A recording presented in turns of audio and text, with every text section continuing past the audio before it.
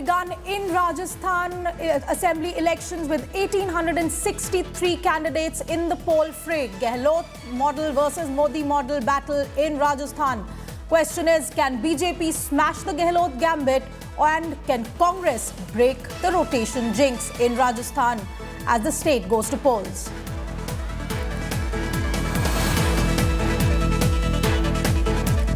And we have Devankur with us on this story. Devankur, polling has begun. 1,863 candidates, battle royale today in Rajasthan. What's the scene like on the ground where you are? Well, good morning, Anisha, and good morning to all our viewers. I'm right now in Jodhpur's Sardarpura Assembly constituency. This is the constituency from where the sitting MLA is the Rajasthan Chief Minister Ashok Gehlot. 7 o'clock is the time when the polling is scheduled to begin. It is already right now the time is 7:01, and you can see there are a few people who have already arrived out here, the first few voters, and the scenes are people are ecstatic about taking part in this festival of democracy. The biggest festival that the democracy can witness is the elections, and that is what is underway in Rajasthan. The scenes inside, you can see how polling has already started out here.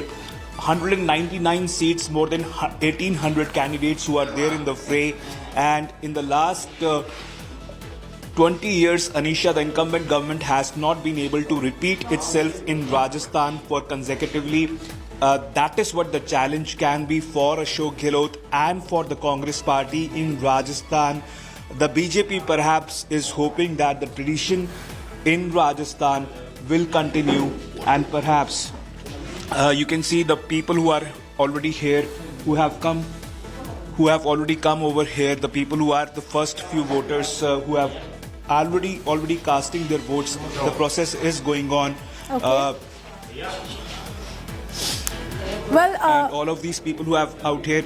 Sir, सुबह का time है, आप यहाँ पर आए हुए हैं, सारी पोलिंग व्यवस्था पूरी, सब कुछ प्रिपरेशंस तैयार है सर? बिल्कुल तैयार हो गई सर, मतदान प्रक्रिया शुरू कर दी गई है। मुख्यमंत्री अशोक गहलोत ने भी यहीं पे आके वोट करना है जी। कितने बजे आएंगे सर? टाइम 8, साढ़े 8 तक आएंगे, पता नहीं। Well, officially, Anisha, the time that we have been told is 9:30 when the Chief Minister Ashok Gehlot, along with his family members, Vaibhav Gehlot, his wife, can come out here for casting their vote. These are the scenes out here. The initial few minutes after the polling has begun in Rajasthan's Jodhpur. So clearly, as the mood picks up, as the time goes by, many more people are expected to arrive out here, cast their vote, and take part in this festival of democracy. Anisha? Okay. Well, thank you very much, Devankur, for joining us. Please continue with us. We're also being joined by other reporters. Mosmi Singh is joining me from Jaipur. But before that, we're getting some breaking news coming in.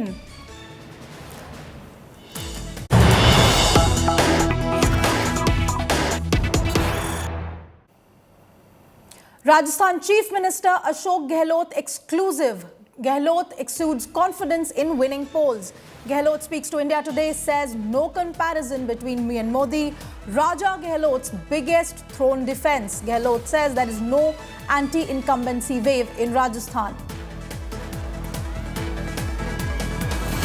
And Ashok Gehlot has spoken exclusively to India Today and has said that there's no comparison between me and Modi. Gehlot exudes confidence, says we'll win polls. There is no anti-incumbency in Rajasthan. He says there is no anti-incumbency. He's confident of winning the chair once again in Rajasthan.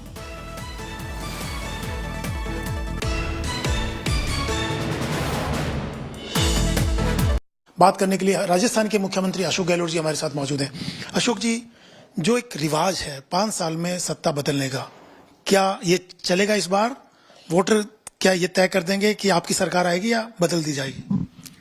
देखिए, रिवाज तो केरला में भी था 70 साल से, पर इस बार रिवाज टूट गया और सरकार रिपीट हुई कम्युनिस्ट पार्टी वापस। 70 साल में वहाँ एक बार कांग्रेस एक बार कम्युनिस्ट पार्टी होती थी, सिर्फ इसलिए कि कोविड में अच्छा काम किया। तो कोविड में अच्छा काम करने पे केरला में सरकार रिपीट हो सकती है, तो हमारी जनता भी कम समझदार नहीं है। वो जानती बहुत शानदार काम हमने किया। बिरोड़ा मॉडल तो हमारा विश्व स्वास्थ्य संगठन तक ने तारीफ करी, दुनिया भर में चला गया। शानदार मैनेजमेंट हमने किया राजस्थान के अंदर, पूरा प्रदेश जानता है। और उसके अलावा जो हम कानून पास किए, हमने स्कीम लेके आए हैं, गारंटी दी हम लोगों ने, राइट टू हेल्थ एक्ट बना दिया, चिरंजीवी योजना लेके आ गए, 25 लाख का बीमा 50 लाख का कर दिया गया सिक्योरिटी के लिए, सबके काम पड़ता भी नहीं है। और साथ में ओपीएस दे दिया कर्मचारियों के लिए, महंगे राशि शिविर लगा दिए, 10 गारंटी दे दी हमने, 7 गारंटी और हम दे रहे हैं लोगों को। मैनिफेस्टो के अंदर अलग से हमने वादे किए हैं। तो आप राजस्थान में कहीं भी जाओगे, आप कहीं नहीं सुनोगे सरकार के खिलाफ में कोई लहर चल रही है, जबकि जनरली जिसकी सरकार होती है उसके खिलाफ थोड़ी बहुत तो एंटी गवर्नमेंट होती है। पहला मौका है राजस्थान के अंदर जहां आप सुनोगे नहीं बात। बीजेपी मुद्दा बना रही है कि करप्शन हुआ, लैंड ऑर्डर की स्थिति है खराब है, और महिलाओं की सुरक्षा का मुद्दा उठा रहे हैं। उनका कहना है कि इस बार अशोक गहलोत सरकार जाएगी और हम बहुमत के साथ सरकार बनाएंगे। अगर उन्हें सच्चाई होती तो इश्यू बन जाते पब्लिक के अंदर। ये जो आप बोल रहे हो ना, इनमें सच्चाई नहीं है। सच्चाई होती पब्लिक खुद ही कैच कर लेती उनको। अशोक जी, नरेंद्र मोदी वर्सेस अशोक गहलोत, चेहरा उनका नरेंद्र मोदी है और कमल का निशान है, और इधर आपको प्रोजेक्ट तो नहीं किया, लेकिन क्योंकि मुख्यमंत्री हैं आप, तो किस ढंग से देखते हैं इस कंपेयर? ये कोई कंपेयर करने की आवश्यकता नहीं थी, क्योंकि राजस्थान विधानसभा चुनाव हो रहे हैं। विधानसभा चुनाव अलग होते हैं, केंद्र के अलग होते हैं, तो ये जरूरत नहीं थी कि इस प्रकार से वो कैंपेन करते हैं। यहाँ पर प्रधानमंत्री का तो 1 या 2 मीटिंग करने बहुत होता है। कोई पंडित नेहरू के जमाने के अंदर, इंदिरा जी के जमाने में 1-2 मीटिंग होती थी, गांव-गांव में घर में चर्चा होती थी कि आज प्रधानमंत्री जी कह के गए हैं, उसके मायने ये हैं। आज क्या जरूरत पड़ी 25-30 मीटिंग कर रहे हैं, प्राइम मिनिस्टर कर रहे हैं, गृह मंत्री पड़ाव डाल रहे हैं, केंद्रीय मंत्रिमंडल की तो लाइन लगी हुई थी मंत्रियों की, और 5-7 राज्य मुख्यमंत्री आ गए, क्योंकि सब चाहते हैं कि हमला बोला मेरे ऊपर, मेरी गवर्नमेंट पर, इसलिए कि मेरी सरकार गिरा नहीं पाए लोग।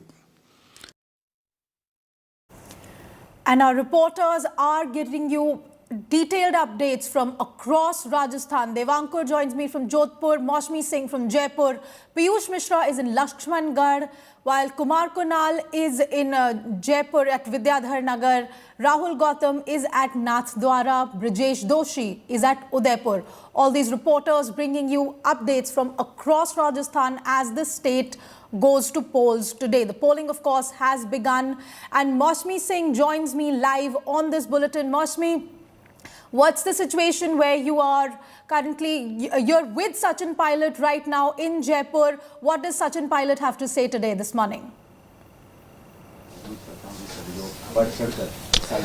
A very good morning to you and all our viewers there.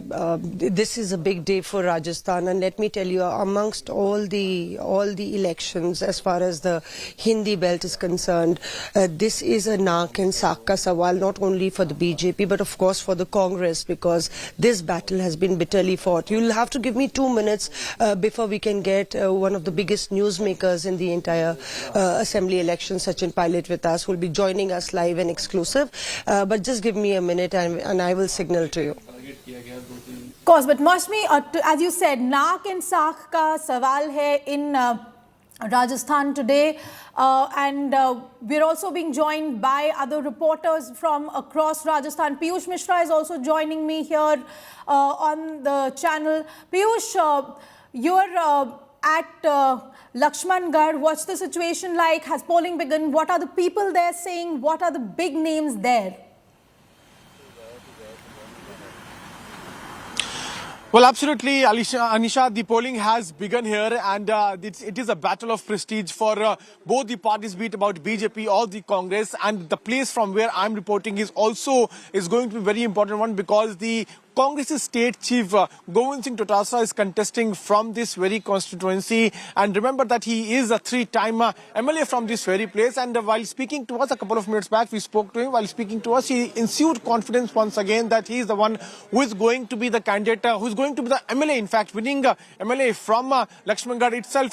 The other candidate from BJP is Subhash Maharia. And Subhash Maharia is a 3-time Lok Sabha MP, and he is the one who had joined the Congress party. Really sorry, I'm going to have to interrupt you here. Maushmi Singh is joining me live right now, and she is speaking to Sachin Pilot.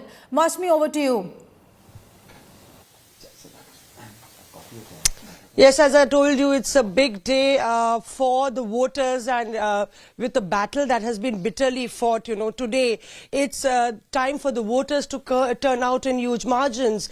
And we are in Jaipur, where Sachin Pilot is with us, and he's going to cast his vote first. That's the duty that every voter owes if you want a government of your choice. And Sachin Pilot perhaps exercising his franchise, and then he'll be heading to Tonk. Sachin, nervous moments, it's a big day, a challenge for you and for your party? Well, I think it's an important day for all of us. It's important that all of us cast our vote. It's a very large state, Rajasthan. We have 8 crore people who live here. But I'm quite confident with the way we've conducted the campaign, the way we function. People have, I think, decided to break that trend of 5-year BJP, 5-year Congress. That cycle, I think, needs to be broken. And I have full faith in the voters, and I hope they go out in large numbers, exercise their franchise and cast their vote. But the Congress campaign has been centered about people's issues, and those issues are important. Therefore, I think our campaign, our work, our track record, and what our vision for Rajasthan is for the next 5 years, that's very important. And I think I'm confident in saying that we'll form the government again. We saw how the Prime Minister in the previous assembly elections from Himachal to Karnataka was the face of the entire campaign, and BJP in Himachal was talking about how the Rivas will be changed. But here again it wants that the traditions should continue and there should be a flip over of the government. Do you think that the BJP would be hoping for the best and will be successful in that? So you can't have it both ways, no? BJP wants some state governments to have double engine. Somewhere they want to change tradition.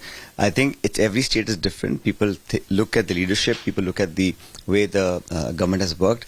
And central BJP, you see, they campaigned very hard in Karnataka, but we formed the government. They campaigned hard in Himachal, but Congress formed the government. There's a change. 10 years of a BJP government in Delhi has also created some anti-incumbency. You can see the resonance of that in Rajasthan. But that aside, the campaign here, I think, has been Rajasthan leadership in the BJP leadership here, I think, has been ineffective in the last 5 years. And that's showing in the campaign also. They had to rely on people from the outside of the state to come and campaign. But Rajasthan, I think, this time is ready to have a break of tradition, and all sections of society will vote in large numbers for the Congress. But this star campaigner has been the Prime Minister, and you've also faced a lot of personal attack as far as the entire campaign is concerned.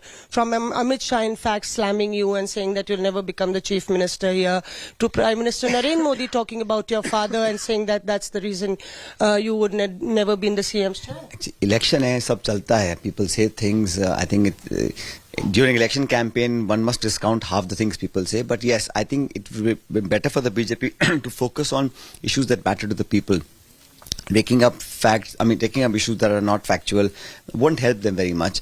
If they had said that this is our vision for Rajasthan for the next 5 years, this is what we will do. And in fact, if they had worked here in the state, the leadership of Rajasthan for the last 5 years, they wouldn't have had to do this sort of a campaign. Irrespective of whatever they said, people have realized that they know who are the people, what ideology, what set of individuals, what leadership will actually deliver for them. Rhetoric, speeches, accusations, blame game, that's one thing. But having a roadmap, a blueprint, a vision for the state, and then having the credibility to deliver, that's more important. That's why, all things considered, people will vote for the Congress. जादूगर छू मंतर, जादूगर का जादू छू मंतर हो जाएगा. Prime Minister even said that. So do you really think that this, if it's a victory, it's the magic of Ashok Gehlot, or it's the Congress party? Well, I think the opposition will say whatever they want to say. I've said this many times before.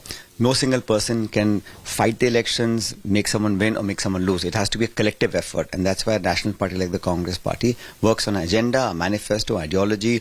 We have a large team of workers and leaders who work in the state together. No individual can actually do much. It has to be a team effort. And that's why we focus on working together. Unfortunately, in the BJP, the ranks, I think, are quite dissatisfied. There are lots of pull and pressures within the state leadership of BJP. That's also being viewed by the people. So ultimate judge is the people. Today they'll go and cast their vote. They will see all the leaders, all the statements, all the speeches, all the working, and they will be the final judge.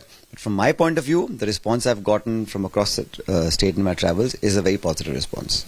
Now, Rajasthan is a very colourful state, and would you urge the voters actually to really come out, because it's a bit cold also, and you'll be heading to Tonk after casting your vote. And will the excessive voter turnout, if it's good, work in favour of your party? It doesn't matter. I think it's important for people to exercise their voting rights, and people are quite aware today, young people especially, and know that, see, it's okay to cast your vote and then live with the results. But it's actually unfair if you don't cast your vote and then crib about the government. So one has to go and make sure that they cast their vote, and they must do it in large numbers. It's a once in a 5-year opportunity. And Rajasthan people are very, very politically savvy. They will make the right decision. I'm quite confident. Now, posters do a lot of talking. I see a picture of you, of Sonia Gandhi, Rahul Gandhi and Priyanka here. I recall a picture of you and Ashok Gehlot on the right and left hand side of Rahul Gandhi, and that was 2018. Do you think there's a lot of time has lapsed, and will you be positioned in the same position after the results are out? वो किसको पता ही Time and patience की बात हो रही है. आपने patience तो दिखाया है. We don't know what the future holds. Our first objective is to get the mandate, to get a majority. Once we do that, then the MLAs and leadership will sit down together and figure out who will have what responsibility. But right now, the focus is for us to have a government here in Rajasthan. जहाँ पे election हो गए हैं मध्य प्रदेश में, छत्तीसगढ़ में, there we'll form the governments. But today is Rajasthan's chance. The people of state will speak. Once they have spoken, we have a majority, then we'll take a call. Congress party has a long-standing tradition and a custom and a practice of not declaring CM faces. We do it after the elections are won. This is not just Rajasthan. In every state this happens. So it's not about this state or this time. 8, 18, 28, it'll happen the same way. I think there's no confusion in anyone's mind. I'll ask 2 quick questions. You said that in a press conference about a month back also. But apparently that's what generally you are viewing as, because it's understood if the Congress gets proper numbers, it's going to be Ashok Gehlot all the way. So is Sachin Pilot not looking at the reality, or is that the leadership has told? I am telling you what the tradition, the practice, the custom and the policy of the party is.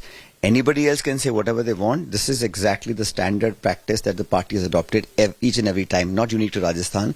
So let's not get ahead of ourselves. Kisko kya karna hai? That's a job that the party will decide to do for us later on. Right now, we must go and cast our votes, get the mandate. Once we have majority, then these issues will come up. But 2018, I was party president, and we had a one-line resolution authorizing the leadership in Delhi to decide kisko kya karna hai. And whatever decision they take in Delhi is acceptable to everybody.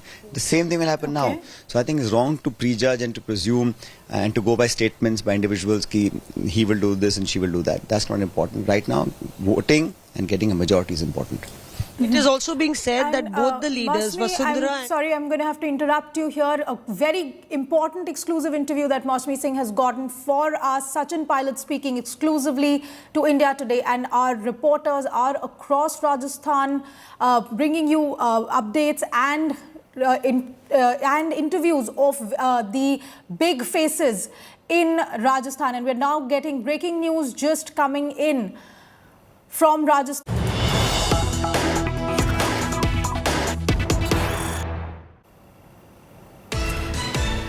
Former Chief Minister Vasundhara Raje fires salvo at Gehlot. Raje's no work done under Gehlot attack.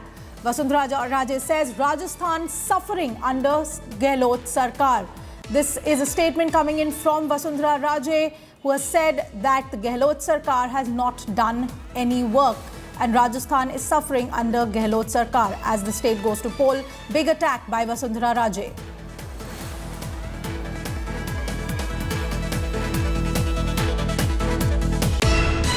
मुझे लगता है कि पिछले 1 महीने के अंदर ये मुद्दे बहुत बड़े पैमाने पे उजागर हुए हैं, सबसे पहले तो लॉ एंड ऑर्डर सिचुएशन जो राजस्थान में है, स्पेशली महिला अत्याचार, फिर खाली महिला अत्याचार पे नहीं पर दलित भी है और क्रिमिनल एक्टिविटी पूरे उसमें है। ये डेली का मामला है, महीने में नहीं, डेली का मामला है। तो एक तो ये बहुत लोग परेशान हैं क्योंकि ये रोज़ अनाउंसमेंट्स कुछ ना कुछ करते थे, बहुत कुछ काम किया है, पर फील्ड में जाओ तो मालूम पड़ता है कि ये तो खाली अनाउंसमेंट्स ही थे। And this was the attack by Vasundhara Raje, saying that the Gehlot Sarkar has not done any work. Of course, Mosmi Singh also just spoke to Sachin Pilot, who has said that a lot has been done by the Congress government and they are also confident of coming back into power. A big day for Rajasthan today, with BJP versus Congress being the straight-up fight in Rajasthan. Very little space really for other parties, but they could of course have some sort of impact. But our reporters are bringing you updates from across the state in Rajasthan. We have multiple reporters covering multiple cities and candidates. And Rahul Gautam is now joining me from Nathdwara, where the big name there is CP Joshi. Rahul, what are you seeing on the ground? When is CP Joshi expected to come and vote? Who are the other big names in the constituency where you are? Anisha, I'm in Nathdwara at a government girls' school, and behind me you can see there's a beautiful portrait of Srinathji, a deity with which the city identifies itself. And you can see people are already queuing up, and we've been here since 7 in the morning, and people are coming here. This is an ideal, this is a modern polling station that has been made by Election Commission. If you talk about the candidates here, it's a high-profile seats, and I'll just ask my camera person to just show you. You can see CP Joshi is a 5-time MLA from this constituency, and in fact, he's also Rajasthan Assembly Speaker. He is going to be seeking 6th term from this particular constituency, and then he's obviously being challenged by BJP's candidate, Mr. Vishwaraj Singh Mewar, who comes from the royal house of Mewar. And if you talk about the main issues here, people are saying that there has been development, but obviously they are saying that it is high time that the government should focus more on health facilities, on the accessibility, on road infrastructure. You can see people are already voting here. Voting is peaceful.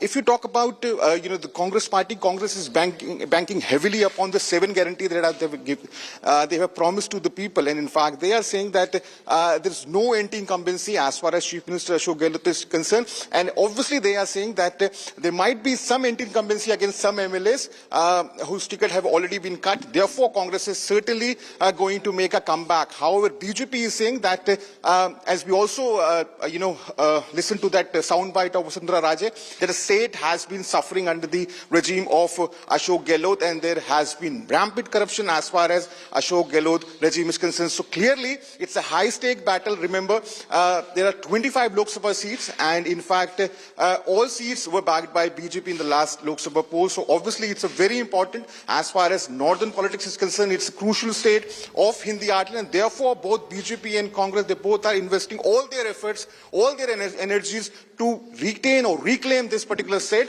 And you can say that the Royal Rajasthan is certainly going to be a crucial battle as far as upcoming 2024 Lok Sabha polls. Because you can say that this is going to decide the fate or going to chart a new road ahead for both main parties, that is BJP and Congress. Okay. Thank you very much, Rahul, for joining us with that update. As Rahul just said, Rajasthan will be a very good indicator. It is going to be a very hard-fought battle. And as our reporters are joining us from across the state, Devankar from Jodhpur, Mosmi from Jaipur, Piyush is in Lakshmangarh, Kumar Kunal in Jaipur, Rahul Gautam in Nathdwara, and Brajesh Doshi in Udaipur. We will be bringing you continuous coverage of the Rajasthan elections. But it is time now for a short break. We'll come back to the reporters after the short break. Continue watching.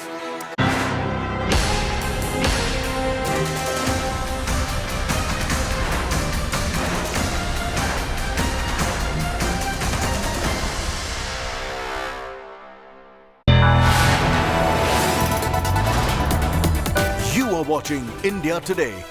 Powered by Finest, Be Sustainable Change, a BNP Group company.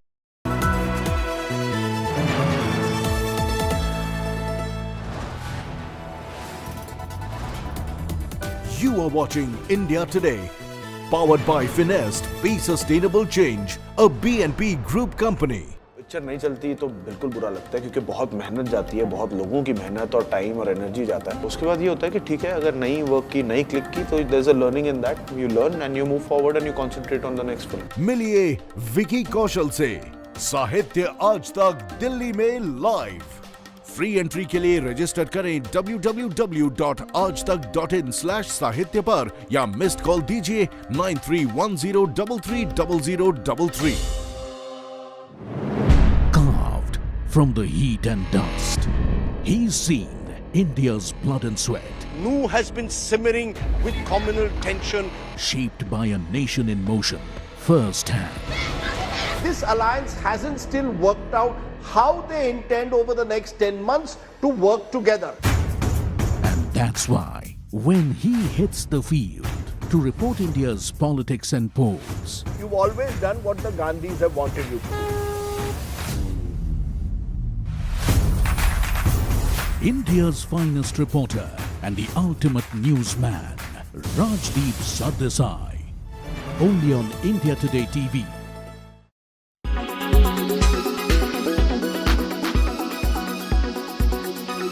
हमारे साथ union home minister Amit Shah ji जुड़े हैं. Sir, लगातार rallies पे rallies हो रही है. तेलंगाना में एक जश्न का माहौल बीजेपी ने किया है. यहाँ पर कई सारे लीडर्स आ रहे हैं रेस में. कहाँ देख रहे हैं सर बीजेपी अपने आप? हम बहुत अच्छे तरीके से स्पर्धा में है और इस बार केसीआर की सरकार जाना निश्चित है और भारतीय जनता पार्टी विजयी होगी. सर, यहाँ पर आपने यूसीसी की बात की है, 4% रिजर्वेशन की बात की है, लेकिन यूसीसी को लेकर ओवैसी ने कहा है कि ओल्ड खम्मम ट्राइबल एरियाज में काफी ज्यादा असर होगा. क्या बीजेपी खम्मम, वारंगल और उधर उस इलाकों में बोलेगी? यूसीसी आएगा तब इसका जवाब मिल जाएगा. ट्राइबलों के राइट संविधान ने रिजर्व करे हुए, इससे कोई फर्क नहीं पड़ेगा. सर, यहाँ पर अकबर ओवैसी का जो परसों वाकया हुआ जहाँ पर पुलिस को वो धमकाते नजर आए, केस भी उनके ऊपर रजिस्टर हुआ है. चले, सरकार ने न्यूट्रली चुना हो, इसका ध्यान रखना चाहिए. धन्यवाद सर बात करने के लिए. तो ये थे union home minister Amit Shah. Camera person Chandu के साथ Abdul Bashir, Hyderabad.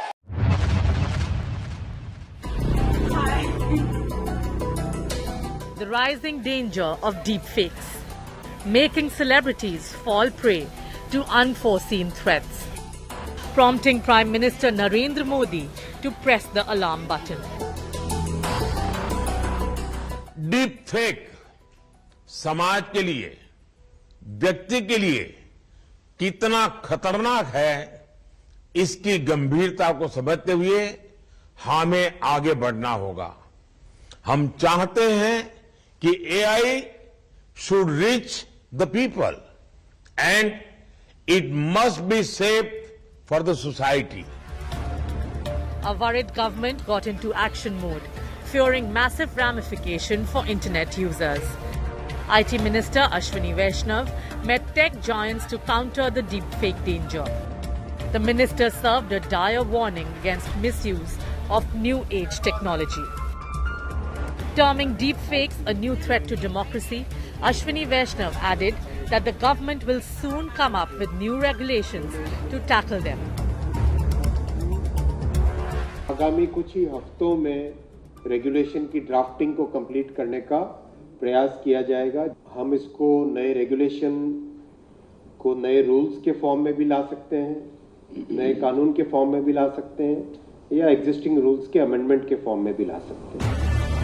The government formed up a 4-point action plan to counter the fakes: detection, prevention of getting them viral, strengthening a reporting mechanism, and creating awareness. Rashmika Mandanna, Katrina Kaif, Sara Tendulkar and Kajol have been among the high-profile victims of deepfakes. Both Sara and Rashmika have expressed their dismay over being targeted by deepfakes, urging for sensible use of tech. Will the government crack down, contain the menace? Bureau Report, India Today.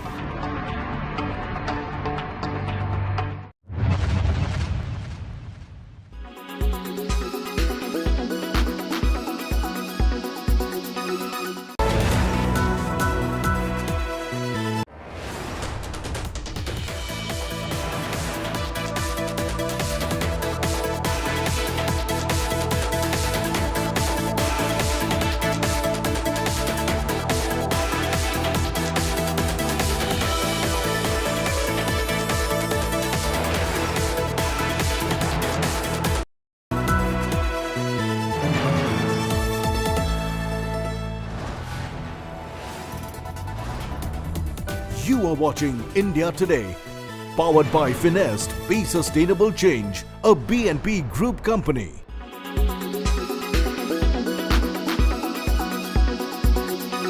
All platforms must align there and transform their terms of use with their users to be consistent with the 12 areas that are prohibited on the Indian internet under 31B, Rule 31B. And the platforms have agreed in 7 days to ensure that harmonization and that alignment so that every user on every platform is aware that when they use a platform, the platform intends to be a safe and trusted platform, and the platform will not tolerate these 12 types of content, 12 types of information that have been prohibited under the IT Act and the IT rules. From today onwards, MeitY and the Government of India will nominate a Rule 7 officer and will take a 100% compliance expectation from all the platforms in the 12 harms that have been laid out way back in October 2022. That is today the law of the land as far as harms is concerned, that includes deep fakes and also includes CSAM, child sexual abuse material, also includes various other categories of content that are prohibited on the Indian internet.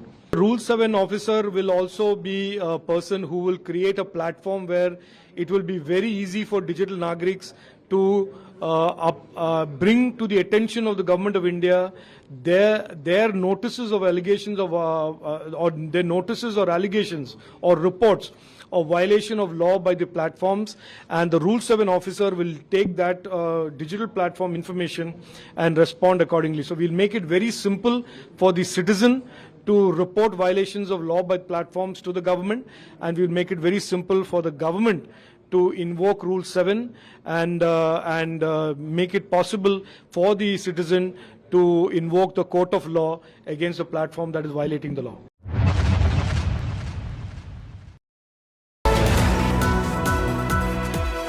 Co-presented by Nexa, Create Inspire.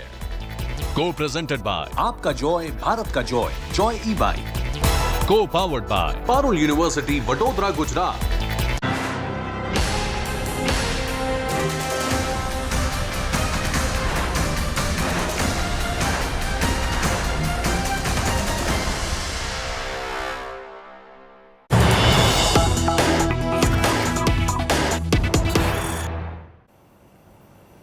And we'll come back to the continuing coverage of the Rajasthan election with some breaking news. Union Minister Gajendra Singh Shekhawat's scathing attack on Gehlot.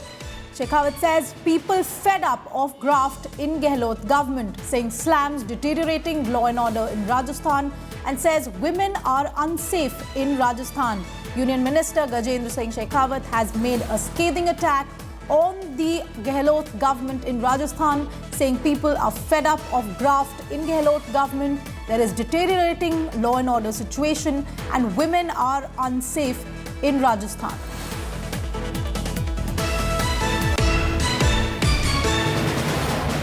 Rajasthan का ये 2023 का विधानसभा चुनाव बिल्कुल भी crucial नहीं रहा है और मैं अपने अनुभव के आधार पर कह रहा हूं कि इस बार राजस्थान का चुनाव राजस्थान की जनता अपने विरुद्ध हुए विश्वासघात का प्रतिशोध लेने के लिए स्वयं अपने से आगे आकर के लड़ रही है। ये चुनाव भारतीय जनता पार्टी बनाम कांग्रेस बाद में है, पहले राजस्थान की जनता बनाम राजस्थान की जनता के साथ विश्वासघात करने वाली कांग्रेस पार्टी और अशोक गहलोत जी के बीच में ज्यादा है। And Devankar joins me live on this story. Devankar, Gajendra Singh Shekhawat taking a clear attack on the Gehlot government, saying women are unsafe, law and order is an issue. How much of that is translating to the questions that the voter is asking in Rajasthan? BJP, of course, attacking Congress continually. Devankar. Well, Anisha, Gajendra Singh Shekhawat, the union minister from Jodhpur, is in a scathing attack in an interview to India Today, mentioned that the BJP will be forming government in Rajasthan. The BJP perhaps is banking on the fact that in the last 20 years, the incumbent government has not been able to repeat itself in the desert state. But the fact remains that the Gehlot government claims that there is no anti-incumbency this time round. Also the fact that the BJP has not projected anyone as its chief ministerial candidate, and also there have been reports of factionalism within the BJP itself, perhaps may work to the advantage of the Congress. Gajendra Singh Shekhawat spoke about corruption. He spoke about how, as per him, the women are unsafe in the desert state. The BJP time and again has been claiming that Ashok Gehlot government has been a total failure when it comes to ensuring safety for the women. Whereas the Rajasthan government maintains that in the desert state, FIRs anyone can go and register, and that is why the number of cases are high, the number of complaints are high, because they claim that unlike in Uttar Pradesh, for example, people in Rajasthan can go and register the FIR. The voting currently is going on in Jodhpur. This is the Sardarpura Assembly constituency from where the Rajasthan Chief Minister is currently the member of Legislative Assembly. This is the place, the Mahamandir area where Ashok Gehlot was born. You can see how people are arriving one by one to cast their ballot. The festival of democracy clearly currently on in Jodhpur. The voting is currently on. The results will come out on December the 3rd. And whether the Congress manages to repeat itself is in Rajasthan or not will be interesting to watch. But 199 seats, Anisha, more than 1,800 candidates in the fray. The Congress and the BJP having been involved in a bitter fight, the war of words from Prime Minister Narendra Modi and the Rajasthan Chief Minister Ashok Gehlot was there to see in full public view. There were remarks that were made. Getting a reaction now from Arjun Ram Meghwal, Union Law Minister, who's speaking on the Rajasthan election. Let's listen in to what the Union Minister had to say. Rajasthan किन मुद्दों पर vote करने वाला है? और विकास। अर्जुन राम मुद्दों पर vote करना। आप कर्नाटक से इतर रिजल्ट देखने को मिलता है। क्या कर्नाटक से इतर अपने मत का प्रयोग करें, ये आपका अधिकार है। सबको जाकर वोट करना चाहिए। Please vote. सबको मैंने बोल दिया कि सबको वोट करना है, आपका मत है, बहुत इम्पोर्टेंट है, और आप जाके हर व्यक्ति को जाकर वोट करना चाहिए। अशोक गहलोत ने कहा कि इस बार 5 साल में सत्ता बदलने का रिवाज ऐसा नहीं देखने को मिलेगा, हमारी वापसी हो रही है। बिल्कुल बकवास कर रहे हैं, वो झूठ बोल रहे हैं। जैसा वो झूठ बोलते आए हैं 5 साल में, वैसे ही अभी भी झूठ ही बोल रहे हैं। बिल्कुल नहीं, भारतीय जनता पार्टी की सरकार पूर्ण बहुमत से बनेगी। बहुत बहुत धन्यवाद। चलिए।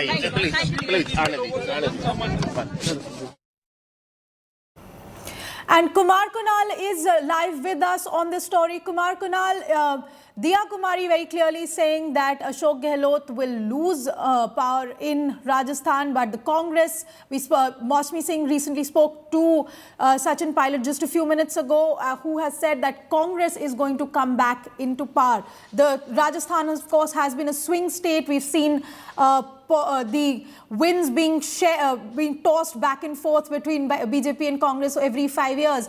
What are you picking up from the voters where you are? I am at the Hawa Mahal constituency, and Diya Kumari, who is from the royal family, and she is herself contesting from Vidyadhar Nagar in Jaipur. She has voted just now, and she has claimed that whatever the Congress is claiming, Ashok Gehlot, Sachin Pilot, they are claiming, they are telling lie. And this time, the people who are coming out to vote, they will teach a lesson to the Congress. But meanwhile, she has voted at the Hawa Mahal. We are right now at the heart of Jaipur, near Hawa Mahal, and actually people have come out to vote in numbers at this particular constituency since morning, and that's why the enthusiasm is quite we can see here as well. So things are actually, there are claims, counter claims. Even Diya Kumari claimed that BJP will form a government on 3rd December. number comfortably. So all these things are happening right now. Even if we will talk about the city of Jaipur, where almost 3 dozen seats are in the fray, being contested between BJP and Congress, obviously, but definitely a nail-biting finish is expected here as well, since we are witnessing a tough fight on several of those seats. Several sitting MPs, including Diya Kumari, is also in the fray. Rajyavardhan Singh Rathore is contesting from Jhotwara. So all those important candidates, they are putting their weights behind the party, and now obviously there are talks about anti-incumbency against the Gehlot government, but definitely Congress is quite confident that whatever they have announced and whatever they have given, people will come out in big numbers and they will vote for the party. So all these things are playing out right now. Still early hours for voting, but definitely even people are talking about urban apathy and different other factors. But in Jaipur right now, believe me, I am not witnessing any kind of urban apathy, because you can see that how people are standing in numbers. Even women voters are in numbers, and I will try to talk to a few of them. Young voters are also there. So have you come out to vote? क्या लगता है किस चीज के लिए vote कर रहे हैं? मुद्दे क्या रहेंगे इस बार? मुझे बहुत अच्छा लग रहा है कि मैं मोदी जी को वोट दूंगी. फर्स्ट टाइम मेरा वोट है ये, और मैं ये चाहती हूँ कि मोदी जी जीते. So first time voters are also there, although they are talking about their party preferences, but definitely there is some enthusiasm. I can show you behind me, people are coming in numbers and they are coming to vote. Even in the royal heartland, we are actually near the Hawa Mahal, and there is a selfie point also being kept, and a cutout of Hawa Mahal. I can show you that how people can take selfies after the voting will happen. So this is a cutout from which you can take out your selfie as well, Anisha. So these are the things which are bringing the voters to the polling booth. आप लोग यहाँ पर सुबह से इंतजाम में लगी हुई है. इंतजाम सही है? किस तरीके से वोटिंग चल रही है? अच्छी वोटिंग हो रही है? हाँ, नहीं सही है, बिल्कुल व्यवस्था बहुत अच्छी है, कोई दिक्कत नहीं है, नो प्रॉब्लम, बहुत अच्छा कार्य हो रहा है. So voting is happening in big numbers. I should. Are the young voters getting attracted with this selfie points and the kind of arrangements that have been put in? Are they getting attracted? Are you seeing a lot of young voter turnout? Are you seeing a lot of women turnout? Yeah, there are mixed voter turnout. I can show you that even young voters are coming, women voters, even senior citizens. They have come out in numbers. One of the senior citizens whom I talked to, he was at this particular booth, although he has voted now and he has gone out. So he was talking about that he can't sleep all night since he was so excited about the voting. So he wanted to come out and to vote at the number one. So he was at Kunal, this I'm going to have to interrupt you. I'm also being joined by Jai Kishan, who is joining us live on this bulletin. Jai Kishan Sharma is at Jhalar Patan, where Vasundhara Raje is expected to come and vote very, very soon. Jai Kishan, what are you picking up? What's the mood like there in Vasundhara Raje's area? Alisha, this is Jhalra Patan and this is bastion of Vasundhara Raje, 2 times Chief Minister from Rajasthan.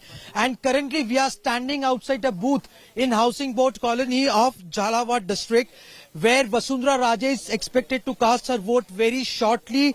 She will be also joined by her grandson Vinayak Pratap, who will be casting his vote for the first time. But by the time you can see that security has been beefed up. This is voting booth located in. See, people are standing in queues to cast their vote. This is important constituency because it's the bastion of BJP and Vasundhara Raje. Since 4 assembly elections, Vasundhara Raje has been winning by a huge margin. And you can see that security is here. See, Vasundhara Raje her future hangs in balance. And this is an important day, not for only Vasundhara Raje, but for 1,863 candidates in Rajasthan, across Rajasthan, and 5 crore 26 lakh voters will decide the fate of these candidates. But right now we are what we are getting from our sources is that Vasundhara Raje will come here at any point of time. She has left from her residence and she will be joined by also her son, who is a member of parliament from Jhalawad, Baran Lok Sabha constituency, Dushyant Singh Raje, and also she would be joined by Vinayak Pratap. So this is an important day for Vasundhara Raje, because last 5 years while Congress was busy in fighting between Sachin Pilot and Vasundhara Raje, Sachin Pilot and Ashok Gehlot, Vasundhara Raje's future also hangs in balance. She has not been declared face, and this for the first time BJP is going into assembly polls without declaring a candidate. Well, thank you very much for that, Jaikishan. Stay with us. We're going to continue with our coverage of the Rajasthan election with all our reporters across the state. But with this very crucial election, it is a big ticket election, a very, very crucial one just before the 2024 Lok Sabha elections. Rajasthan, of course, has been a swing state. It has also been a very, very key state. And because of that, Prime Minister Narendra Modi, Home Minister Amit Shah and BJP Chief JP Nadda have spoken out on the state of war in Rajasthan. Let's take a listen to what they had to say on this issue. यहां की कांग्रेस सरकार के लिए भ्रष्टाचार से बड़ा कुछ भी नहीं है। यहां की कांग्रेस के लिए परिवारवाद ही सब कुछ है। यहां की कांग्रेस सरकार तुष्टीकरण के अलावा कुछ नहीं सोचती। अब मैं राजस्थान में ये मेरी 21वीं सभा है भाई। मैं गहलोत जी को बताना आया हूं, राजस्थान की जनता ने आपका पेपर लीक कर दिया है। 3 दिसंबर को अभी से तय हो गया है, 3 दिसंबर को कांग्रेस जा रही है और भाजपा आ रही है। राजस्थान वो वीर भूमि है जो आजादी के लड़ाई में अपना सर्वस्व लगाने में नंबर 1 राज्य रहा, वो राजस्थान है। राजस्थान समाज सुधारकों की धरती है, लेकिन दुख के साथ कहना पड़ता है कि अशोक गहलोत जी ने 5 सालों में इस प्रदेश को ग्रहण लगा दिया। And with the BJP going on the offensive, Rajasthan Chief Minister Ashok Gehlot, the incumbent Chief Minister, has also hit out. He has said that it is the Congress which will come back. There is no anti-incumbency. And he also said that the BJP's allegations, the BJP's attack is wrong and is a lie. Let's take a listen to what Ashok Gehlot had to say. बात करने के लिए राजस्थान के मुख्यमंत्री अशोक गहलोत जी हमारे साथ मौजूद हैं। अशोक जी, जो एक रिवाज है 5 साल में सत्ता बदलने का, क्या ये चलेगा इस बार? वोटर क्या ये तय कर देंगे कि आपकी सरकार आएगी या बदल दी जाएगी? देखिए, रिवाज तो केरला में भी था 70 साल थे, पर इस बार रिवाज टूट गया और सरकार रिपीट हुई कम्युनिस्ट पार्टी वापस। 70 साल में वहाँ एक बार कांग्रेस एक बार कम्युनिस्ट पार्टी होती थी, सिर्फ इसलिए कि कोविड में अच्छा काम किया। तो कोविड में अच्छा काम करने पे केरला में सरकार रिपीट हो सकती है, तो हमारी जनता भी कम समझदार नहीं है। वो जानती बहुत शानदार काम हमने किया। बिरोड़ा मॉडल तो हमारा विश्व स्वास्थ्य संगठन तक ने तारीफ करी, दुनिया भर में चला गया। शानदार मैनेजमेंट हमने किया राजस्थान के अंदर, पूरा प्रदेश जानता है। और उसके अलावा जो हम कानून पास किए, हमने स्कीम लेके आए हैं, गारंटी दी हम लोगों ने, राइट टू हेल्थ एक्ट बना दिया, चिरंजीवी योजना लेके आ गए, 25 लाख का बीमा 50 लाख का कर दिया गया सिक्योरिटी के लिए, सबके काम पड़ता भी नहीं है। और साथ में ओपीएस दे दिया कर्मचारियों के लिए, महंगे राशि के शिविर लगा दिए, 10 गारंटी दे दी हमने, 7 गारंटी और हम दे रहे हैं लोगों को। मैनिफेस्टो के अंदर अलग से हमने वादे किए हैं। तो आप रात में कहीं भी जाओगे, आप कहीं नहीं सुनोगे सरकार के खिलाफ में कोई लहर चल रही है, जबकि जनरली जिसकी सरकार होती है उसके खिलाफ थोड़ी बहुत तो एंटी इंकम्बेंसी होती है।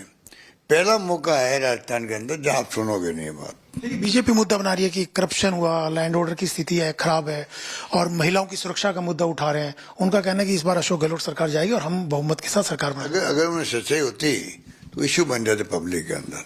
ये जो आप बोल रहे हो ना, इसमें सच्चाई नहीं है। सच्चाई पब्लिक खुद ही कैच कर लेती उनको। अशोक जी, नरेंद्र मोदी वर्सेस अशोक गहलोत, चेहरा उनका नरेंद्र मोदी है और कमल का निशान है, और इधर आपको प्रोजेक्ट तो नहीं किया, लेकिन क्योंकि मुख्यमंत्री हैं आप, तो किस ढंग से देखते हैं इस कंपेयर? ये कोई कंपेयर करने की आवश्यकता नहीं थी, क्योंकि राजस्थान विधानसभा चुनाव हो रहे हैं, विधानसभा चुनाव अलग होते हैं, केंद्र के अलग होते हैं, तो ये जरूरत नहीं थी कि इस प्रकार से वो कैंपेन करते हैं। यहाँ पर प्रधानमंत्री का तो 1 या 2 मीटिंग करने बहुत होता है। कोई पंडित नेहरू के जमाने के अंदर, इंदिरा जी के जमाने में 1-2 मीटिंग होती थी, गांव-गांव में, घर में चर्चा होती थी कि आज प्रधानमंत्री जी कह के गए हैं, उसके मायने ये हैं। आज क्या जरूरत पड़ी 25-30 मीटिंग कर रहे हैं, प्राइम मिनिस्टर कर रहे हैं, गृह मंत्री पड़ाव डाल रहे हैं, केंद्रीय मंत्रिमंडल की तो लाइन लगी हुई थी मंत्रियों की, और 5-7 राज्य मुख्यमंत्री आ गए, क्योंकि सब चाहते हैं कि हमला बोला मेरे ऊपर, मेरी गवर्नमेंट पर, इसलिए कि मेरी सरकार गिरा नहीं पाए लोग।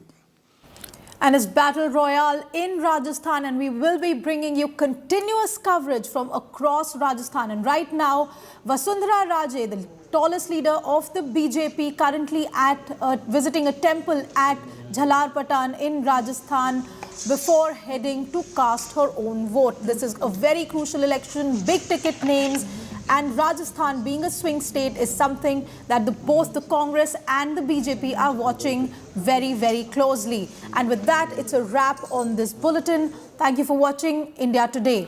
For more news and updates, you can log on to indiatoday.in. You can also download the app. And as we gear up for the upcoming assembly elections, we bring you elections on your phone.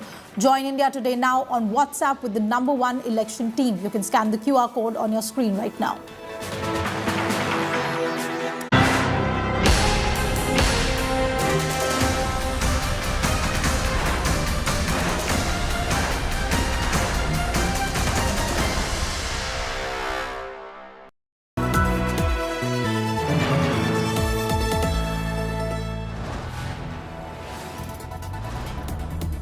You are watching India Today, powered by Finest, Be Sustainable Change, a B&P Group company.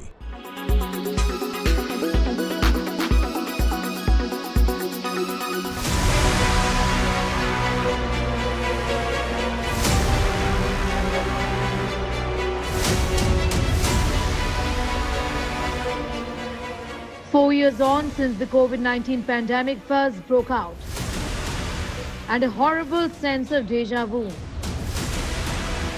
China once again is hogging world attention for the wrong reasons. This time around, reports of pneumonia-like illness in the northern part of China, Beijing and Liaoning has got the world's attention. And rightfully so. Exactly 4 years ago, similar information from Wuhan province in China had emerged, or should we say, was by and large concealed. The outbreak turned out to be that of the novel coronavirus that led to the global pandemic that we are still dealing with. This time around, these videos and sketchy information reflect an outbreak in children. The World Health Organization has said that China has indicated that there is no unusual activity in spite of the fact that infections amongst children is only increasing. China, in fact, has told the World Health Organization that it could be because of circulation of pathogens which is seen during this time of the year, or maybe because of pneumonia, possibly because of lifting of COVID-19 restrictions. But why just children? What about the videos that are doing the rounds of hospitals and clinics getting completely inundated? There are several questions that remain unanswered.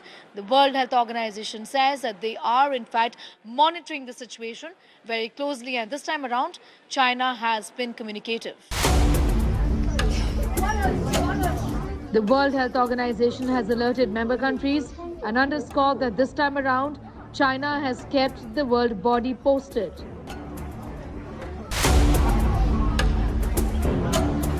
This outbreak's severity has also led to the suspension of classes in some schools as students and teachers have fallen sick, a situation very similar to the early days of the COVID-19 outbreak. In New Delhi, Sneha Mordani for India Today TV.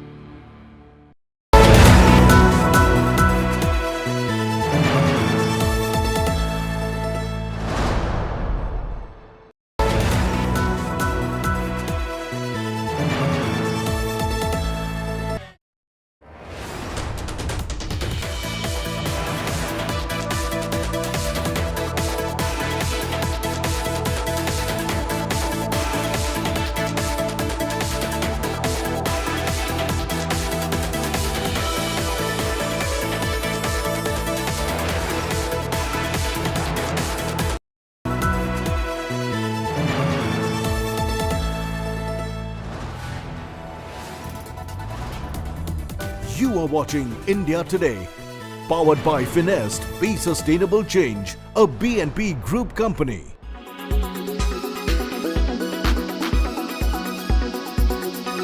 I, Salman, also want to ask you, if you take a step back and if you look at your own, just the love that fans have given you, because you take it so personally and you guard that love, you've guarded that with so much. You've seen the highs and you've seen the lowest of lows, and you've stayed constant, right?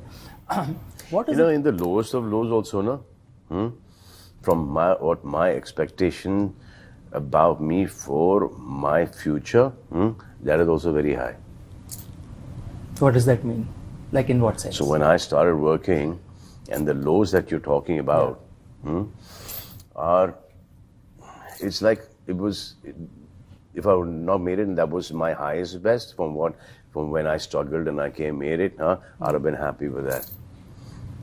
That would have been okay for you. That would have been amazing. A high. There are lots of people who are 1,000 times more talented, better looking, harder working, they've got the zest for what they want to do and achieve and their goals and stuff like that.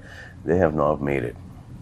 So even that, what you describe as a low, it would be a high for 99.9% of the country's population. Absolutely. So I don't think that is a low. It's high and then higher. So I've just been very fortunate with what God has blessed me and my family and my friends. Yeah, it's gratitude. There is blessing, plenty of blessing. I think for both of you, blessings and gratitude come Absolutely. plenty. That's the most important part in life. And she deserves it. I don't even deserve it.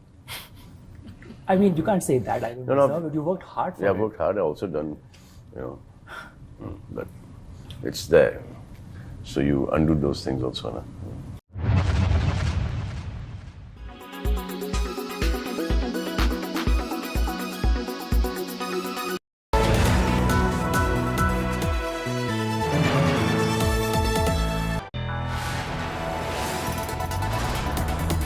You are watching India Today, powered by Finest, Be Sustainable Change, a BNP Group company. Good morning and welcome. You're watching India Today and I'm Anisha Mathur with the headlines at this hour.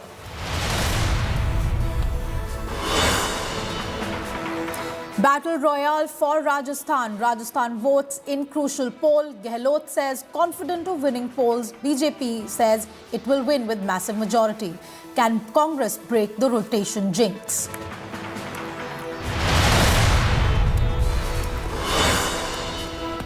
Twists and suspense in tunnel rescue. Is end in sight to tunnel crisis? Tunnel rescue operation pauses again. Drilling to 41 workers stops.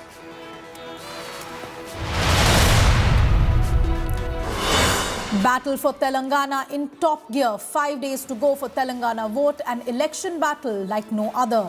Telangana Tucker intensifies.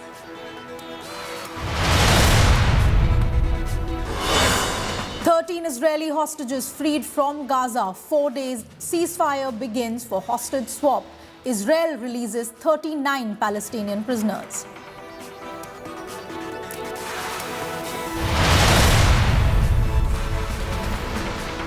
Co-presented by Nexa. Create Inspire. Co-presented by आपका Joy Bharat का Joy Joy e bike. Co-powered by Parul University, Vadodara, Gujarat.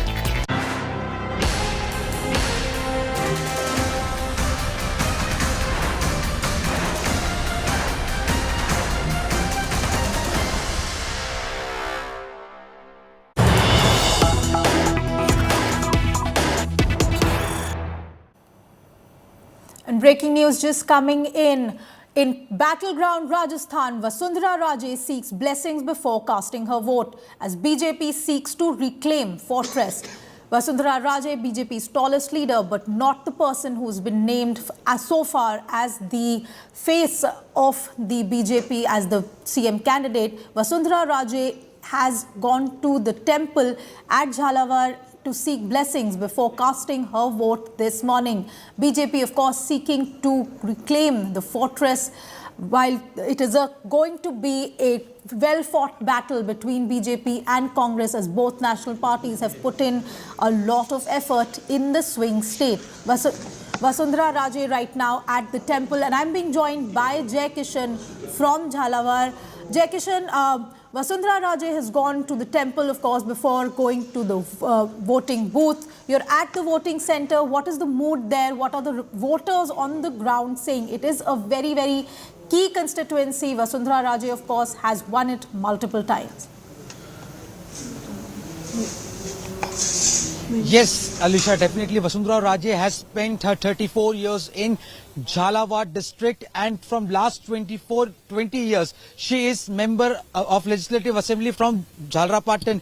This is probably one of the most crucial elections, not for only Vasundhara Raje, but for one more leader, that is her counterpart, Ashok Gehlot.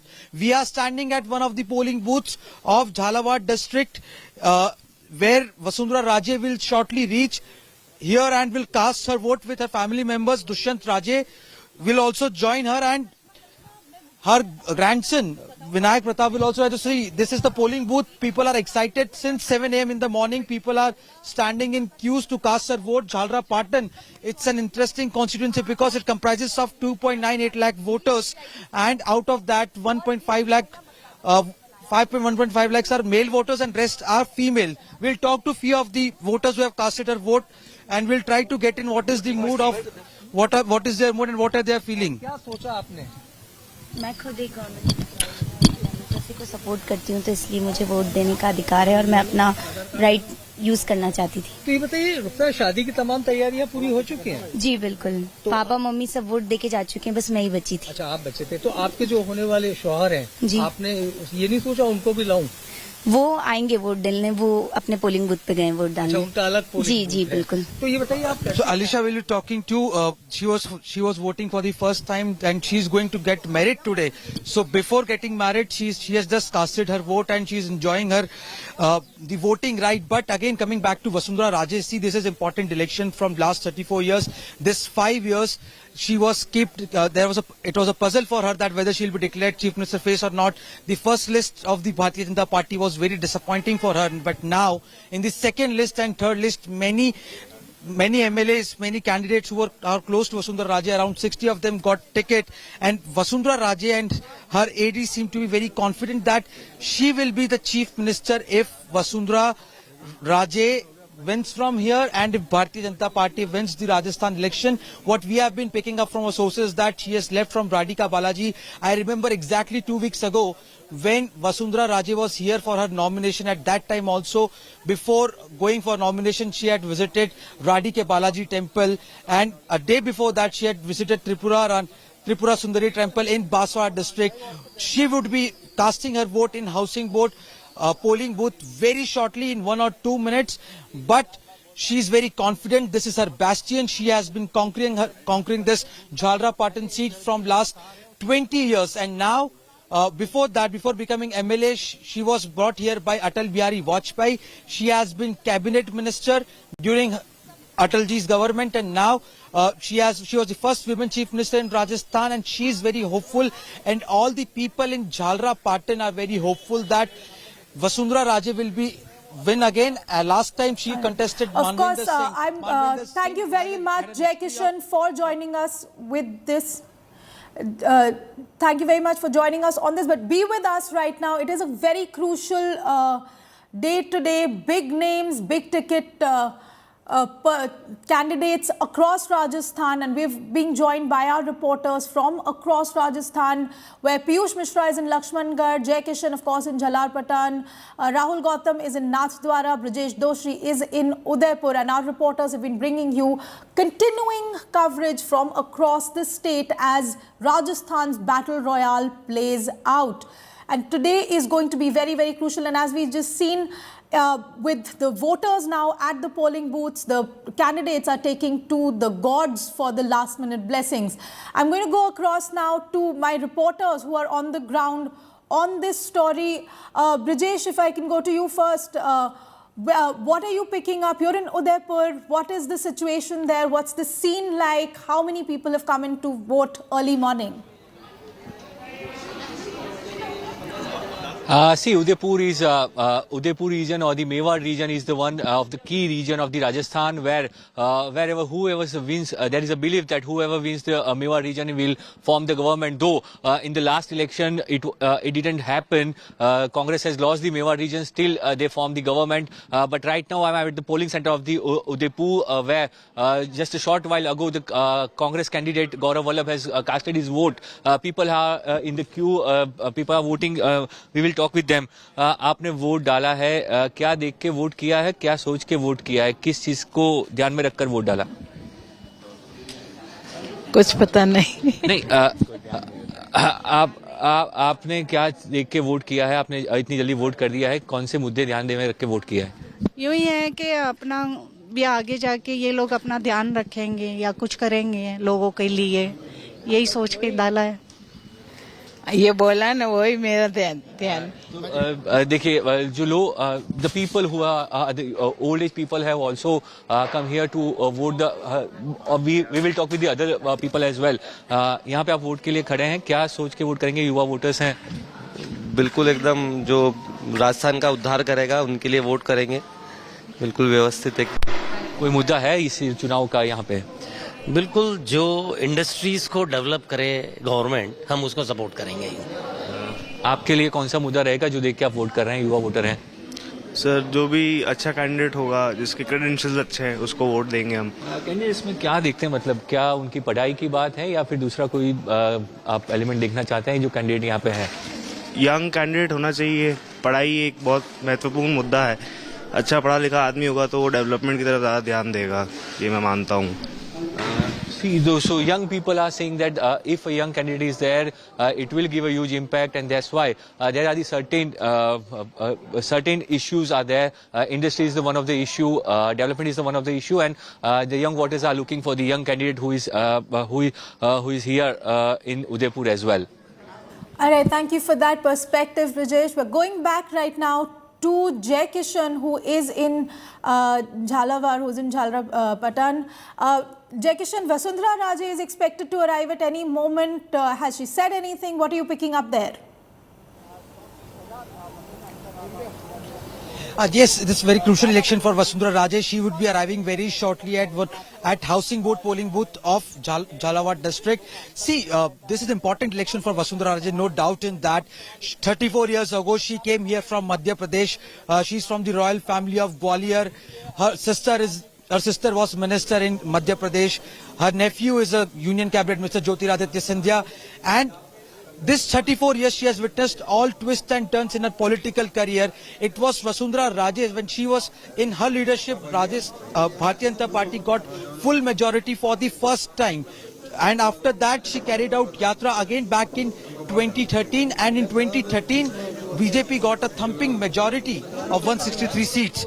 So this election, this last 5 years has been up and down, topsy-turvy for Vasundhara Raje because she has not been declared candidate. So what we have been picking is that after this voting and after results are out, MLAs would be asked and Vasundhara Raje would be the first choice. And as per the sources, that what Vasundhara Raje's close people are telling us, that she will be again elected back to the chief minister post. Well, Jai Kishan, this has been this is going to be very, very important, as you just said, for Vasundhara Raje, whether she comes back into power. But we're also being joined by Piyush Mishra on this broadcast. Piyush Mishra is live with me now. Piyush, what are you picking up? Where are you right now? And what is the voters' mood in that constituency?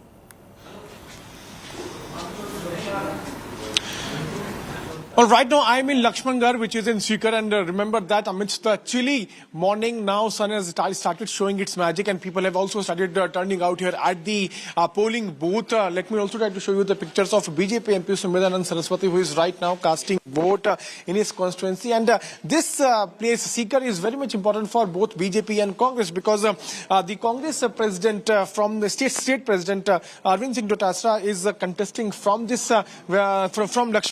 constituency, and the person who is standing against him is the one who had supported him in 2018. The Subhash Maharia is the one who had supported him, and he has now joined BJP. Joining me right now is BJP MP from Sikar, Sumedanand Saraswati, who has just come out after casting his vote. We'll try to talk to him and understand the mood of people here. Sumedanand ji, आपने अभी vote डाला है, क्या mood है लोगों का यहाँ पे? देखिए, मैं केवल मात्र सीकर विधानसभा की बात नहीं करता हूं।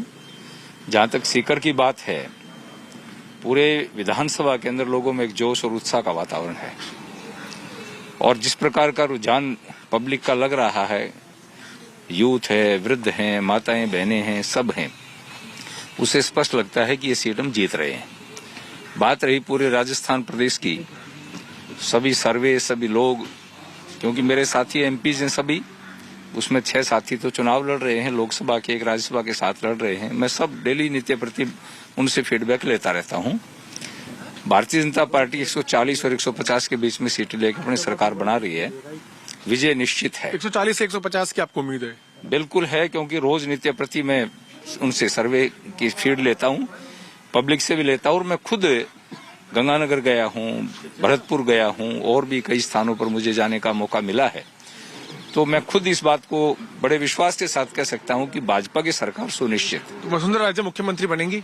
ये हमारी पार्टी का संवैधानिक ढांचा ये है कि विधायकों से सलाह करके और फिर पार्टी का नेतृत्व तय करता है कि इस व्यक्ति को मुख्यमंत्री बनाना है। ये आपको 3 तारीख को चुनाव का परिणाम आने के बाद फिर निश्चित हो जाएगा, चिंता की बात कोई नहीं है। So Anisha, BJP is very much confident of winning these state assembly polls. In fact, we just spoke to BJP MP from Sikar. He is claiming that BJP is going to back more than 140 seats in the state of Rajasthan. Well, now let us also tell to our viewers the importance of this very constituency from where right now I'm reporting. I'm in Lakshmangarh, and this is very important for the Congress specifically. Why? Because the Congress President Govind Singh Dotasa is contesting from here, and the man who is standing against him is the one who has rejoined the BJP in 2018. Subhash Maharia, BJP candidate from Lakshmangarh, was standing with Govind Singh Dotasa, and in fact he had supported him and he had ensured his victory. So there are different combinations on which both BJP and Congress are looking at. We have seen in the last 5 years multiple turmoils, political turmoils. We have seen as to how Sachin Pilot had revolted against Ashok Gehlot, and in the last leg of campaigning we saw how Ashok Gehlot himself had to come out and tweeted the message of Sachin Pilot, where Sachin Pilot made it very clear that we all are united and working vociferously for the Congress government. Though Congress is very much hopeful of once again forming the government in the state. Piyush, I'm going to have to interrupt you here. Gajendra Singh Shekhawat is there at the polling booth to cast his vote. We're seeing Gajendra Singh Shekhawat, Union Minister, standing outside the polling booth waiting to cast his vote right now.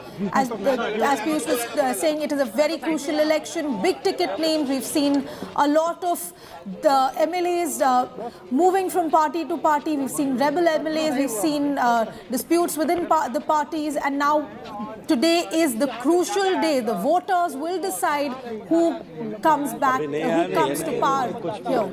And Gajendra Singh Shekhawat right now on your screens, he is outside the polling booth waiting to cast his vote.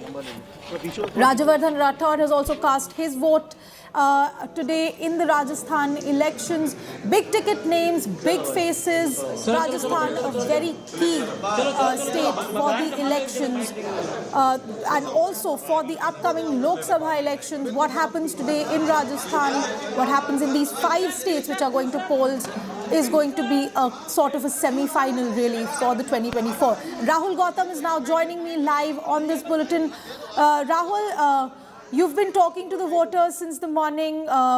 Early morning votes are coming in. The early bird voters are there. You're in Nathdwara right now. What is the situation there? This is where CP Joshi has been the winning candidate multiple times. What are the people there saying? Absolutely, Anisha. You rightly pointed out that Nathdwara is a high-profile seat from where CP Joshi, who's a 5-time MLA, is again contesting from this particular seat. And this time BJP has fielded Vishwaraj Singh Mewar, who comes from the royal household of Mewar. And there is a sense among the voters that a large section of Rajput voters are siding with Vishwara Singh Mewar, along with Brahmin voters. Now, this has increased the difficulty for Mr. C.P. Joshi, who is now banking heavily on OBC and tribal votes. I'll just show you. I'm at the one of the polling booths here in Nathdwara. You can see people are already queuing up, and obviously, development is a main issue here. You can see, youngsters here, some elderly people also here, and let's speak with some of them. आप ये क्या ध्यान में रख कर आज vote करेंगे आप? ये तो लोकतंत्र के लिए करेंगे हम, और अच्छा कैंडिडेट चुनेंगे हम। अच्छा कैंडिडेट चुनेंगे। हाँ। आप जब वोट करते हैं क्या देखते हैं, क्या ध्यान में रखते हैं किसी को लिए वोट करते हैं? भविष्य देखते हैं कौन उम्मीदवार सही है। So clearly, people are saying that they'll vote for future. And as I was telling you earlier, also Congress is banking heavily upon the 7 guarantees that they have promised to the people of Rajasthan. In fact, they are also saying that as far as Ashok Gehlot is concerned, there's hardly any anti-incumbency. However, they're saying that there could be some resentment among some of the MLAs, but overall, people are not angry with Congress party. BJP is saying that the past regime of Ashok Gehlot, the last 5 years, there were rampant corruption, as we have heard. Vasundhara Raje, Ganjendra Shekhawat, all these people are saying that people are all set to change the government this time. You can see people are already queuing up. They're coming up in large numbers. Voting is very peaceful here, and in fact, as I was telling you earlier also, Nathdwara is one constituency which is a high-profile seat, and it is certainly going to be decisive as far as 2024 Lok Sabha polls are concerned, because remember, Rajasthan is one of the crucial states for BJP. BJP had won 25 Lok Sabha seats. So clearly, getting an input from Rajavardhan Rathore. Rajavardhan Rathore has spoken to us after हर घर में voting. हर मन में बस गई है। जिस तरह का कुशासन पिछले 5 साल हुआ, राजस्थान की जनता त्रस्त थी। हर तरह से राजस्थान को लूटा गया। आप सोचिए क्या शर्त थी, कुर्सी की क्या शर्त थी कि राजस्थान को लूट लो, सिर्फ कुर्सी बचा के रखो। ऐसा तो इतिहास में नहीं हुआ था। ये जो स्वार्थ की राजनीति का सबसे भद्दा उदाहरण पिछले 5 साल राजस्थान के अंदर रहा। मतलब जितना मिला था उससे खुश नहीं थे, और ज़्यादा चाहिए था। और उस स्वार्थ के कारण अपनी पार्टी को भी खड्डे में धकेला और राजस्थान को भी खड्डे में धकेला। ये हुआ है कांग्रेस के राज में। क्या हमें उनकी पार्टी से कोई मतलब नहीं है, उनकी पार्टी से वैसे भी किसी को कोई उम्मीद ही नहीं है, ना दूरदृष्टि है, ना कोई संकल्प है। लेकिन हमारा सारी चिंता राजस्थान की जनता के लिए थी, जो 5 साल पिछड़ गई, और ख़ास तौर से युवाओं के लिए 5 साल बहुत बड़े होते हैं। और देश जब आगे बढ़ता है तो उसमें राजस्थान पीछे कैसे रह सकता है? और बिना राजस्थान के देश का जो ताज है वो अगर भद्दा हो जाए तो फिर वो, इसीलिए मुझे लगता है प्रधानमंत्री मोदी जी का इस बार एक डायरेक्ट इन्वॉल्वमेंट राजस्थान के चुनावों के अंदर है कि राजस्थान को हर तरह से आगे लेकर आना है। पिछले 5 साल की भरपाई करनी है। कांग्रेस कह रही है कि अंडर करंट है उनका। हाँ। कांग्रेस को 3 तारीख को पता चल जाएगा, हो सकता है कुछ को करंट भी लग जाए, लेकिन जो जन सैलाब है, जो जनता का जो भाव है, वो पूरी तरह भारतीय जनता पार्टी की तरफ है। मैं तो देखिए, आप भी क्षेत्र में थे, मैं खुद पिछले 50 दिन गांव-गांव गया। जिस तरह से महिलाओं का खास तौर से आशीर्वाद प्रधानमंत्री मोदी जी पर, भारतीय जनता पार्टी पे, हमारे जो संकल्प है, हमारी जो विचारधारा है, उसके लिए है, मैंने ऐसा आज तक नहीं देखा। और महिलाएं मुखर होकर बोलती हैं। मैं उसके लिए आपके माध्यम से मातृशक्ति को धन्यवाद देना चाहता हूं।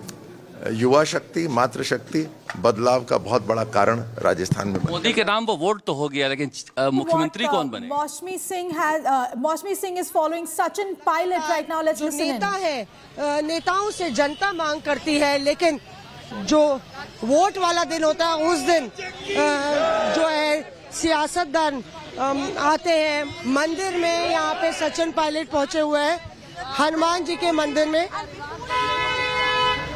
जी बिल्कुल, पे सचिन पायलट पहुंचे हुए। अंजना, मैं दिखा रही थी किस तरह से संकट मोचक हनुमान के दरबार में सचिन पायलट ये गुहार लगाने आए हैं। सचिन भगवान के आशीर्वाद के मैंने कुछ हुआ है क्या आज तक?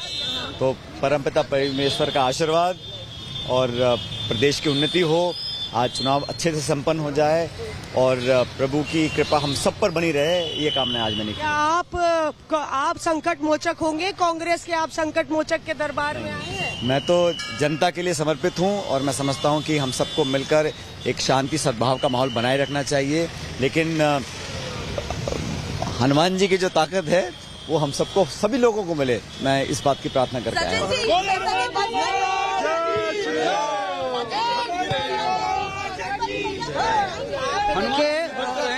मंदिर में is going to poll today in battleground Rajasthan. The continuing coverage on India Today with reporters everywhere in the state. But now time for a short break. Our coverage of the Rajasthan polls will continue on the other side. Keep watching India Today.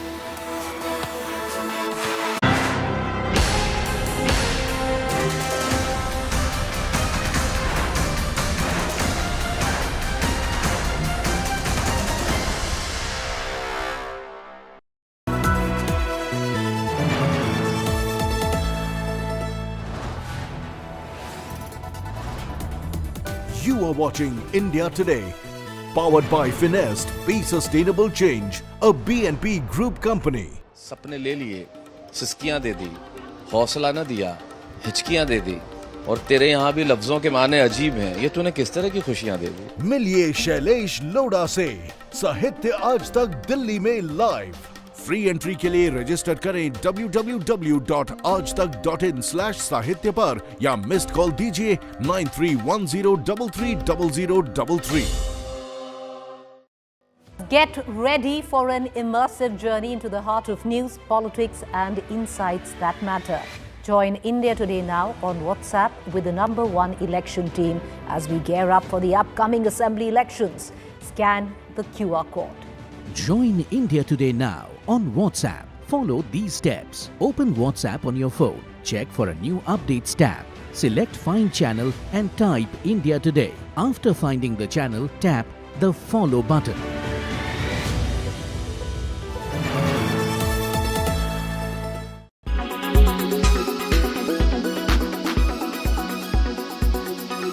हमारे साथ union home minister Amit Shah ji जुड़े हैं। Sir, लगातार rallies पे rallies हो रही है, तेलंगाना में एक जश्न का माहौल बीजेपी ने किया है, यहाँ पर कई सारे लीडर्स आ रहे हैं रेस में।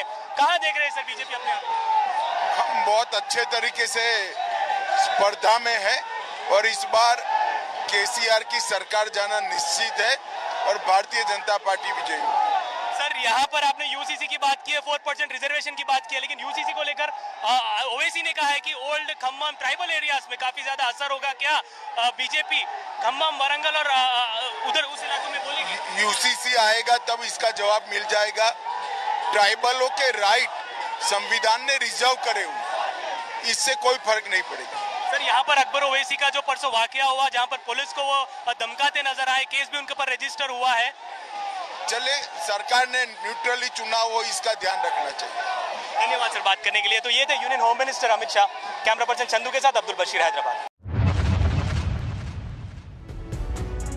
The city of Hyderabad, defined by these lanes, steeped in history and culture and seen centuries of political change.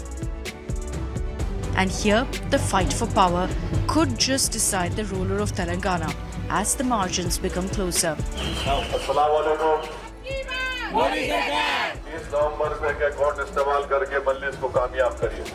We walk through the narrow, small lanes of old Hyderabad, where it seems nothing has changed.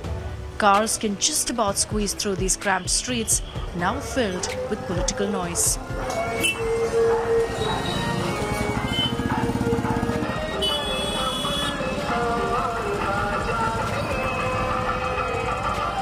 भैया आप बताइए, हैदराबाद में, पुराना हैदराबाद में आप किसको vote देंगे?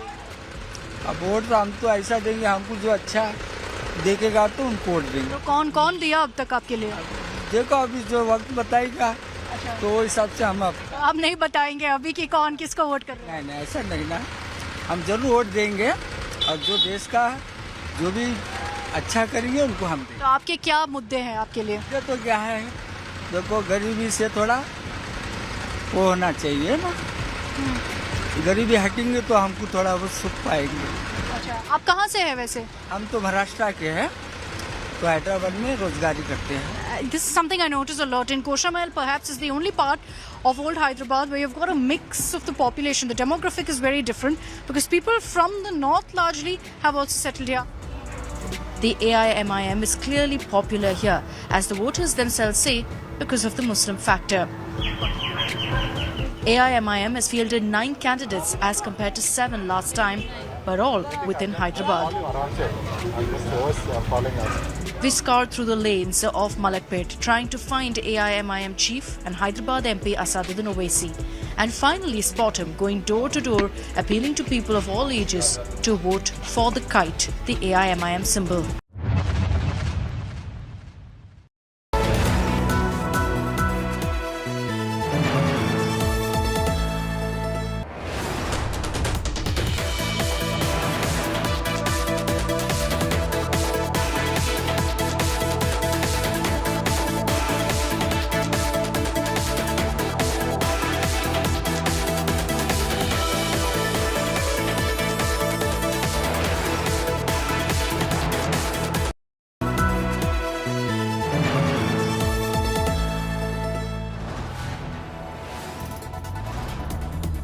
You are watching India Today, powered by Finest. Be Sustainable Change, a B&P Group company.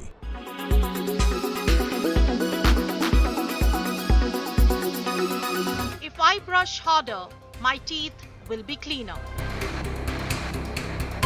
I don't really need to deal with bad breath. Popping mint will solve it. I can't get a dental X-ray. It can be dangerous.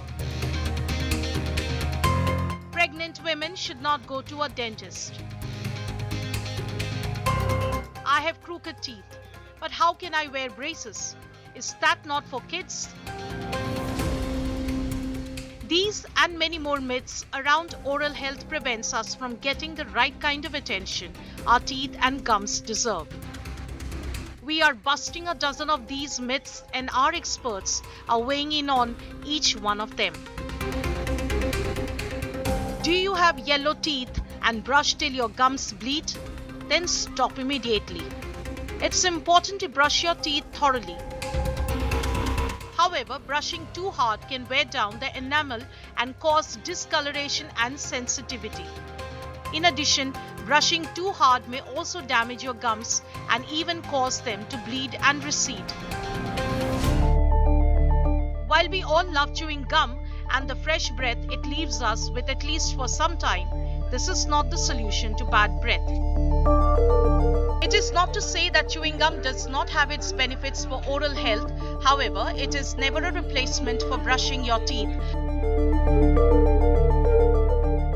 Sugar-free gum can help displace bacteria in the mouth, increase saliva production, and freshen your breath, but it will not remove the sticky plaque that builds up on your teeth.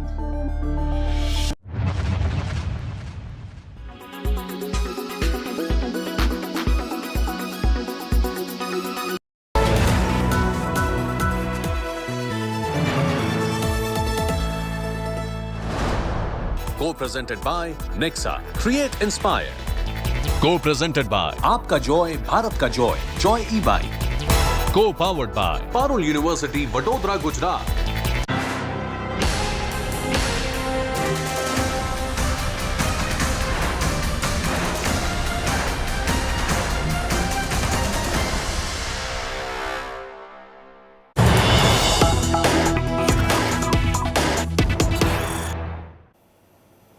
Welcome back to our continuing coverage of the Rajasthan polls. And breaking news coming in, politics over Hanuman in Rajasthan amid polls. Sachin Pilot visits Hanuman temple, BJP slams Pilot. Says Hanuman's mace will wipe out Congress from Rajasthan.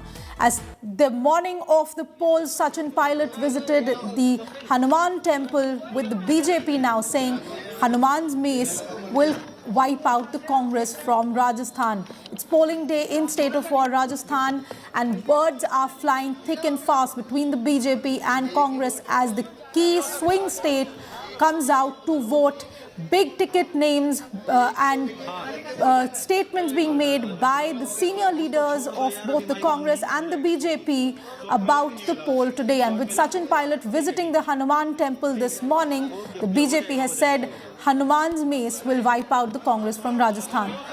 Let's listen into what Sachin Pilot is saying.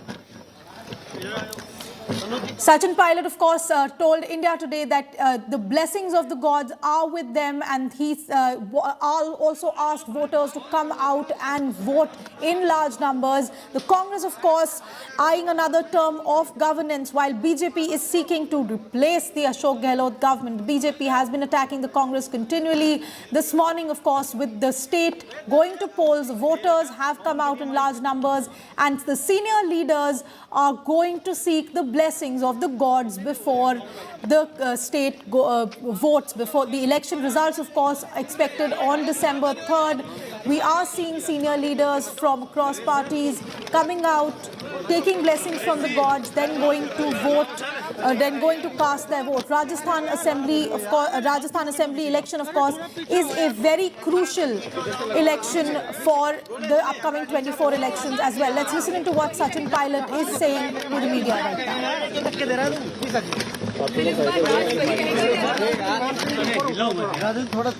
उम्मीद करता हूँ कि आज के मतदाता अपने vote के अधिकार का उपयोग करेंगे और अधिक से अधिक संख्या में जाकर अपना वोट कास्ट करेंगे।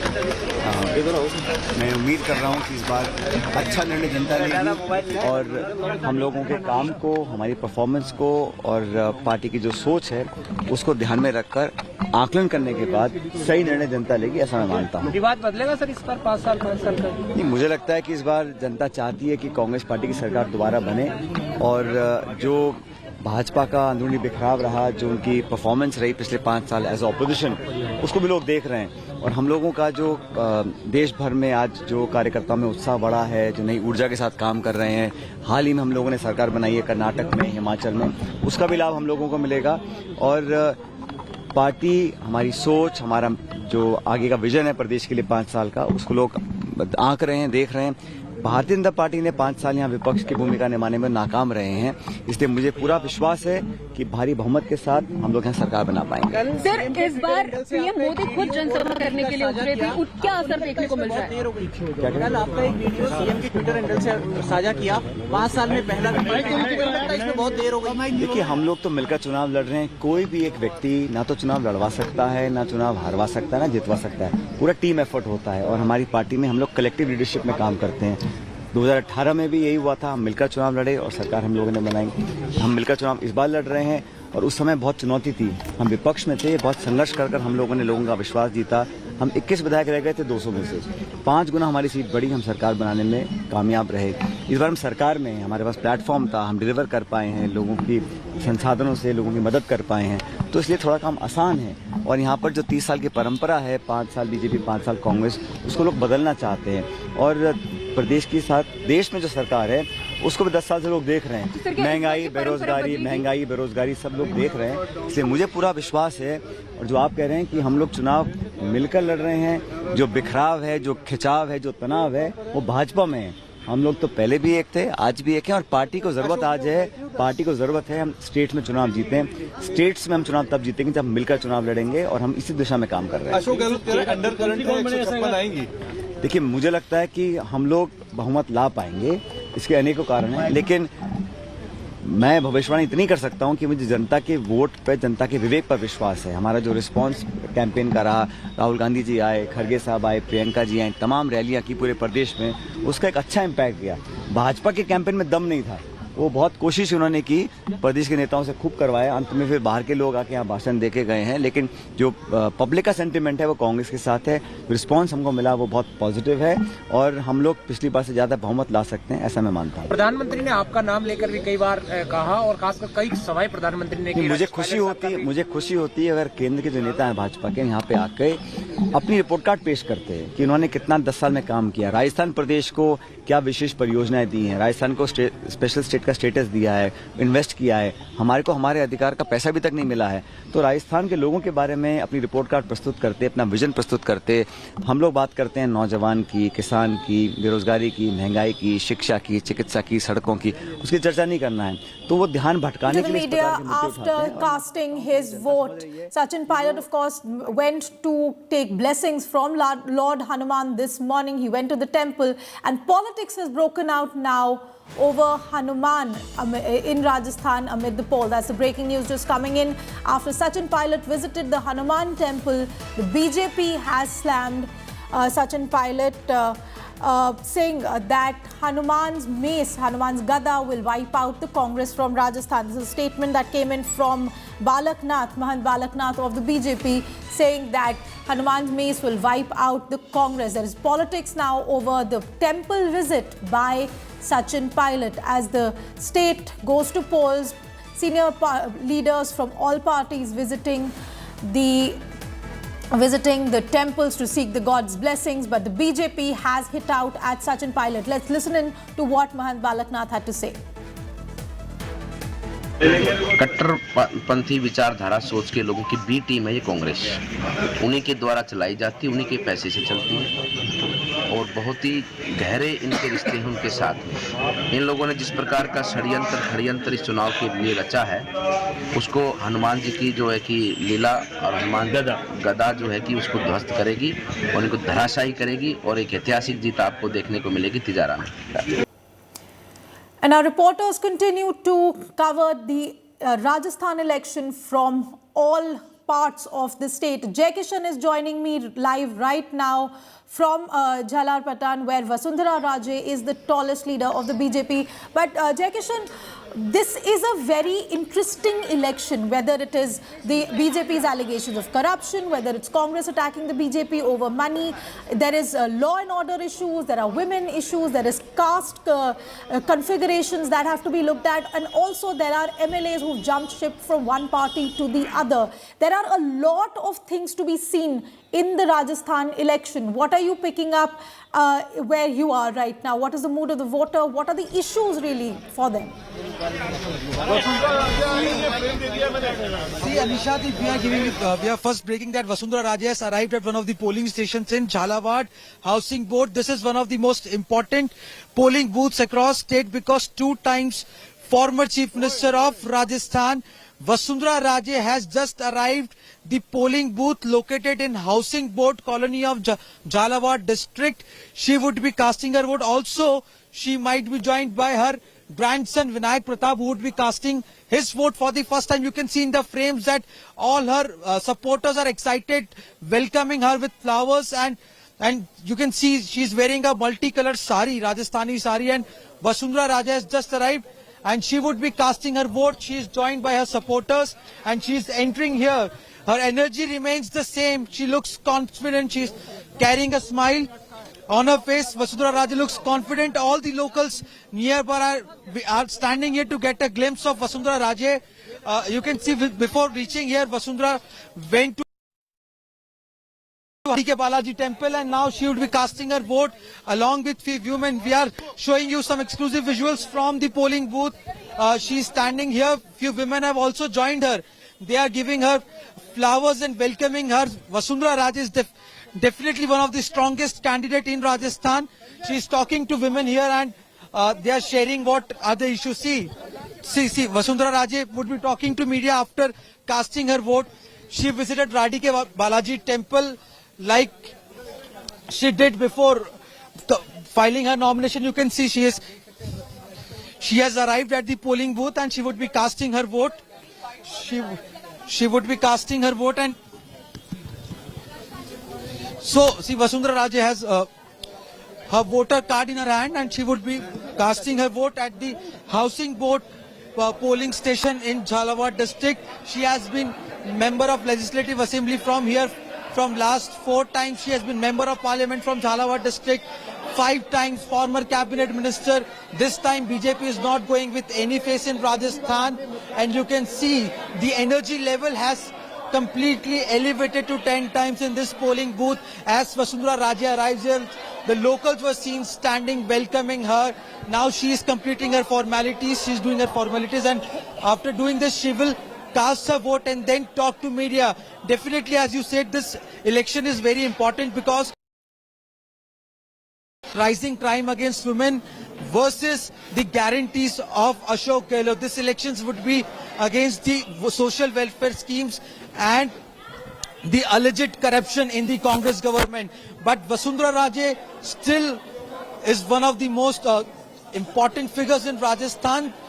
However, she has not been declared this time the candidate from the official candidate of Chief Minister by Bharatiya Janata Party, but she still enjoys support of 60 to 70 candidates who have been given ticket from BJP Bharatiya Janata Party. First list was very disappointing for her, but now you can see we are showing you exclusive visuals where Vasundhara Raje is doing her formalities and would be casting her vote.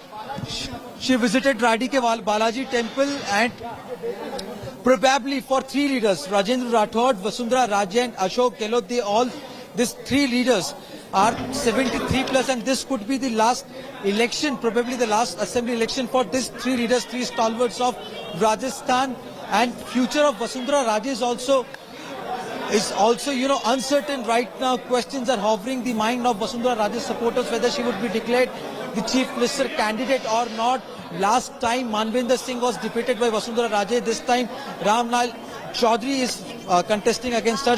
He is Pradhan from the UIT, and now you can see some exclusive visuals from the polling booth, and Vasundhara Raje would be casting her vote. You can see security has been beefed up. Her team has surrounded her. The locals are... She would be casting her vote. Women had also welcomed Vasundhara Raje a few minutes ago. Now we are showing you some exclusive visuals. Vasundhara Raje standing talking to the polling agents and the officers and employees deployed at this particular polling booth. She would be casting her... She has matched her name in the voting list, and after this she would be casting her vote. The administration has requested. The administration is also geared up with all the measures. This booth is being observed by the State Election Commission headquarters. This polling booth is being observed, and webcasting is also being done. This is one of the idol booths of Rajasthan. You can see Vasundhara Raje is going inside and casting her vote. Important day, important election for Vasundhara Raje. You can see a saffron tilak on her forehead, and what appears is that she is confident that this would be her biggest victory. Last time she won the election from Jharapatan seat with a margin of 47,000 seats. This time her supporters are hoping that she would be winning this election by a margin of more than 50,000. Now Vasundhara Raje would be talking to media after she casts her vote, and you can see a smile on her face. And she's requesting media guys to... We'll talk to Vasundhara Raje. She has casted her vote. And we'll talk to her to get her reaction. What is she is feeling, how much confident she is. We'll talk to Vasundhara Raje. You can see she is coming out of the polling booth. Here in Rajasthan, and she would be talking to media very shortly. So important elections for Vasundhara Raje and 1,863 other candidates who are in the...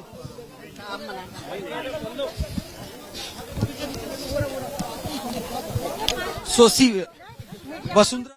Vasundhara Raje there at the polling booth with her family members, and today, as Jaikishan just said, a very crucial day for Vasundhara Raje herself as well. The state of Rajasthan battle royale going on as the state comes out to cast its votes. Big ticket names, and the Congress and BJP will be watching the state very closely, because Rajasthan has been a swing state. Rajasthan also, these 5 state elections also being seen as a run-up to 2024. Vasundhara Raje now speaking to the media. Let's listen in. One at a time. भैया बहुत simple मामला है। अरे भैया mobile थोड़ा नीचे लीजिए। I'm trying to पीछे हटो। Don't move now. And let Vinayak also communicate closer. हाथ नहीं मिला रहे हो? कौन है? No, I'm just going to step one step back. Stay there. Please, ma'am. Thank you. अरे थोड़ा सा। All right, now this is. देखिए, मेरा तो आग्रह होगा सब वोटर्स से, स्पेशली नव मतदाताओं से, जो नव मतदाताओं से कि वो आए और अपना वोट अवश्य कास्ट करें। आज ये वोट उनके राष्ट्र के लिए, ये वोट हमारे प्रधानमंत्री के लिए, और ये वोट आने वाले नेशन बिल्डिंग के हिसाब से बहुत ही इम्पोर्टेंट होगा। मैम, आपके ग्रैंडसन भी आए हैं। हाँ, आपका ग्रैंडसन भी आया है फर्स्ट टाइम वोट करने। हाँ, हमारे पास भी फैमिली में फर्स्ट टाइम वोटर है। मुझे बड़ी खुशी है इसको, तो अच्छा हुआ है बहुत दिल्ली से रात भर चल के आया है just to cast his vote today. Ma'am विरोधियों को क्या कहेंगे मैम? हाँ? विरोधियों को क्या कहेंगे? अभी तो पहले अपन आग्रह करें उन लोगों को जिनसे अपन वोट करते हैं। वसुंधरा जी मुख्यमंत्री कौन होगा अगला? अगर पार्टी, हाँ, मैं भी कह रही हूँ अंडर करंट है। अशोक गहलोत जी को मालूम पड़ जाएगा। मैं कहा थे ना गहलोत साहब कह रहे मैम, किस बार रिवाज बदलेगा राजस्थान के अंदर, और इस बार कांग्रेस सरकार। मैं भी कह रही हूँ, I am agreed with him कि अंडर करंट है, और वो अंडर करंट उनको अपने को सबको दिख जाएगा 3 तारीख को जब भारतीय जनता पार्टी का कमल खिलेगा। वसुंधरा जी पार्टी अगर जीतती है। Now you ask me in English. Once in English for everyone. Just move back, yeah, guys.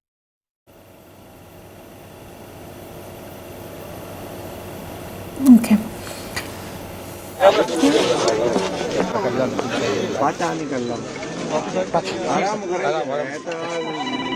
बहुत ज्यादा है। हाँ हाँ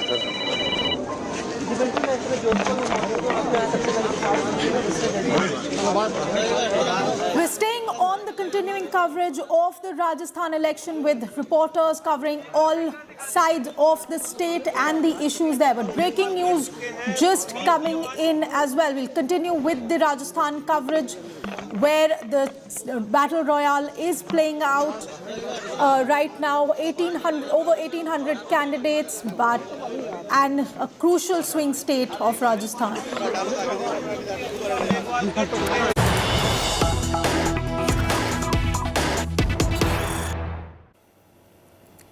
And breaking news just coming in from Uttarakhand. The biggest hurdle in Uttarkashi rescue operations yet. The auger machine has encountered iron rods. The front part of the auger machine is stuck now in the pipe.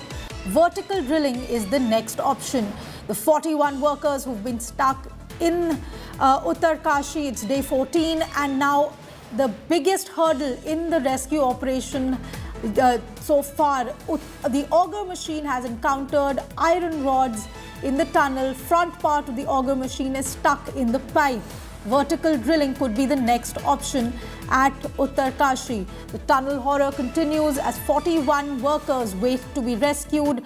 Attempts being made, multiple attempts have been made, various technologies brought in, but now the auger machine has encountered iron rods and is stuck in a pipe.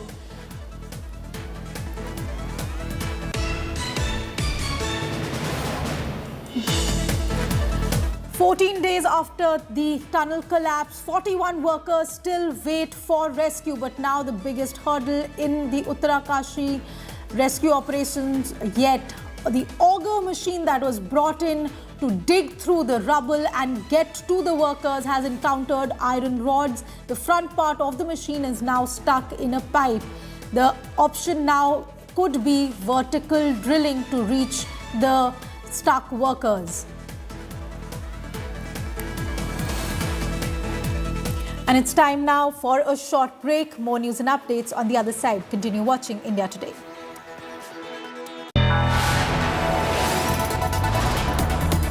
You are watching India Today, powered by Finest, Be Sustainable Change, a B&P Group company.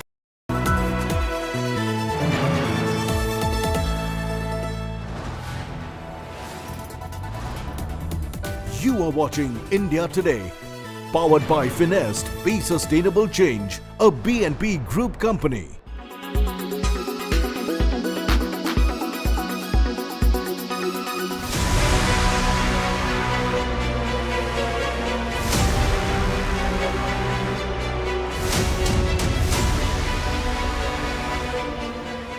Four years on since the COVID-19 pandemic first broke out, and a horrible sense of deja vu. China once again is hogging world attention for the wrong reasons. This time around, reports of pneumonia-like illness in the northern part of China, Beijing and Liaoning has got the world's attention. And rightfully so. Exactly 4 years ago, similar information from Wuhan province in China had emerged, or should we say, was by and large concealed.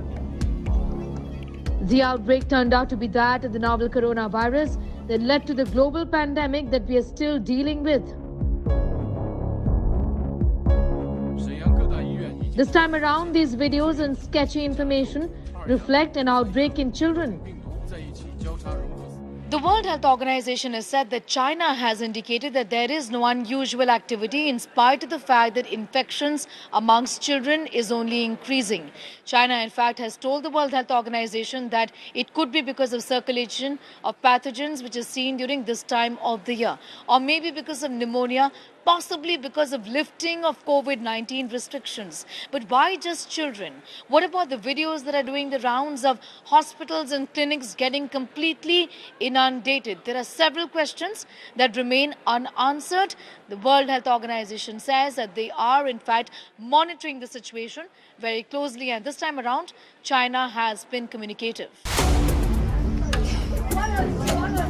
The World Health Organization has alerted member countries and underscored that this time around, China has kept the world body posted.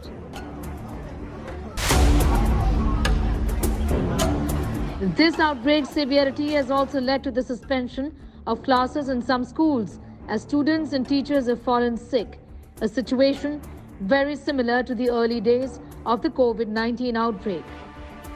In New Delhi, Sneha Mordani for India Today TV.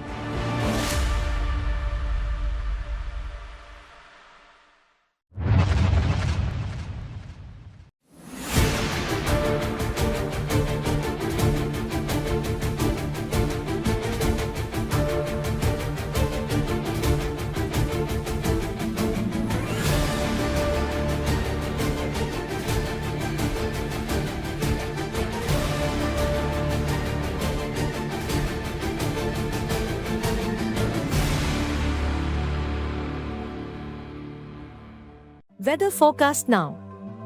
Delhi, maximum 27 and minimum 14 degrees.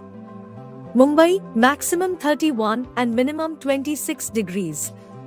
Kolkata, maximum 30 and minimum 18 degrees. Bangalore, maximum 25 and minimum 19 degrees. Chennai, maximum 28 and minimum 24 degrees. Hyderabad, maximum 27 and minimum 21 degrees.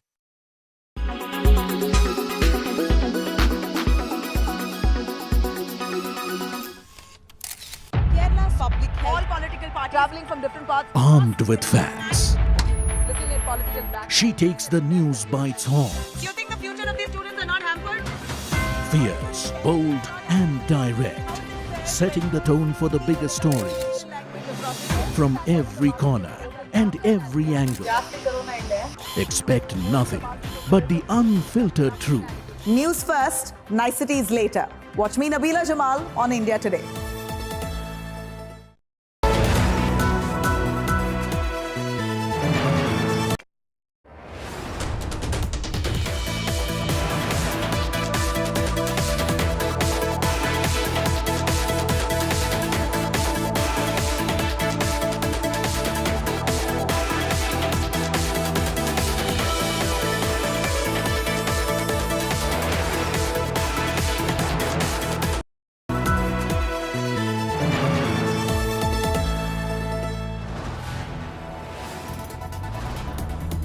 You are watching India Today, powered by Finest, Be Sustainable Change, a B&P Group company.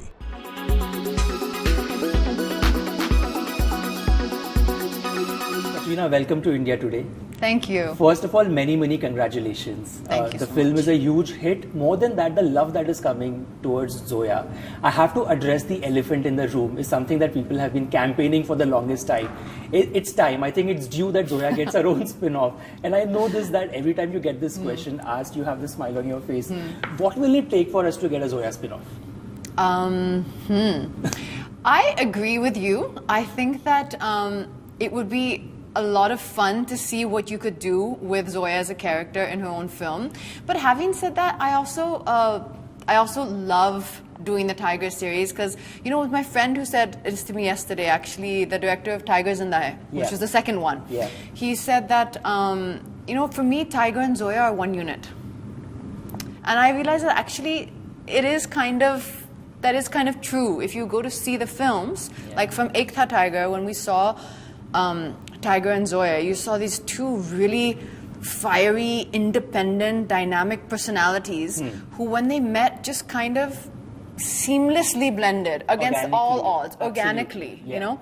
And then in the second one, again, you kind of saw that there's a certain ease, I would say, to the way the characters are written. They kind of go hand in hand. So, of course, although I think it would be amazing to do that one day, and now that this whole this whole world has become multiverse. a multiverse now, you know. So where we started out with Ek Tha Tiger, now there's so many different pieces to this spy universe. It's called. I think that there's so many exciting things we can do, but wonderful for us always, and wonderful for me when we're on that Tiger set. There's a feeling of coming home. Yeah. There's a feeling of familiarity. There's a feeling of warmth, and I think it's just always a special time.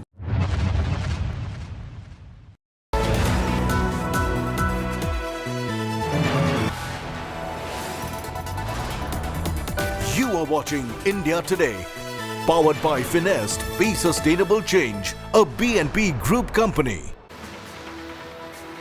Good morning and welcome. You're watching India Today and I'm Anisha Mathur with the headlines at this hour.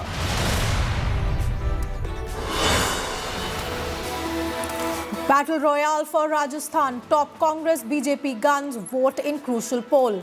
Congress hopes to buck trend. BJP seeks to reclaim fortress. Can Congress break rotation jinx?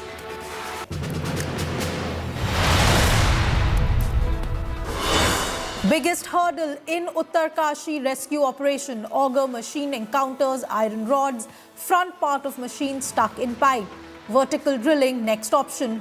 Trapped workers surviving against all odds.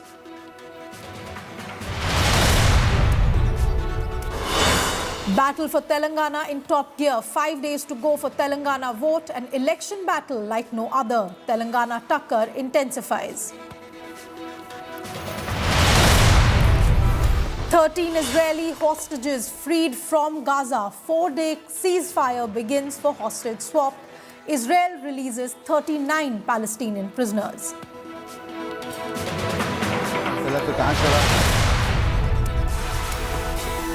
Co-presented by Nexa. Create Inspire.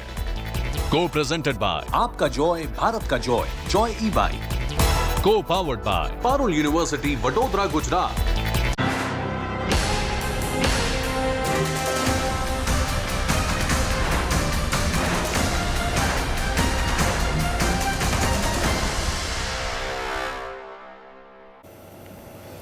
State of war, Rajasthan goes to poll. The high-octane assembly election in Rajasthan has begun. National political parties, especially the BJP and Congress, are putting in all efforts to emerge as the winners in the ongoing state polls. Polling is underway in 199 out of 200 constituencies. A total of 36,101 polling stations have been set up. Over 5 crore voters will decide the fate of 1,863 candidates in the fray. The Congress hopes to retain power while the BJP aims to unseat the grand old party, keeping up the state's tradition of rotating parties every 5 years. Congress has exuded confidence in Rajasthan voters that they will vote Congress to power once again, and said that BJP has lost confidence among the voters as the BJP leadership is ineffective in the desert state. Paper leaks, corruption, anti-incumbency and crime against women are among some of the major talking points of this year's election in the western state.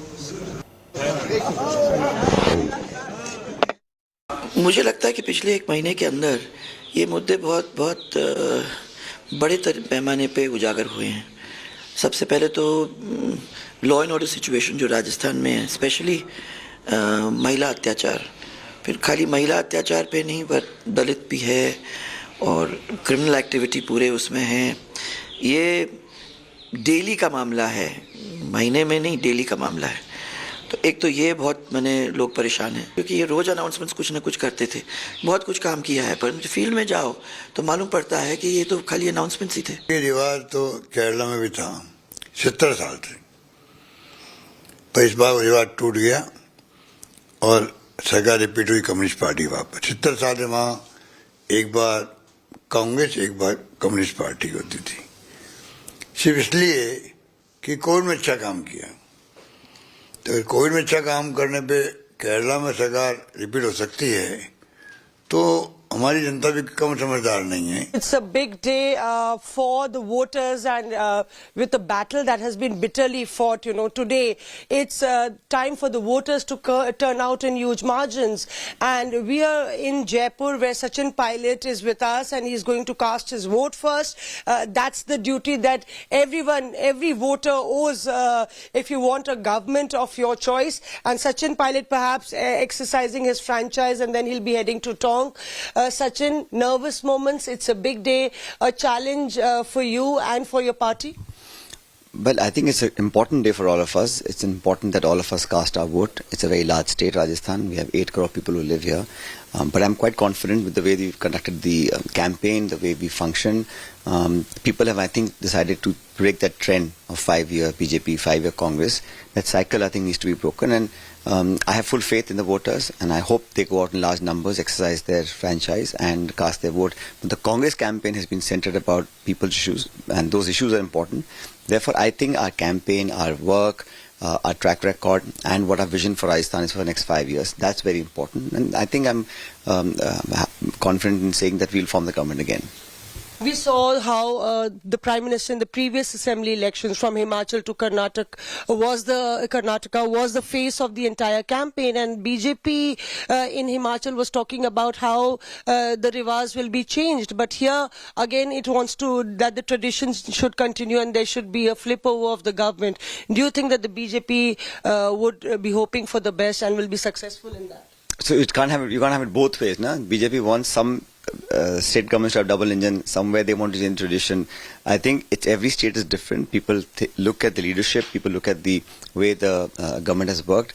And central BJP, you see, they campaigned very hard in Karnataka, but we formed the government. They campaigned hard in Himachal, but Congress formed the government. There's a change. 10 years of a BJP government in Delhi has also created some anti-incumbency. You can see the resonance of that in Rajasthan. But that aside, the campaign here, I think, has been Rajasthan leadership in the BJP leadership here, I think, has been ineffective in the last 5 years, and that's showing in the campaign also. They had to rely on people from the outside of the state to come and campaign. But Rajasthan, I think, this time is ready to have a break of tradition, and all sections of society will vote in large numbers for the Congress. And I'm now being joined by our reporters who are covering the entire state from various issues, the people, the faces. I'm being joined right now by Devankur from Sardarpura in Jodhpur and Rahul Gautam, who's in Nathdwara. Devankur, to you first. What is the situation like? What are the issues really that the people are talking about, the voters are talking about? It's 9 a.m. Voting has been on now for about 2 hours. What are you picking up?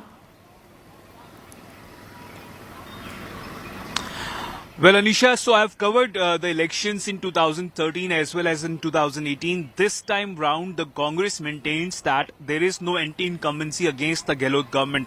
The issues that you asked about, there have been several of them. From paper leak, more than 20 lakh students are said to be affected due to paper leak. And if you extrapolate that, include their family members as well, the figure can reach anywhere around 80 lakhs. So that many people were affected because of paper leak. But did the BJP effectively raise that issue in Rajasthan? The election results can tell. There have been several other issues as well, including inflation or price rise, unemployment. These have been the issues which have been there in Rajasthan. But the Ashok Gehlot government maintains that there is no anti-incumbency and the schemes that it had brought out had worked on the ground. Right now I am in Sardarpura. This is the area where Ashok Gehlot was born. For the first time, he fought the elections in 1977. He lost that elections from Sardarpura itself by more than 4,000 votes. He again fought in 1980 from Jodhpur, and that was the Lok Sabha elections, and he won that by more than 52,000 votes. The house behind me on my left side, the one that is there, is where his sister stays. He's expected by the family to arrive out here in the next few minutes, and thereafter he can go to his paternal house, which is about 500 meters away from here, and thereafter he can cast his vote at the Maha Mandir Assembly constituency. There are 199 constituencies in Rajasthan which are witnessing polling right now.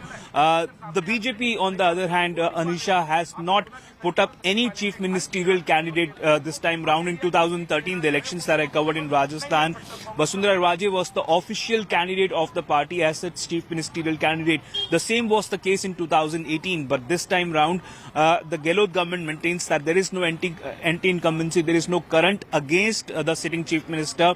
But will Ashok Gehlot become the chief minister for the fourth time is something which we can get to know once the results are out. For the last four and a half years, we have witnessed how there has been a lot of name calling, how Sachin Pilot and Ashok Gehlot did not get along. There were several attempts that were made from both sides to indulge in accusations and counter accusations, the kind of accusations that were hurled at Sachin Pilot by various leaders from within the Congress.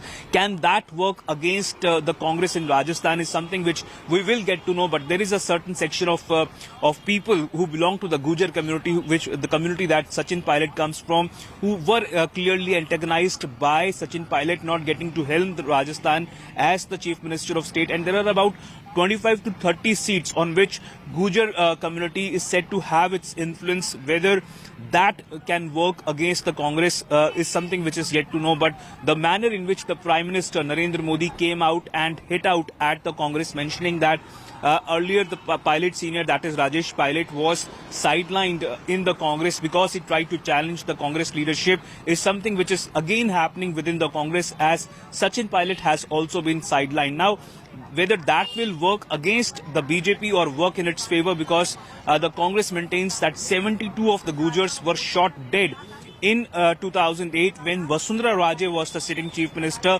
Ashok Gehlot also making the point that 5% of reservation was given to the Gujars while he was the chief minister. So a lot of bickering, it's been a hard-fought election in Rajasthan so far, Anisha.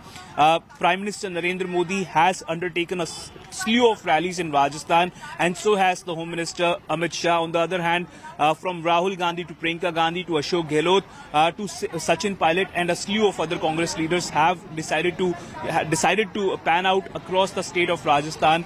And this clearly has been a presidential form of elections in Rajasthan, as on one hand there has been the Prime Minister on whose face the BJP has fought these elections. Time and again the BJP has maintained that the Prime Minister is their biggest trump card, that it's his face on which they are fighting this election, that it is his policies at the center which have been spoken about time and again.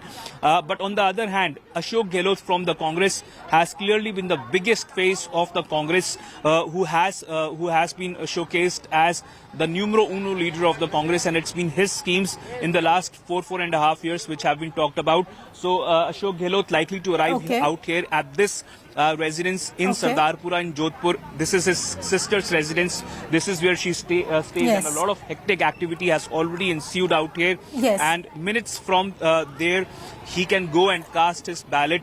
Along with him, his wife Sunita Gehlot, his son Weber Gehlot. I'm also being joined by Rahul Gautam. We'll come back to you when Ashok Gehlot reaches his sister's residence. Ashok Gehlot, of course, going to be casting his vote.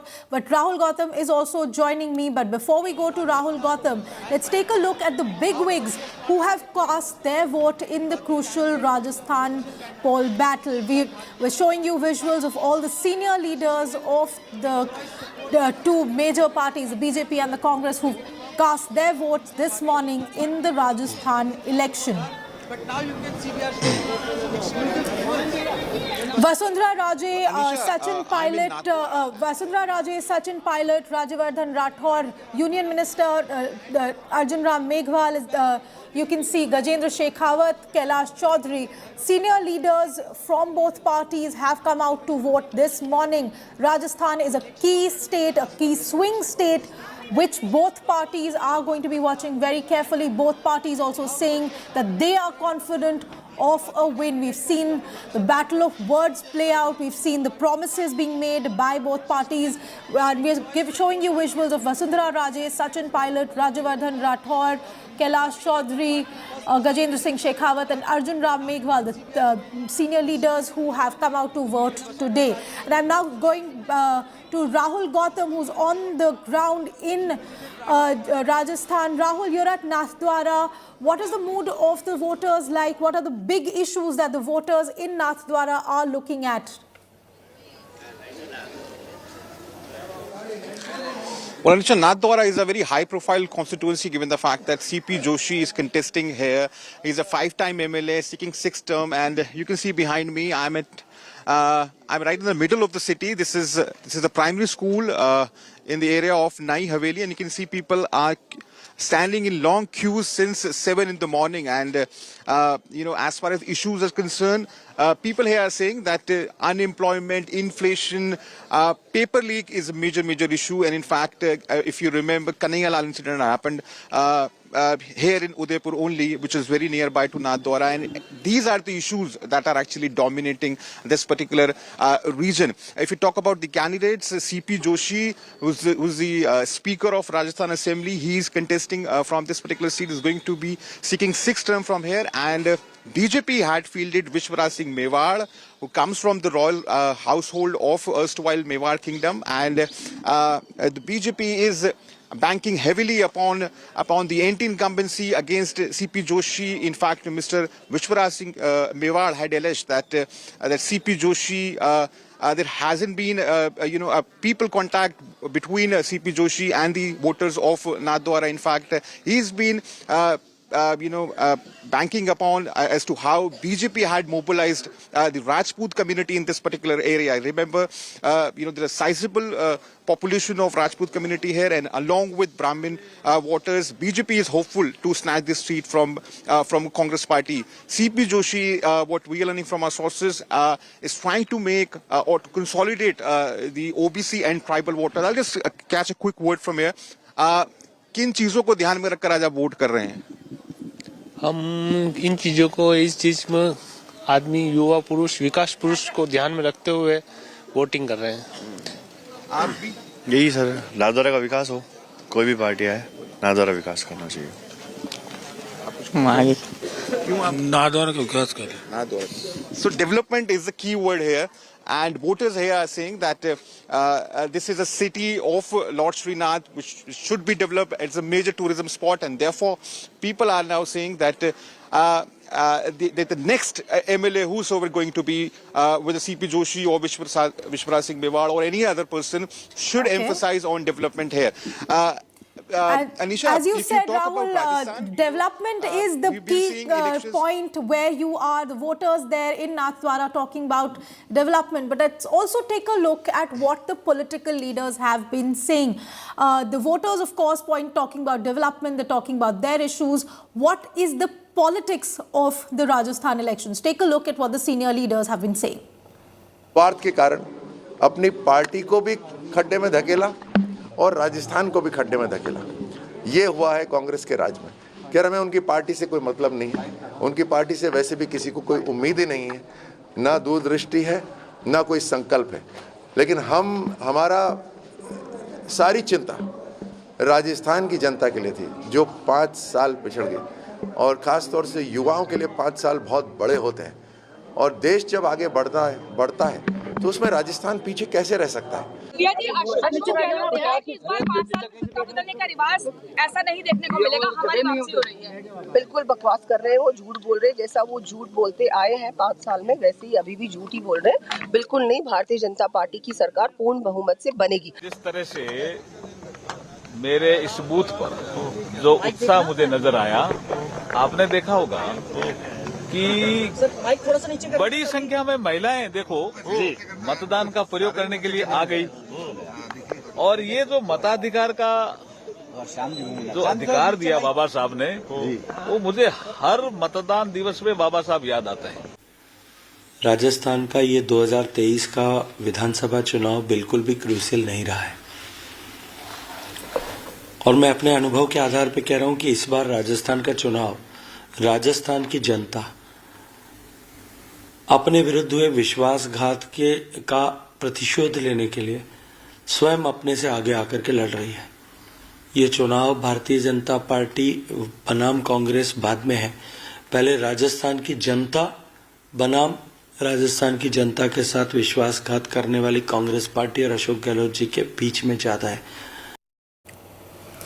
And in battleground Rajasthan, senior leaders came out to vote. Sachin Pilot, Vasundhara Raje, Rajavardhan Rathore, Arjun Ram Meghwal, Gajendra Singh Shekhawat, Kailash, all of these leaders coming out to vote. And as my colleague was just pointing out, Ashok Gehlot also expected to come and vote very, very soon. Devankur continues to be live with me right now on this broadcast. Devankur, senior leaders are coming out as there are expectations by both parties. There have been a lot of statements. A lot of MLAs have jumped ship. A lot of caste considerations are there. But development seems to be the key question. What are you picking up in the constituency? What are the voters there saying?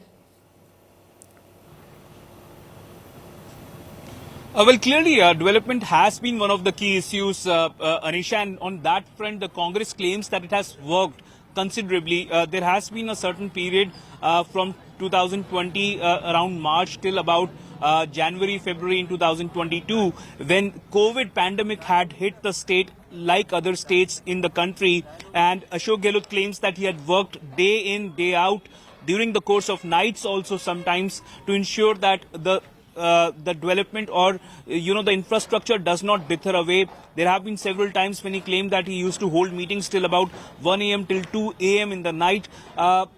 But the BJP, on the other hand, Anisha, claims that the development in Rajasthan has suffered because of internal bickering between Ashok Gehlot and Sachin Pilot. The fact that there was a political power tussle in Rajasthan within the Congress is no secret any longer.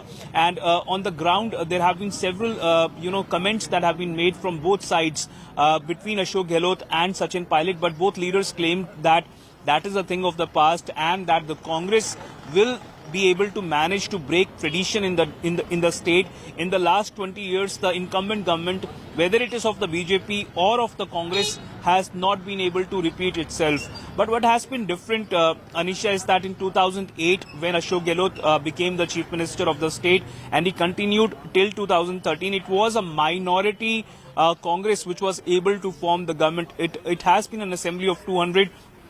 But neither in 2008 nor in 2018 the Congress managed to get a majority on its own. Both time rounds it was the help from the BSP MLAs who broke away from BSP and joined the Congress or supported the Congress from outside, and the help of independents in 2018, which helped Ashok Gehlot to become the chief minister for the third time round in 2018. So it's been a fairly stable government except for that period in 2020 when Sachin Pilot along with his band of rebel MLAs had gone away to Manesar or to Delhi, when there was a certain situation and it was a sword was dangling on the Gehlot government in Rajasthan. The MLAs were kept at the hotel initially in Jaipur and then in Jaisalmer. There was that certain period of uncertainty when the BJP had called for a no confidence vote, but Ashok Gehlot managed to scrape through, and there were allegations of Vasundhara Raje and Ashok Gehlot being in cahoots. But that all of that is a thing of the past in Rajasthan, Anisha, and it seems that this will be a decisive vote on whether Ashok Gehlot's leadership will. All right. Devanka, you're talking about what this election means for Ashok Gehlot. Let's listen into what Ashok Gehlot himself had to say exclusively to India Today. बात करने के लिए राजस्थान के मुख्यमंत्री अशोक गहलोत जी हमारे साथ मौजूद हैं। अशोक जी, जो एक रिवाज है 5 साल में सत्ता बदलने का, क्या ये चलेगा इस बार? वोटर क्या ये तय कर देंगे कि आपकी सरकार आएगी या बदल दी जाएगी? देखिए, रिवाज तो केरला में भी था 70 साल से, पर इस बार रिवाज टूट गया और सरकार रिपीट हुई कम्युनिस्ट पार्टी वापस। 70 साल में वहाँ एक बार कांग्रेस एक बार कम्युनिस्ट पार्टी होती थी, सिर्फ इसलिए कि कोविड में अच्छा काम किया। तो कोविड में अच्छा काम करने पे केरला में सरकार रिपीट हो सकती है, तो हमारी जनता भी कम समझदार नहीं है, वो जानती बहुत शानदार काम हमने किया। बिरोड़ा मॉडल तो हमारा विश्व स्वास्थ्य संगठन तक ने तारीफ करी, दुनिया भर में चला गया। शानदार मैनेजमेंट हमने किया राजस्थान के अंदर, पूरा प्रदेश जानता है। और उसके अलावा जो हम कानून पास किए, हमने स्कीम लेके आए हैं, गारंटी दी हम लोगों ने, राइट टू हेल्थ एक्ट बना दिया, चिरंजीवी योजना लेके आ गए, 25 लाख का बीमा 50 लाख का कर दिया गया सिक्योरिटी के लिए, सबके काम पड़ता भी नहीं है। और साथ में ओपीएस दे दिया कर्मचारियों के लिए, महंगे राशि शिविर लगा दिए, 10 गारंटी दे दी हमने, 7 गारंटी और हम दे रहे हैं लोगों को। मैनिफेस्टो के अंदर अलग से हमने वादे किए हैं। तो आप रात में कहीं भी जाओगे, आप कहीं नहीं सुनोगे सरकार के खिलाफ में कोई लहर चल रही है, जबकि जनरली जिसकी सरकार होती है उसके खिलाफ थोड़ी बहुत तो एंटी गवर्नमेंट होती है। पहला मौका है राजस्थान के अंदर जहां आप सुनोगे नहीं बात। बीजेपी मुद्दा बना रही है कि करप्शन हुआ, लैंड ऑर्डर की स्थिति है खराब है, और महिलाओं की सुरक्षा का मुद्दा उठा रहे हैं। उनका कहना है कि इस बार अशोक गहलोत सरकार जाएगी और हम बहुमत के साथ सरकार बनाएंगे। अगर उन्हें सच्चाई होती तो इश्यू बन जाते पब्लिक के अंदर। ये जो आप बोल रहे हो ना, इनमें सच्चाई नहीं है। सच्चाई होती पब्लिक खुद ही कैच कर लेती उनको। अशोक जी, नरेंद्र मोदी वर्सेस अशोक गहलोत, चेहरा उनका नरेंद्र मोदी है और कमल का निशान है, और इधर आपको प्रोजेक्ट तो नहीं किया, लेकिन क्योंकि मुख्यमंत्री हैं आप, तो किस ढंग से देखते हैं इस कंपेयर? ये कोई कंपेयर करने की आवश्यकता नहीं थी, क्योंकि राजस्थान विधानसभा चुनाव हो रहे हैं, विधानसभा चुनाव अलग होते हैं, केंद्र के अलग होते हैं, तो ये जरूरत नहीं थी कि इस प्रकार से वो कैंपेन करते हैं। यहाँ पर प्रधानमंत्री का तो 1 या 2 मीटिंग करने बहुत होता है। कोई पंडित नेहरू के जमाने के अंदर, इंदिरा जी के जमाने में 1-2 मीटिंग होती थी, गांव-गांव में घर में चर्चा होती थी कि आज प्रधानमंत्री जी कह के गए हैं, उसके मायने ये हैं। आज क्या जरूरत पड़ी 25-30 मीटिंग कर रहे हैं, प्राइम मिनिस्टर कर रहे हैं, गृह मंत्री पड़ाव डाल रहे हैं, केंद्रीय मंत्रिमंडल की तो लाइन लगी हुई थी मंत्रियों की, और 5-7 राज्य मुख्यमंत्री आ गए, क्योंकि सब चाहते हैं कि हमला बोला मेरे ऊपर, मेरी गवर्नमेंट पर, इसलिए कि मेरी सरकार गिरा नहीं पाए लोग। And Chief Minister Ashok Gehlot hoping to keep his seat while the BJP is hoping to get back in power. It has been quite a tussle in Rajasthan, but now it is polling day, results on December 3. will show where the swing state has gone. 1,863 candidates for 199 seats, and our continuing coverage of the Rajasthan elections will continue on the other side of the short break. Continue watching India Today.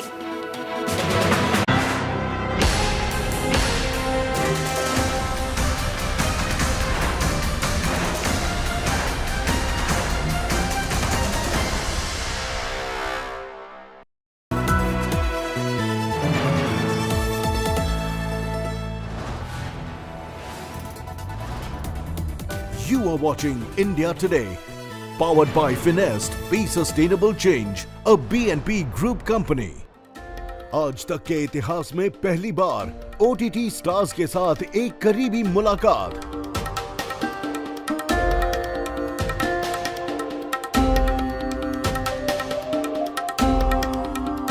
और जबरदस्त OTT launch के गवाह बने। साहित्य आज तक OTT 24, 25 और 26 नवंबर major Dhyanchand national stadium नई दिल्ली। फ्री एंट्री के लिए अभी रजिस्टर करें www.aajtak.in/साहित्य पर या मिस्ड कॉल दीजिए 9310330033 पर। Get ready for an immersive journey into the heart of news, politics and insights that truly matter. Join India Today now on WhatsApp with the #1 election team as we gear up for the upcoming assembly elections. Scan the QR code on your screen now. Join India Today now on WhatsApp. Follow these steps. Open WhatsApp on your phone. Check for a new updates tab. Select Find Channel and type India Today. After finding the channel, tap the Follow button.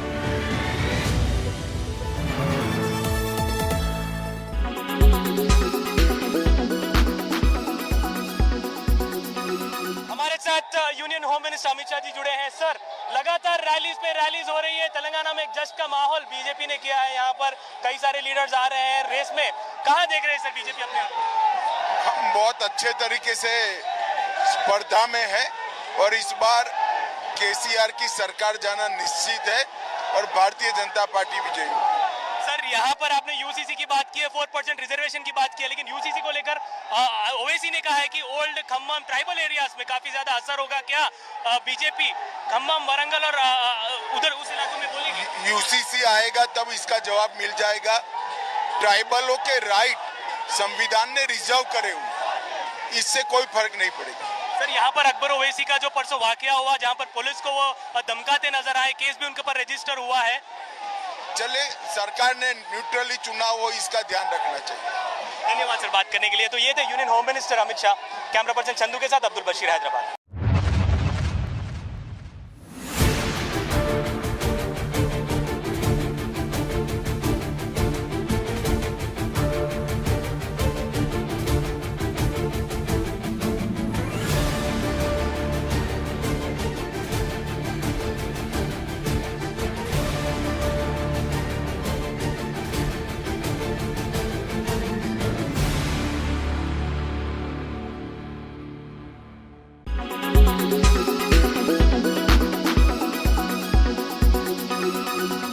Make your media plan smarter with India Today Live TV on your connected devices. Amplify your brand with 100 million smart internet viewers. To advertise, mail us at sales@aajtak.com.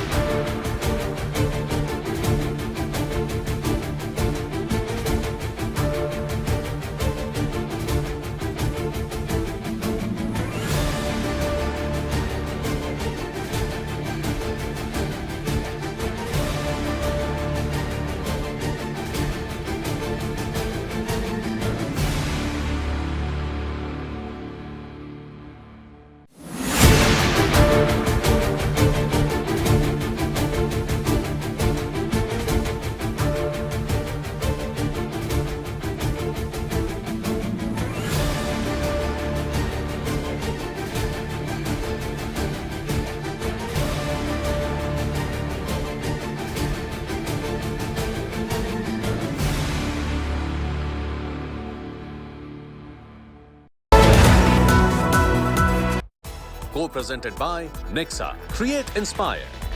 Co-presented by आपका Joy Bharat का Joy, Joy e bike. Co-powered by Parul University, Vadodara, Gujarat.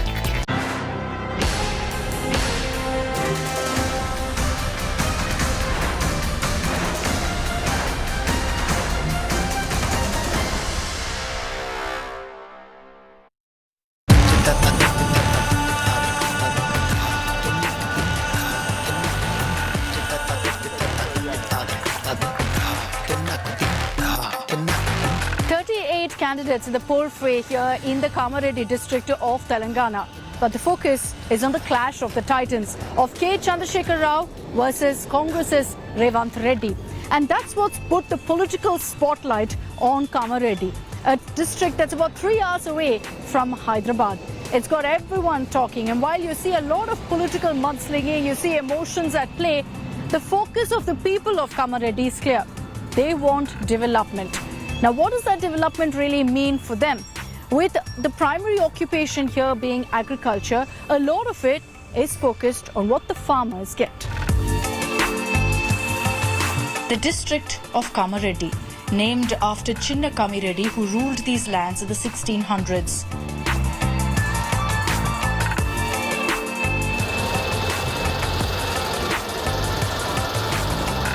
And today, the people of Kamareddy will decide who their ruler is, Chief Minister K. Chandrasekhar Rao or Telangana Congress Chief Revanth Reddy.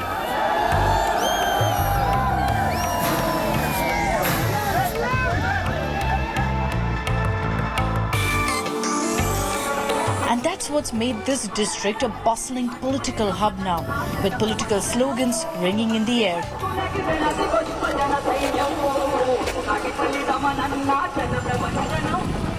We start our journey from a village tucked deep into the district, the village of Konapur.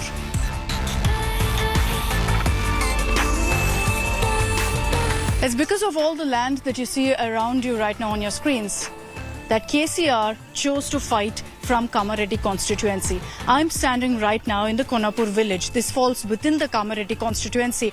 And what makes this rather quaint village important and significant in the Telangana battle is this is KCR's ancestral village. That works out as his advantage. He's been using the emotion card to say, this is my bhumi. I've come back here to fight for my people, to ensure that they get the development they deserve. Is it working on ground? What do the people of Konapur have to say? Do they connect to KCR, or do they believe that the Congress is the solution for them? Let's find out. It's in this village that locals we find are divided over KCR contesting from the seat. There are many who are absolutely thrilled, believing that with KCR comes transformation for their village. ये KCR 10 साल में इधर कुछ भी नहीं किया, उसका गांव बोल के वो बोल रहा, लेकिन 10 साल में कुछ भी घर नहीं दिया, एक जॉब नहीं दिया, रेशन कार्ड भी नहीं दिया. जो पहला कांग्रेस था अच्छा काम किया, इसलिए सपोर्ट कर रहा. आप ये बताइए कि आपको क्यों लगता है कि केसीआर कुछ नहीं किया यहाँ पे? हमको ये भी खबर मिला था कि यहाँ पे एक स्कूल के लिए भी एक फाउंडेशन लगा था यहाँ पे. स्कूल नहीं मैडम, बहुत घर नहीं है इधर, गरीब लोग बहुत आदमी है, एक घर भी नहीं दिया, रेशन कार्ड नहीं दिया, कुछ भी नहीं है केसीआर इधर. आप बताइए हमको कि आपने क्यों सपोर्ट किया, और क्या आपको लगता है कि जब केसीआर यहाँ से है वो शायद आपके लिए ज्यादा करेंगे? तो 10 साल में कुछ भी नहीं किया, कुछ भी किया नहीं मैडम. ऐसा तो उसका गांव ये है बोलता, हमको भी मालूम नहीं है. हम अच्छा, आपको मालूम नहीं था? मालूम नहीं है, उसका गांव यही गांव है बोलते हैं, हमको मालूम नहीं है. तो अभी मैं जब से देखा तब से कुछ भी नहीं किया. और आपको क्यों लगता है कि रेवंत रेड्डी या कांग्रेस कुछ करेंगे यहाँ पे? करता मैडम, कांग्रेस कंपलसरी करता. इससे पहले कांग्रेस किया, इसलिए हम लोग भरोसा है. But it's clearly not going to be a cakewalk for KCR. Farmers in the village claim KCR will usurp their land, a claim that BRS has constantly rubbished. आप बताइए कि आपको क्यों डर लगता है कि KCR यहाँ पे एमएलए हो जाएगा? केसीआर यहाँ पूरा जमीन लेने के लिए आ रहा, उन्होंने काम करने के लिए नहीं आ रहा, इसलिए डर लग रहा पूरा. क्यों ऐसे लगता है कि जमीन ले लेंगे? वो गजवेल में ऐसे किया ना मैडम, पूरा गजवेल में पूरा ऐसे किया, फार्म हाउस बन गया उसका. इधर आया तो भी इधर भी फार्म हाउस करता हूँ पूरा जमीन लेके, इसलिए पूरा डर लग रहा. लेकिन ऐसा मतलब कुछ नहीं है, बीआरएस ने बोल दिया, उनके बेटा केटीआर भी यहाँ आकर बोल दिया कि ऐसा कुछ नहीं है। इसका बेटी का नाम में पूरा कितना 300 एकड़ रजिस्ट्रेशन किया, इधर पूरा ले लेता वो आया तो, इसलिए डर लग रहा। इसलिए कांग्रेस जितना बोल के रेवंत रेड्डी को फुल सपोर्ट कर रहा है। ये गांव से केसीआर पहला हारने के लिए हम सपोर्ट दे, पूरा हरा देता है। ये गांव से पहला रेवंत रेड्डी की जीतने के लिए सपोर्ट करते। यहाँ पे ये खबर भी आ रहा था कि 100 किसान आकर नॉमिनेशन भरेंगे केसीआर के खिलाफ। हाँ, हम लोग को रेवंत रेड्डी दिया नॉमिनेशन के लिए पैसा जमा करके घर घर को पूरा रेवंत रेड्डी साहब को दिया, 1100 रुपए दिया। Women in Konapur are also divided. While some claim they've received nothing since KCR has come to power, others say they're happy with what they've got. अम्मा, आप पहले बताइए कि आपको क्यों लगता है कि केसीआर यहाँ पे अगर एमएलए बन जाता है तो आपके लिए काम नहीं करेगा?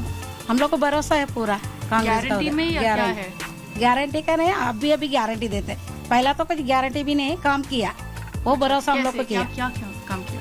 पहला पेंशन किया, रेशन कार्ड दिया, गरीब को घर दिया। हमको अभी कांग्रेस का घर है, छोटा सा बना दिया, वही घर में रहते। ये नहीं, हमारा घर उधर है। ओके, तो आपके घर कांग्रेस ने बनाया? कांग्रेस में बनाया जब भी, उसके पद कम में। क्या आपको बीजेपी में भरोसा है? नहीं, बिल्कुल नहीं। अच्छा, మీరు చెప్పండి, మీరు ఎందుకు కేసీఆర్ గారికి సపోర్ట్ చేస్తున్నారు? కేసీఆర్ సార్ వచ్చి నుంచి మాకు 24 గంటల కరెంట్ ఉంది. ఇంతకుముందు కరెంట్ ఉన్నది. రైతులు ఇంతకుముందు తెల్లందాకా పోతే కరెంట్ షాక్ వస్తుండే, ఎప్పుడు కరెంట్ వస్తుందో తెలియకపోతుండే, నైట్ పోయి అక్కడ వండుకుంటోళ్ళు. ఇప్పుడు నీళ్ళకి ఏం ప్రాబ్లం లేదు, మళ్ళీ ఇంటింటికి నీళ్ళు వస్తున్నాయి, మిషన్ వైర్. కాంగ్రెస్ ఇదేం చెప్తున్నారు, మీకు గ్యారంటీ ఇచ్చేసి ఫ్రీ బస్ రైడ్ ఉంది, ఒక శాలరీ మీకు వస్తుంది, పవర్ ఉంటుంది, దానికోసం కాంగ్రెస్ సపోర్ట్ చేసేది. మీ ఎందుకు కాంగ్రెస్ కు సపోర్ట్ చేయలేదు, కేసీఆర్ గారికి సపోర్ట్ చేస్తారు? మేడం, ఇప్పుడు కాంగ్రెస్ ఉన్న దగ్గర ఇప్పుడు వాళ్ళకి ఏమి ఇస్తలేరు కదా. ఇప్పుడు కేటీఆర్ ఆల్రెడీ, మా కేసీఆర్ సార్ అన్ని ఇస్తుండే ఇక్కడ. వాళ్ళు వీళ్ళని చూసి వాళ్ళు వేరే పథకాలు చెప్తున్నారు, కానీ అక్కడ ఉన్న దగ్గర ఆయన ఇస్తలేడు. ఇక్కడ అదనంగా ఇస్తానని చెప్తుండు, కానీ ఇస్తాడని మాకేం నమ్మకం లేదు. మా కేసీఆర్ సార్ ఇచ్చినవి చాలు, మంచి పథకాలు ఇస్తుండ అన్ని. ఇంతకుముందు వడ్ల కోసము మేము వేరే విలేజ్లకు పోయి పండుకుంటాం, బీపేట, దొమ్మకొండ, అక్కడ పోయి పండుకుంటాం. ఇప్పుడు ఈ సార్ వచ్చిన మొదలుగా ఊరు ఊరికి వడ్లు కొంటారు, రైతులకు అన్ని విధాలుగా మేలే చేస్తుండు, నష్టమేం చేస్తలేడు. కాకపోతే ఈ సారిని గెలిపించుకోవాలని మాకు ఇష్టం ఉంది.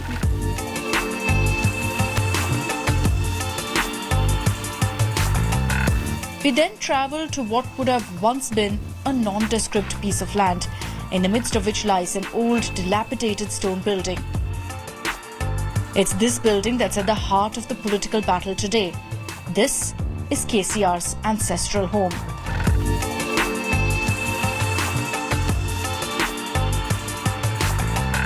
We walk in to find the building in complete ruins.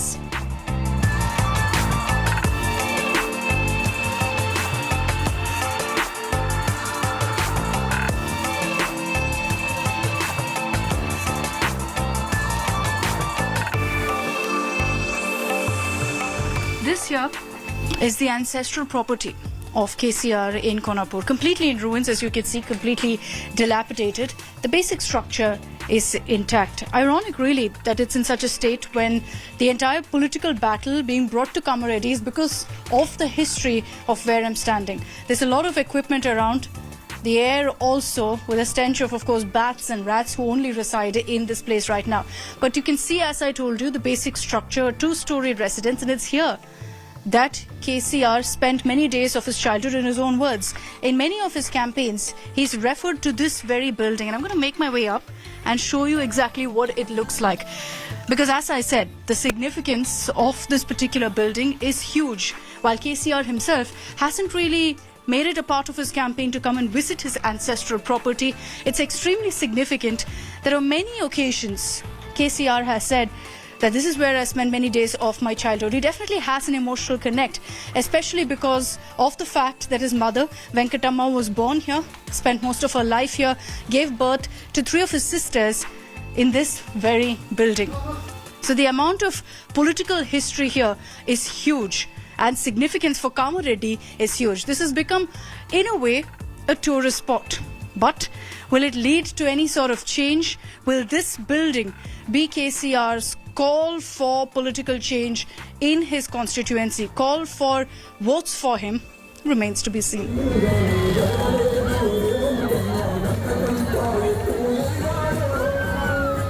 the sun sets on Kamareddy, we have one final stop. We decide to catch Revanth Reddy in action.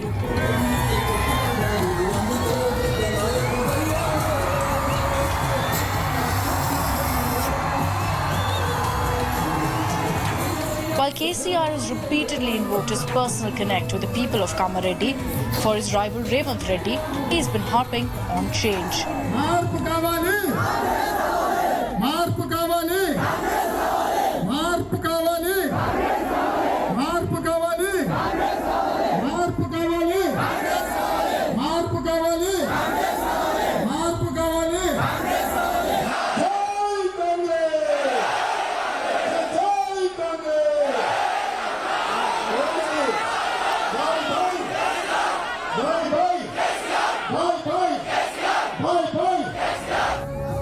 Revanth Reddy's rally in Kamareddy is a grand affair, from mammoth garlands to pumping music to voters dancing away. It's all about the festival of democracy.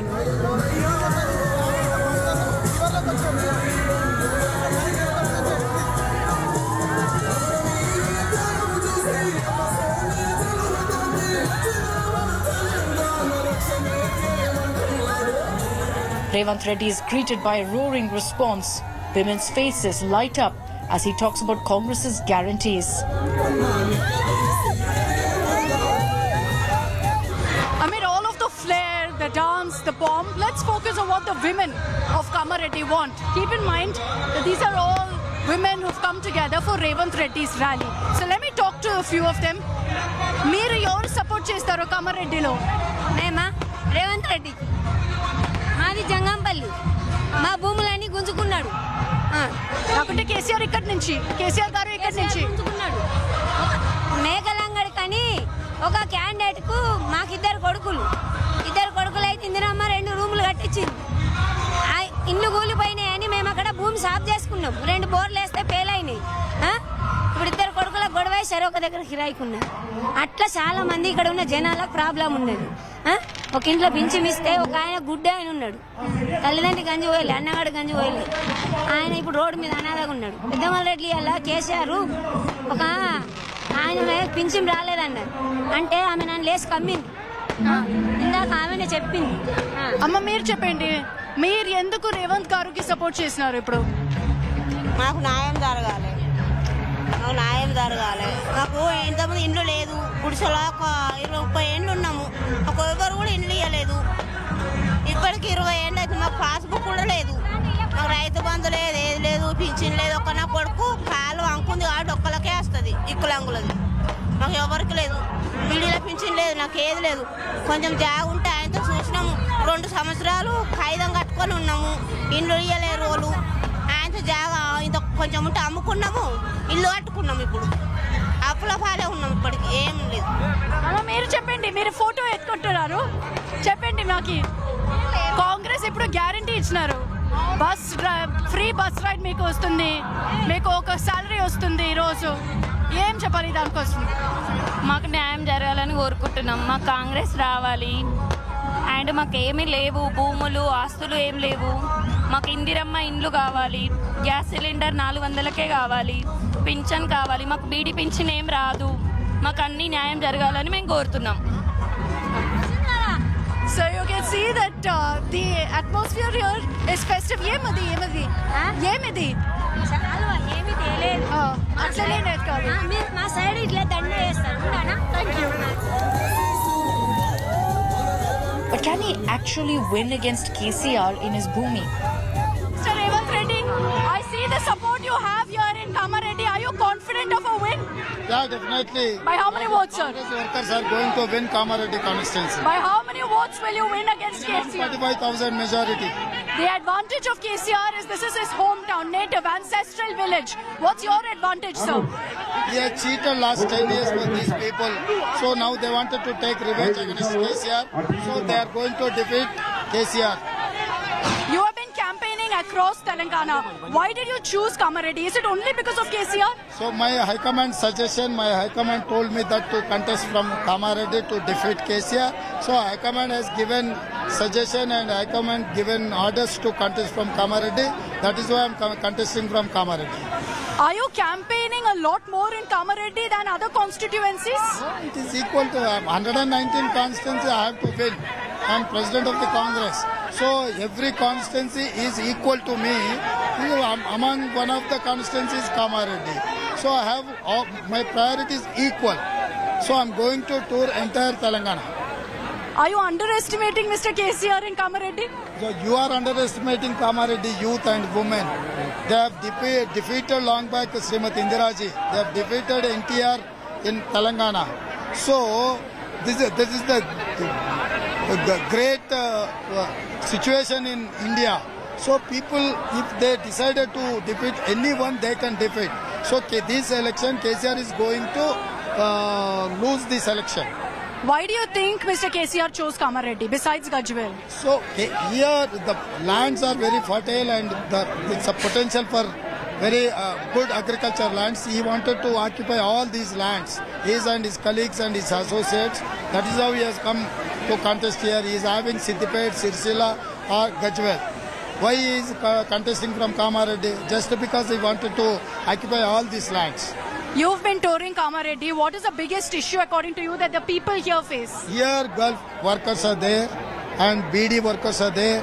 Unemployment problem is there. They are not getting any minimum support price for agriculture grains. So we are going to fulfill all these issues and unemployment is the biggest problem in the Telangana. All the very best to you, Mr. Revanth Reddy. Thank you for joining us here on India Today. Thank you. As the day ends, Kamareddy, it's clear, is poised for the mother of all battles, a battle for prestige. A small town in Telangana has become the epicenter of perhaps the biggest political battle in Telangana.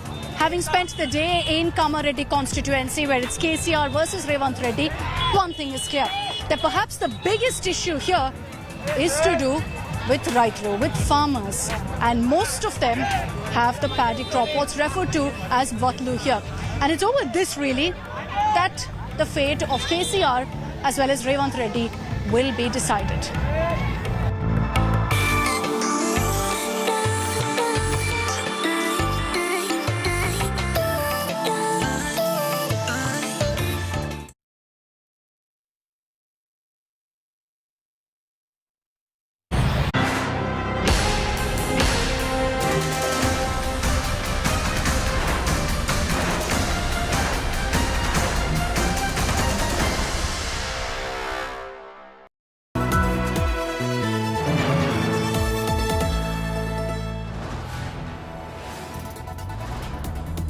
You are watching India Today, powered by Finest Be Sustainable Change, a B&P Group company.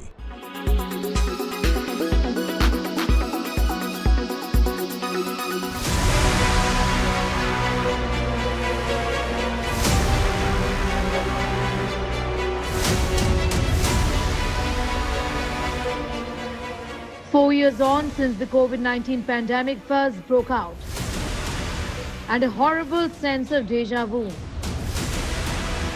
China once again is hogging world attention for the wrong reasons. This time around, reports of pneumonia-like illness in the northern part of China, Beijing and Liaoning has got the world's attention. And rightfully so. Exactly 4 years ago, similar information from Wuhan province in China had emerged, or should we say, was by and large concealed. The outbreak turned out to be that of the novel coronavirus that led to the global pandemic that we are still dealing with. This time around, these videos and sketchy information reflect an outbreak in children.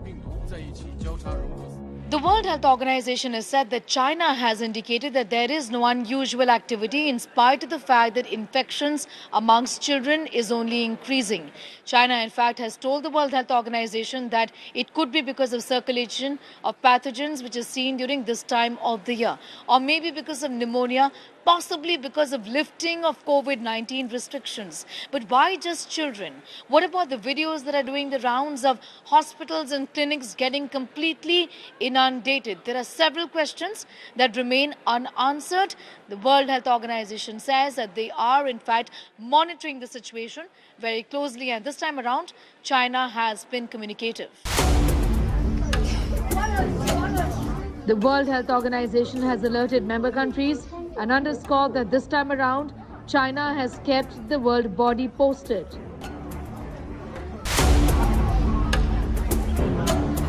This outbreak's severity has also led to the suspension of classes in some schools as students and teachers have fallen sick, a situation very similar to the early days of the COVID-19 outbreak. In New Delhi, Sneha Mordani for India Today TV.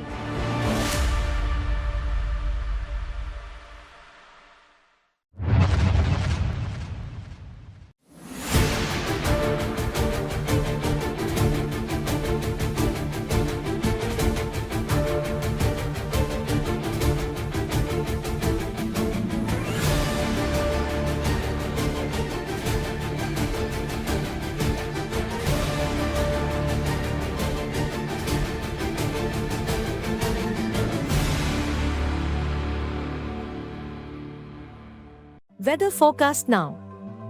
Delhi, maximum 27 and minimum 14 degrees. Mumbai, maximum 31 and minimum 26 degrees. Kolkata, maximum 30 and minimum 18 degrees. Bangalore, maximum 25 and minimum 19 degrees. Chennai, maximum 28 and minimum 24 degrees. Hyderabad, maximum 27 and minimum 21 degrees.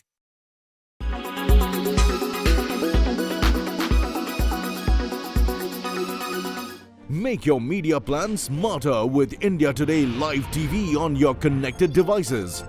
Amplify your brand with 100 million smart internet viewers. To advertise, mail us at sales@aajtak.com.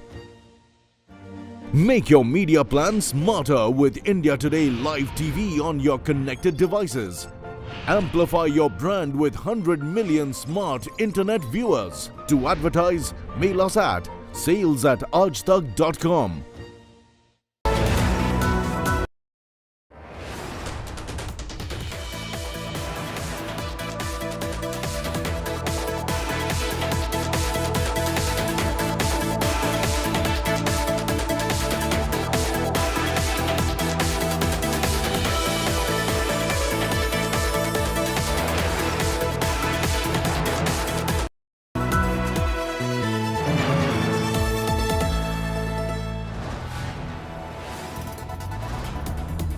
You are watching India Today, powered by Finest Be Sustainable Change, a BNP Group company.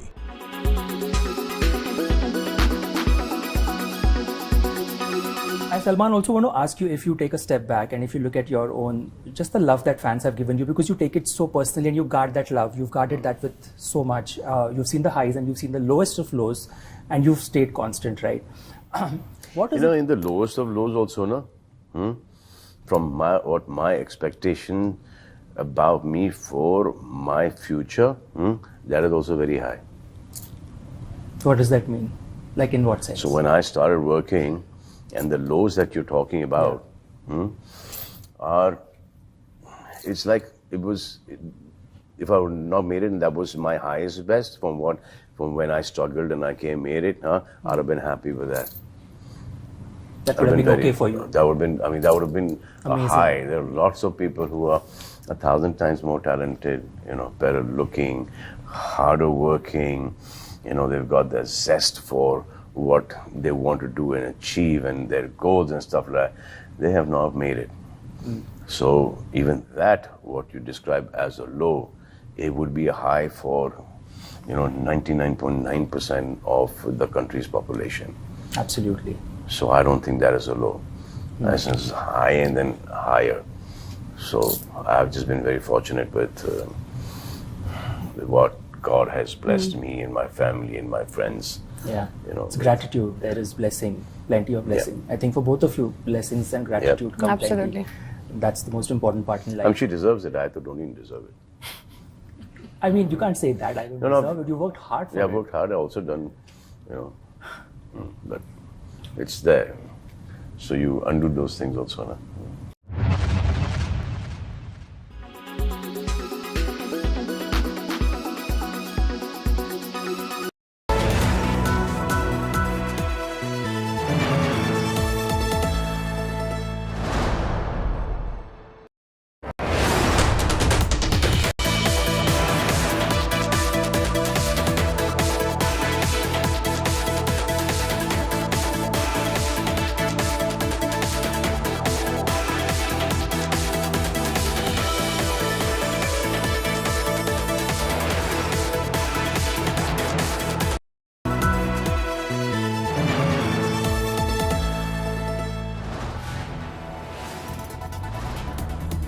You are watching India Today, powered by Finest, Be Sustainable Change, a B&P Group company.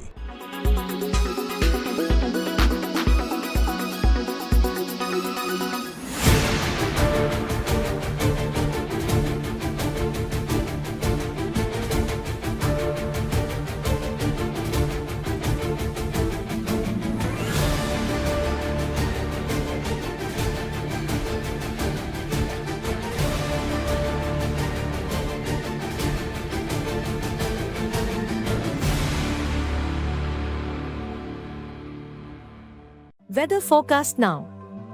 Delhi, maximum 27 and minimum 14 degrees. Mumbai, maximum 31 and minimum 26 degrees. Kolkata, maximum 30 and minimum 18 degrees. Bangalore, maximum 25 and minimum 19 degrees.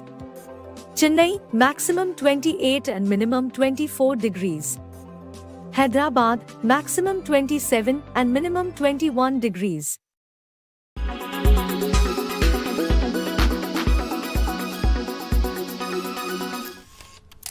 Kerala's public health. All political parties traveling from different parts. Armed with facts, Looking at political back. she takes the news by its horns. Do you think the future of these students are not hampered? Fierce, bold, and direct, setting the tone for the biggest stories from every corner and every angle. Expect nothing but the unfiltered truth. News first, niceties later. Watch me, Nabila Jamal, on India Today. Make your media plan smarter with India Today Live TV on your connected devices. Amplify your brand with 100 million smart internet viewers. To advertise, mail us at sales@aajtak.com.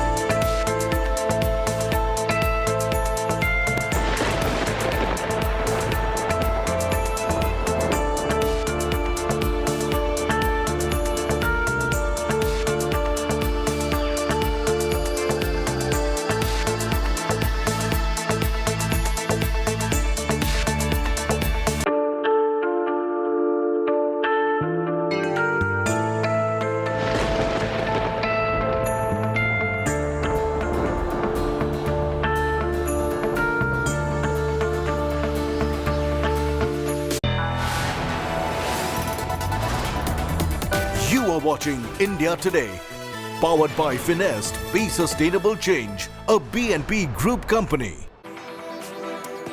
Hello and welcome and a very good morning, viewers. It's the day of the hustings in the desert state of Rajasthan. 200 assembly seats going to vote as I speak. Will Rajasthan hold true to its 5-year itch since 1993, which is 3 decades? It's been a swing state, never quite voting in an incumbent government. Will history change or repeat itself? We're going to break it down for our viewers. I'm Preeti Chaudhary and these are the headlines.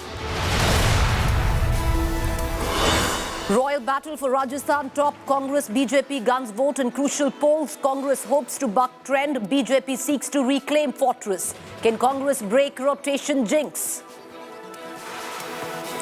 Biggest hurdle in Uttarkashi rescue operations. Auger machines encounter iron rods. Front parts of machine stuck in pipe. Vertical drilling. Next option. Trapped worker surviving against all odds.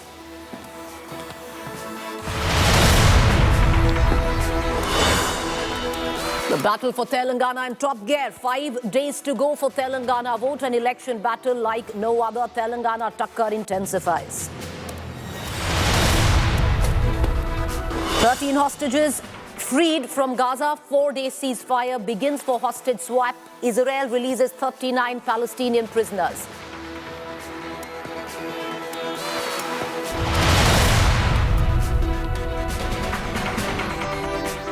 Co-presented by Nexa. Create Inspire. Co-presented by आपका Joy Bharat का Joy Joy e bike. Co-powered by Parul University, Vadodara, Gujarat.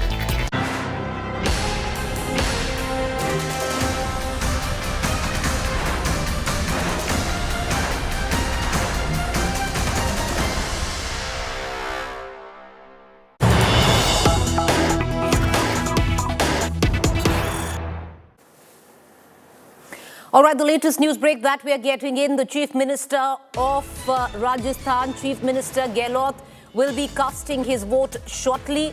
Can Congress break rotation jinx? Will women voters hold key? Will the 7 guarantees of Gehlot break what has been a swing state for the last 30 years? Lots at play. The battle of guarantees in Rajasthan at play as well. But these visuals coming in for our viewers, where Ashok Gehlot going to cast his ballot. He is standing from Sardarpura, the Jodhpur district in Rajasthan.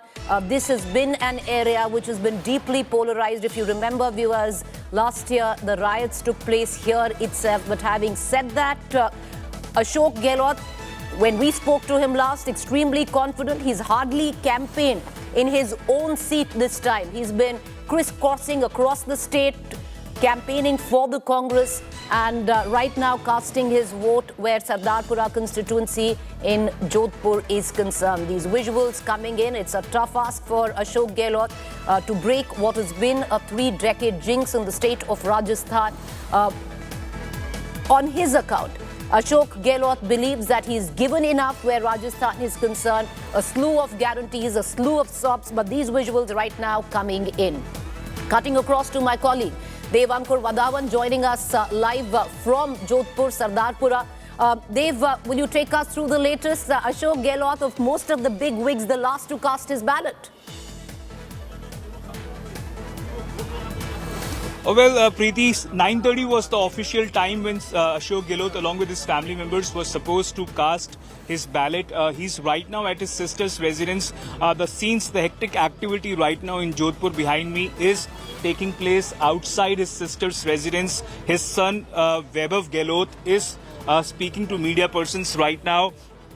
3-time Chief Minister of Rajasthan, a person who first fought his elections back in 1977. He lost that election, Preeti, the Sardarpura Assembly elections, by more than 4,000 votes. In 1980, he contested the Lok Sabha elections that he won by more than 52,000 votes. He's someone who has time and again said that मैं मुख्यमंत्री नहीं बने रहना चाहता, पर मुख्यमंत्री की कुर्सी मुझे नहीं छोड़ रही है. Last 4 years has seen hectic activity, a lot of mudslinging also. Within the Congress itself, a lot of name-calling between Gehlot and Sachin Pilot, considered for a long time as his arch-rival within the Congress and his contender to the post of the Chief Minister. And you see out there, Preeti, Ashok Gehlot, the Rajasthan Chief Minister, along with his daughter, his son, Vaibhav Gehlot, his daughter-in-law as well out there. And this is something which clearly, a lot of nostalgia for the people on the ground in Jodhpur. People who have seen him grow out here in Sardarpura. This is the place, Preeti, where the Rajasthan Chief Minister was born. He has spent his childhood years in Sardarpura. And the Mahamandir constituency is the place, the polling booth where he will be casting his vote. These are hectic scenes out here. Ashok Gehlot time and again has said that it is his schemes, Preeti, which have worked on the ground. But in the last 20 years, Preeti, Rajasthan has not seen the incumbent government repeat itself. Whether history will repeat itself or the tradition will be broken is something which will be taken note of on December 3.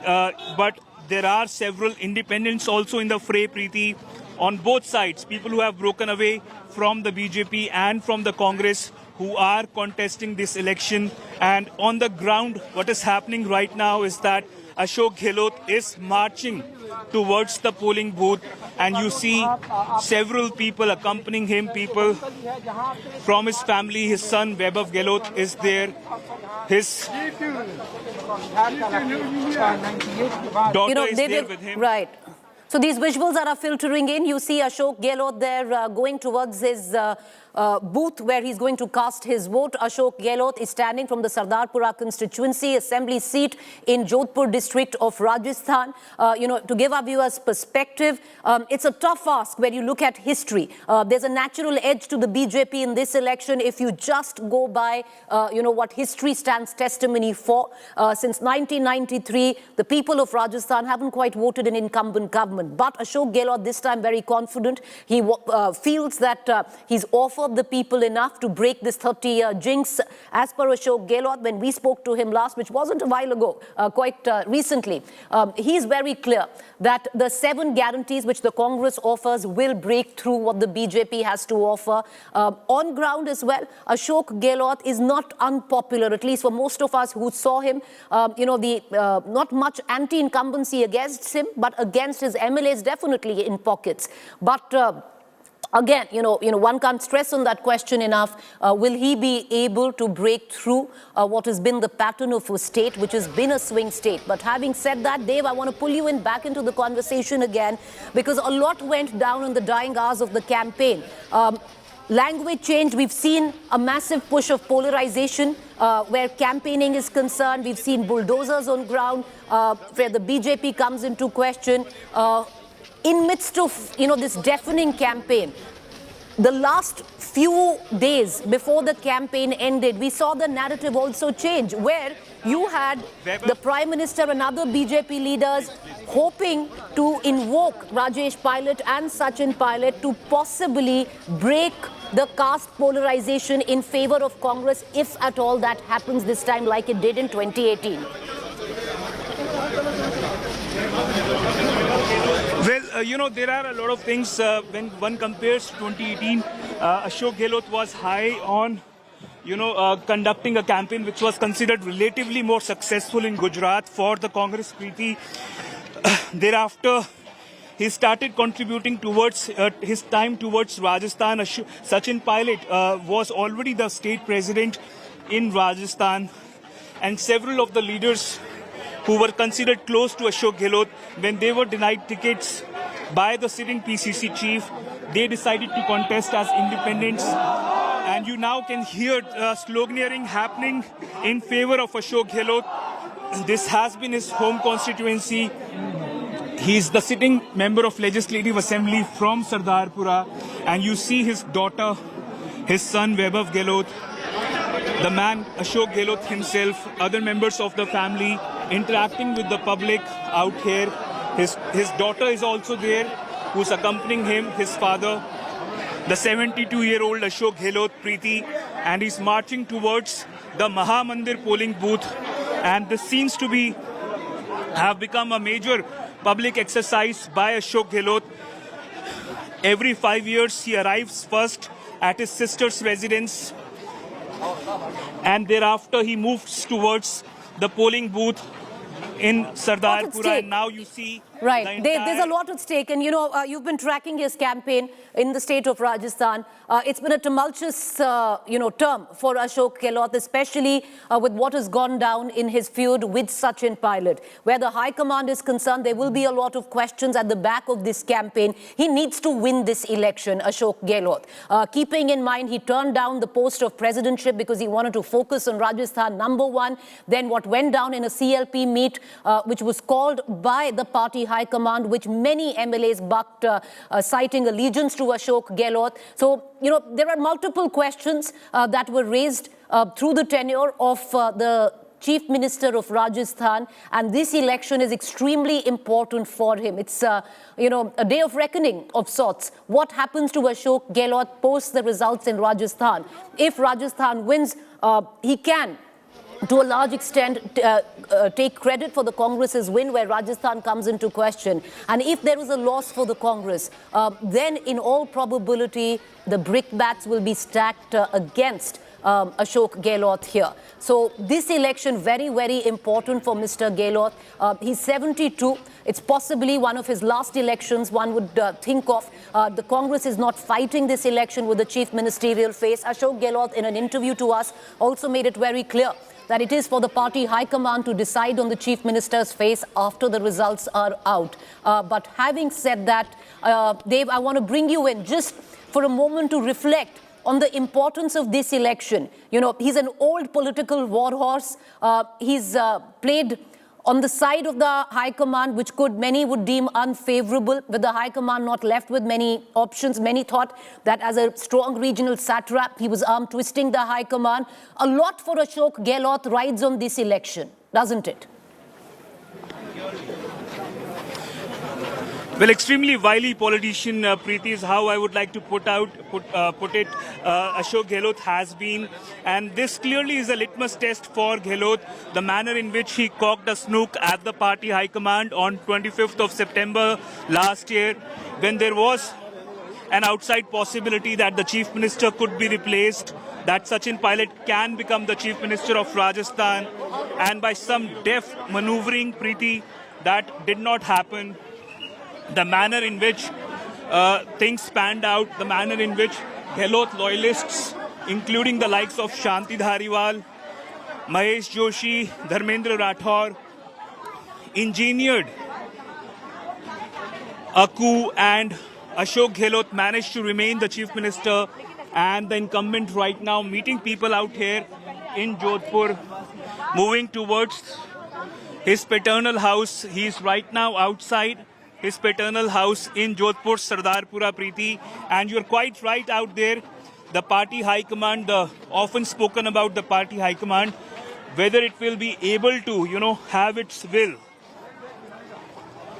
be adhered to or not is something which we can get to know after the results come out. But for the time being, Ashok Gehlot has managed to ensure that he successfully completed his term as the third time chief minister of Rajasthan.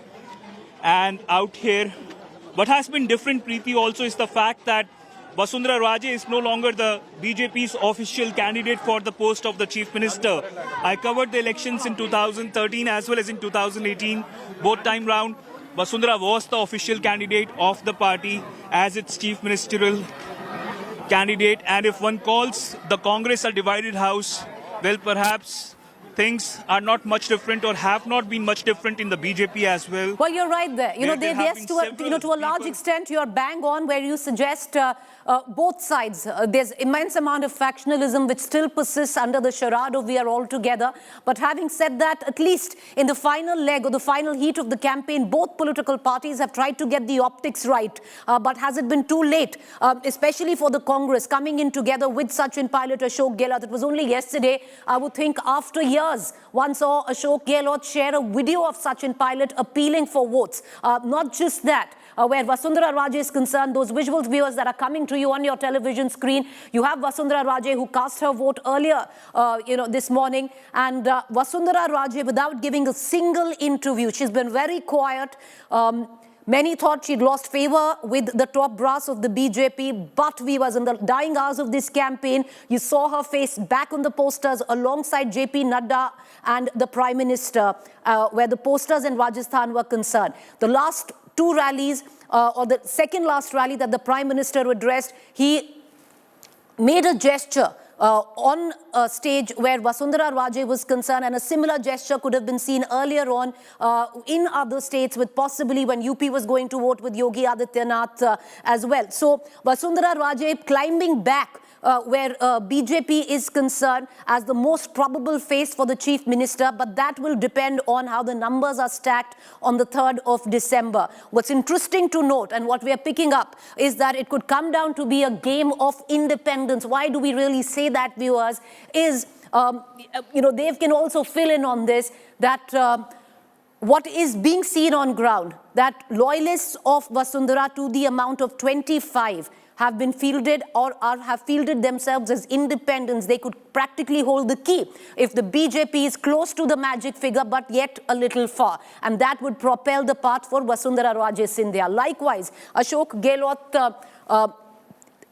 like what went down in 2018, this time as well, there are many who are standing as independents who seek affiliation or see affiliation to an Ashok Gehlot. Will that also help Ashok Gehlot if at all the time comes and it's a tough contest? That all aside, Dave, coming in for a quick question, ultimately it does seem, if it comes down to a tough fight, because Rajasthan, history stands testimony, even if you look at lots of data and polls, that very difficult to predict the Rajasthan election. And if it's close, this time around, this is a game for independence.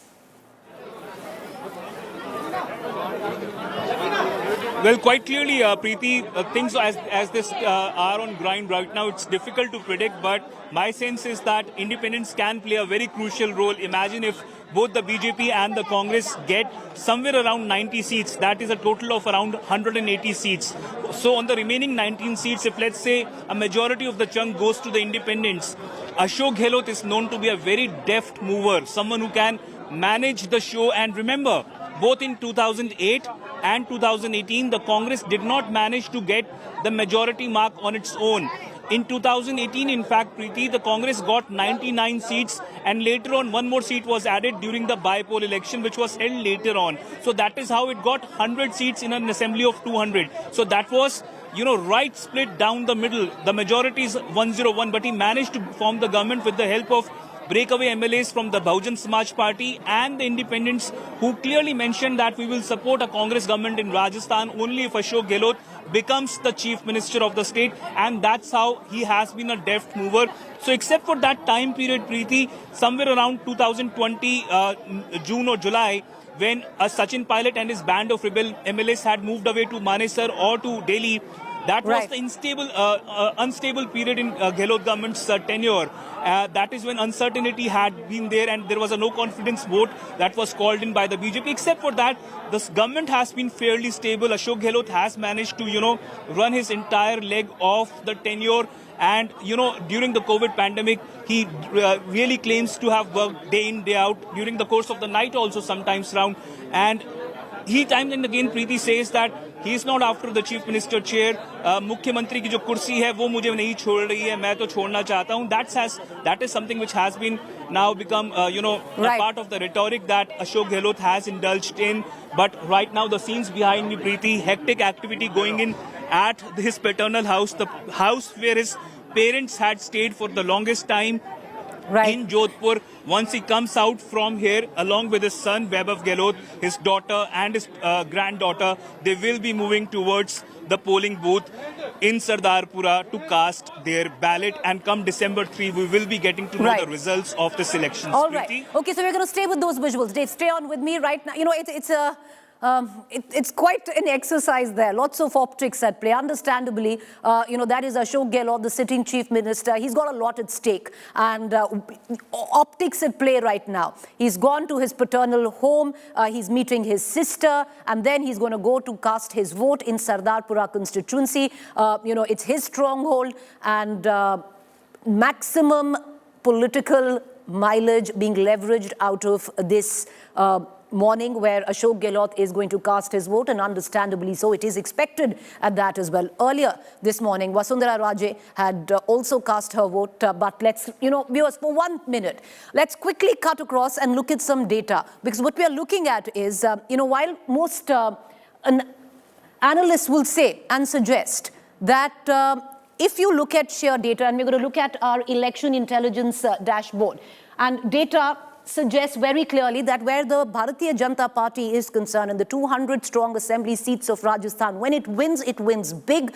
The Congress, even in its winning, just about passes the halfway mark. The last time around, it only did so with the help of independents. But having said that, if we just look at the strength scan, so what we've done is we've broken this 200 seats across the landscape of the state of Rajasthan, across its 6 regions, and we've tried to ascertain on the strength of each political party, be it the BJP and the Congress, on what seats are strong for each political party and how many are they in number. And the BJP, in that sense, outweighs the Congress. Why do I say that? Let's take a quick look at the strength scan where the Bharatiya Janata Party is concerned.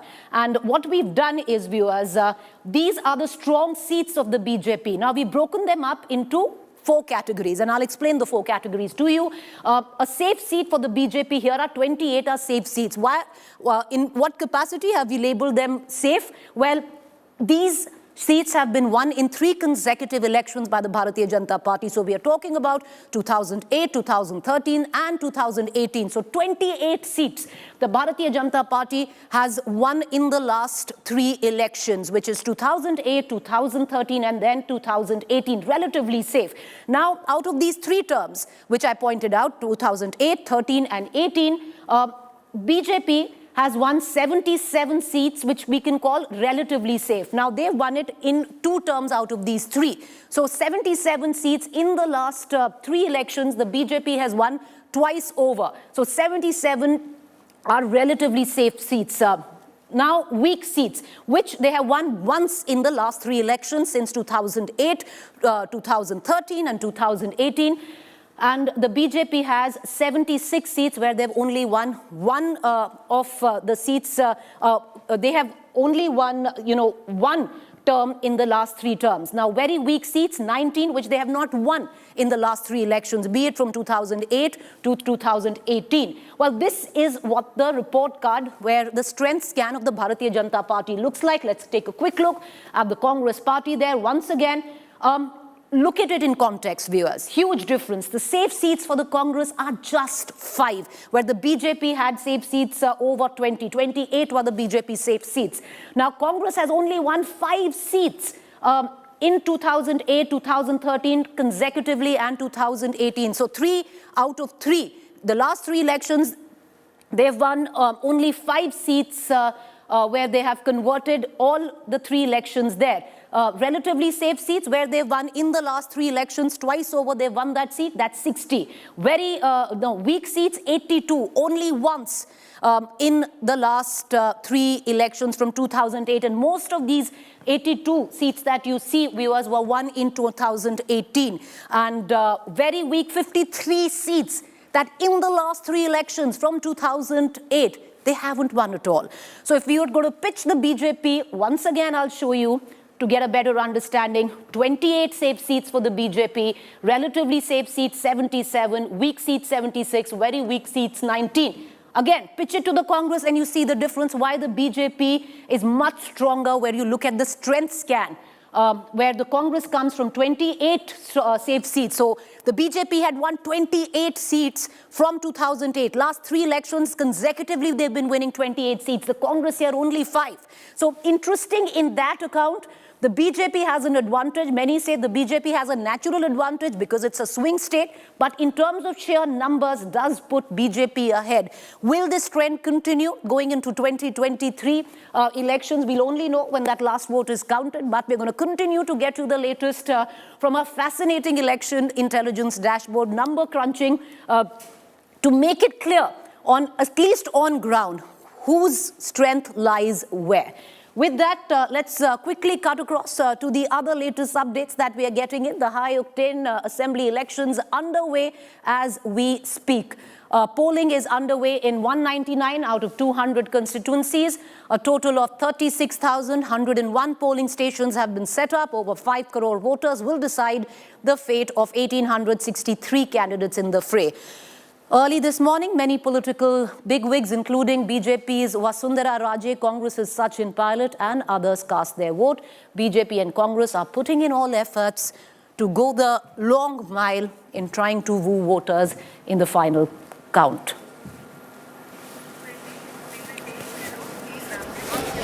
भाई चलिए।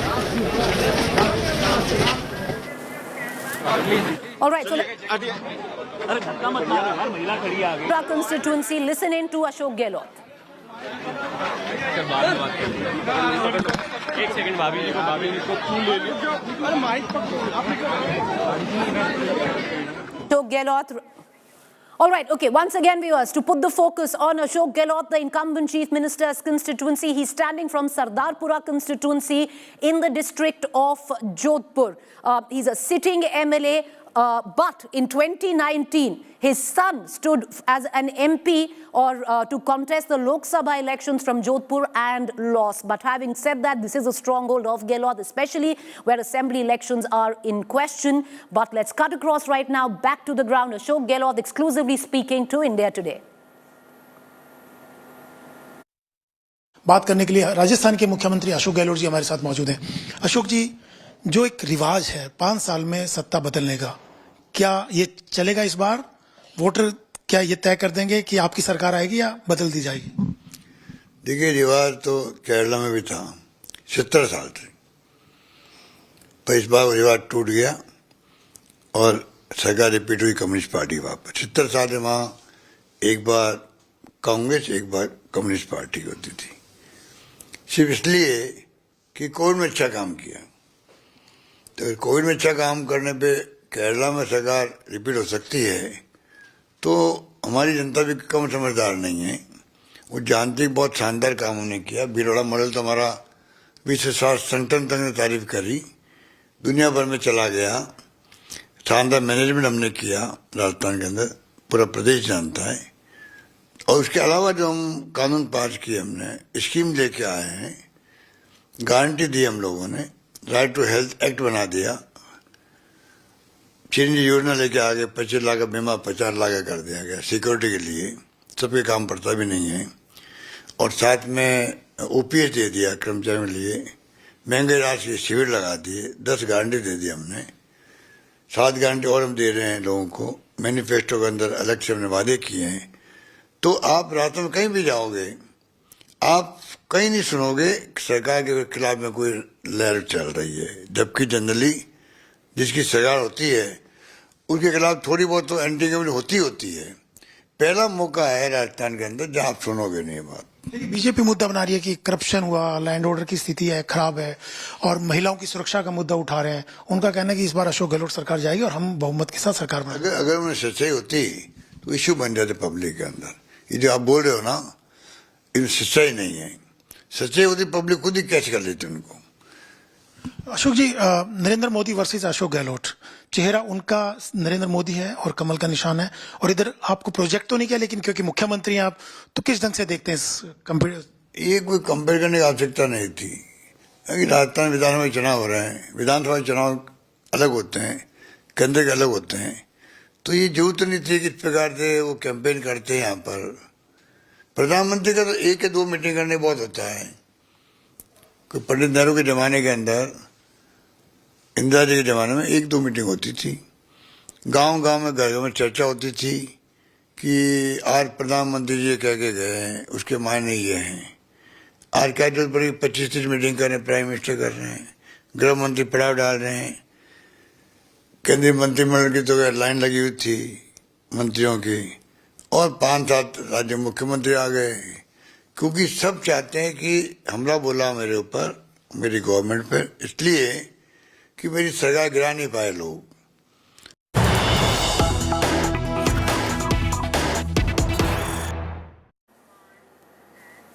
All right, the Bharatiya Janata Party is also up the ante. Once again, the latest news break coming in, raking up viewers. The Prime Minister was the first one to rake up the Kanhaiya Lal beheading case in the state of Rajasthan, where he campaigned in the beginning, and that once again being invoked where the Bharatiya Janata Party is concerned, where the BJP on the final day of polling going all out saying, do you want to vote for the supporters or those who supported Kanhaiya Lal murder?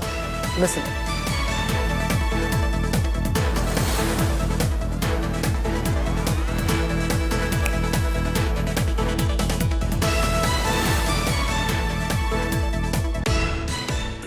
Ram Ram सा राजस्थान। आज राजस्थान की जनता के पास, मतदाताओं के पास और खास करके नव मतदाताओं के पास, फर्स्ट टाइम वोटर्स के पास राजस्थान को मुक्ति दिलाने का सबसे सुंदर और सुनहरा अवसर आया है। और कोई भी व्यक्ति घर पर ना बैठे, वोट दे, पहले मतदान करे, उसके बाद जलपान करे, क्योंकि सवाल राजस्थान का है। राम राम सा राजस्थान। आज राजस्थान की जनता के पास, मतदाताओं के पास और खास करके नव मतदाताओं के पास, फर्स्ट टाइम वोटर्स के पास राजस्थान को मुक्ति दिलाने का सबसे सुंदर और सुनहरा अवसर आया है।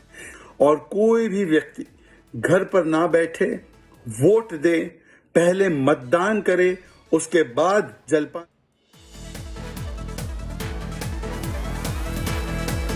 All right, let's cut across right now to my colleague Devankar Vadhavan. It's interesting. They've, the same language which has been pertinent, especially the Prime Minister had begun his campaign in Udaipur by invoking the Kalhaiya Lal murder, and most BJP leaders right now speaking of it, even in the day that Rajasthan is going to polls. These visuals coming in once again, viewers, let me tell you, that's Ashok Gehlot there, wearing the traditional safa in Rajasthan, and he's gone to cast his vote. But they've, the narrative of polarization still rife. Anytime expecting to hear from the Chief Minister of Rajasthan as well after casting his vote. Well, so Preeti, it has become a presidential kind of an election where you had the Prime Minister of India, Narendra Modi, being the biggest face of the BJP time and again claiming that there is no local leader who can match the aura, the charisma, the stature of the Prime Minister, and he's the one on whose face the BJP is fighting this Rajasthan elections, which is considered to be a litmus test for the Prime Minister as well, because remember, around 6 months away is the Lok Sabha elections now, Preeti. So that is, these state elections, whether it's been Madhya Pradesh, Chhattisgarh or Rajasthan, the so-called predominantly Hindi belt is where the litmus test is not only for the Congress but for the Prime Minister as well. And that is why you saw the Prime Minister holding rally after rally, a slew of rallies by the Prime Minister. And as I speak, the Rajasthan Chief Minister moving towards the polling booth. If the camera person can raise the camera level and show you the man who seems to have made a spectacle out of this attempt to go to the polling booth. He had been moving from one house to another, meeting his old friends, his old accomplices in Jodhpur, Sardarpura, the place where he was born and the place where he has spent his growing up years, his childhood years. The first time round he fought the elections was in 1977 when he lost by around 4,400 votes. And the next time round in 1980, when he contested the Jodhpur Lok Sabha constituency, he had won by more than 50,000 votes. And you see his son also there with Ashok Gehlot. So what I was saying was, Preeti, that this seems to have become a presidential form of elections where on the one hand, there is the Prime Minister and on the other, there is the Rajasthan Chief Minister who seems to have become the biggest face of the Congress in Rajasthan. The Congress claiming that it is his schemes, it is his yojanas, his projects, which the Congress is fighting the elections on. Well, Dev, I don't know how much the Sachin Pilot supporters will come down to it, whether he's the biggest face. But right now, yes, this election, he might not be the declared chief ministerial face, but he's gone all out practically, without it being official. It's his name on the ticket. Having said that, you have Ashok Gehlot going to cast his vote in Sardarpura. Of the 5 seats we spoke to you of earlier, only 5 seats where the Congress has won consecutively in the last 3 elections from 2008, 13 and 18 viewers. Sardarpura is one such seat which is held by Ashok Gehlot. So one of those 5 very safe seats for the Congress comes from Sardarpura constituency, where Ashok Gehlot now standing for his 4th election and hoping to win his 4th election from the same constituency. But let's take a quick look. In 2018, when the Congress came back to power after an abysmal performance in 2013, where they had only 21 seats, look at how the assembly panned out or stacked up in terms of numbers. The Congress held the magic figure of just about. Of 100, you need, out of 200, it had 100 seats where the Congress was concerned. The Bharatiya Janata Party stood at 73, and the others were the ones who gave the safety of numbers to Ashok Gehlot in terms of independents and BSP MLAs who switched over then to the Congress viewers. This is what it looked like in the year 2018. But will things churn and turn again? Will the swing state status hold true, and once again the dynamics change in 2023 Assembly? Only know on 3rd December, but let's cut across. You saw Ashok Gehlot casting his vote. Then on the other hand, you have from Jhalara Patan, you had Vasundhara Raje earlier this morning, not the CM face, but most believe if the BJP comes to power, she's a probable face for the BJP as well to become Chief Minister. Why? We'll tell you later. But first up, listen in to Sachin Pilot after casting his vote from the Tonk constituency. It's a big day for the voters, and with the battle that has been bitterly fought, today it's time for the voters to turn out in huge margins. And we are in Jaipur where Sachin Pilot is with us, and he's going to cast his vote first. That's the duty that every voter owes if you want a government of your choice. And Sachin Pilot perhaps exercising his franchise, and then he'll be heading to Tonk. Sachin, nervous moments, it's a big day, a challenge for you and for your party? Well, I think it's an important day for all of us. It's important that all of us cast our vote. It's a very large state, Rajasthan. We have 8 crore people who live here. But I'm quite confident with the way we've conducted the campaign, the way we function. People have, I think, decided to break that trend of 5-year BJP, 5-year Congress. That cycle, I think, needs to be broken. And I have full faith in the voters, and I hope they go out in large numbers, exercise their franchise and cast their vote. But the Congress campaign has been centered about people's issues, and those issues are important. Therefore, I think our campaign, our work, our track record, and what our vision for Rajasthan is for the next 5 years, that's very important. And I think I'm confident in saying that we'll form the government again. We saw how the Prime Minister in the previous assembly elections from Himachal to Karnataka was the face of the entire campaign, and BJP in Himachal was talking about how the Rivas will be changed. But here again it wants that the traditions should continue and there should be a flip over of the government. Do you think that the BJP would be hoping for the best and will be successful in that? So you can't have it both ways, no? BJP wants some state governments to have double engine. Somewhere they want to change tradition. I think every state is different. People look at the leadership. People look at the way the government has worked. And central BJP, you see, they campaigned very hard in Karnataka, but we formed the government. They campaigned hard in Himachal, but Congress formed the government. There's a change. 10 years of a BJP government in Delhi has also created some anti-incumbency. You can see the resonance of that in Rajasthan. But that aside, the campaign here, I think, has been Rajasthan leadership in the BJP leadership here, I think, has been ineffective in the last 5 years, and that's showing in the campaign also. They had to rely on people from the outside of the state to come and campaign. But Rajasthan, I think, this time is ready to have a break of tradition, and all sections of society will vote in large numbers for the Congress. All right, these visuals coming in of Ashok Gehlot going in to cast his vote from Sardarpura constituency, but visuals also coming in from outside the polling station. Lots of people gathered there. Understandably, it's a big election for Ashok Gehlot. He has a lot riding on it, especially where, the image of who's considered to be a jadugar or a wily politician of sorts, Ashok Gehlot is concerned. A lot has gone down, not just where the BJP face-off is concerned, but within his own party, and he needs this election desperately to consolidate his own position in his party, where many think that he's run foul of the Congress High Command, of practically cocking a snook at the Congress High Command on 2 occasions by turning down the presidentship, and then again last year where the CLP meet was concerned, where many of his loyalists did not turn up despite a party whip to come for the CLP meeting, citing allegiance to Ashok Gehlot.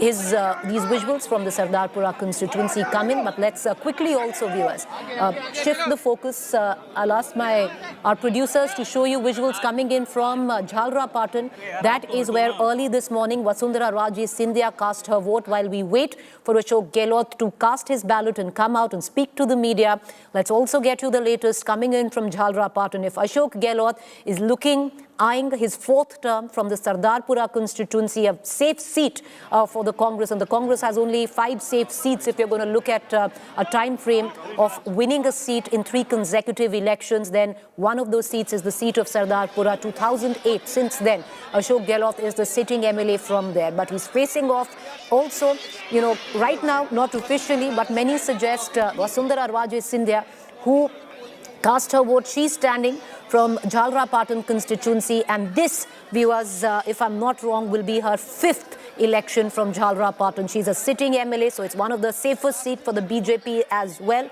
The last 3 elections have been won by Vasundhara Raje, and if it's not just the last 3, then the last 4 elections, in fact, have been won by Vasundhara Raje. She's been a sitting MLA where from 2003, where Jhalra Patan is concerned, and once again eyeing 5th consecutive term from Jhalra Patan. Cutting across, while we wait for the Chief Minister of Rajasthan to come out and speak to the press, my colleague Jai Kishan Sharma joining us from Jhalra Patan. Jai Kishan, interesting because, one of the leaders who's been very reticent, but someone who's been very vocal in the past, Vasundhara Raje Scindia, not giving a single interview, but a lot of mysticism around her in this election. What are you picking up from her constituency? She cast her vote early this morning. Absolutely, Preeti. Vasundhara Raje seemed very confident when she appeared here at the polling station in Housing Board locality of Jhalawat district. She is contesting her 5th election from Jhalra Patan Assembly constituency. In past, she has been 4 times member of parliament. But as you were discussing with Dev earlier that she is silent, she's not speaking anything. She has taken that ideology very seriously, that speech is silver, silence is gold. She has been staying very silent and calm. In the first list of BJP candidates, the list was very disappointing, but the morals went high when the second list of 62 candidates were released by BJP. Out of 62, some 30 to 40 candidates which are close to Vasundhara Raje who are considered.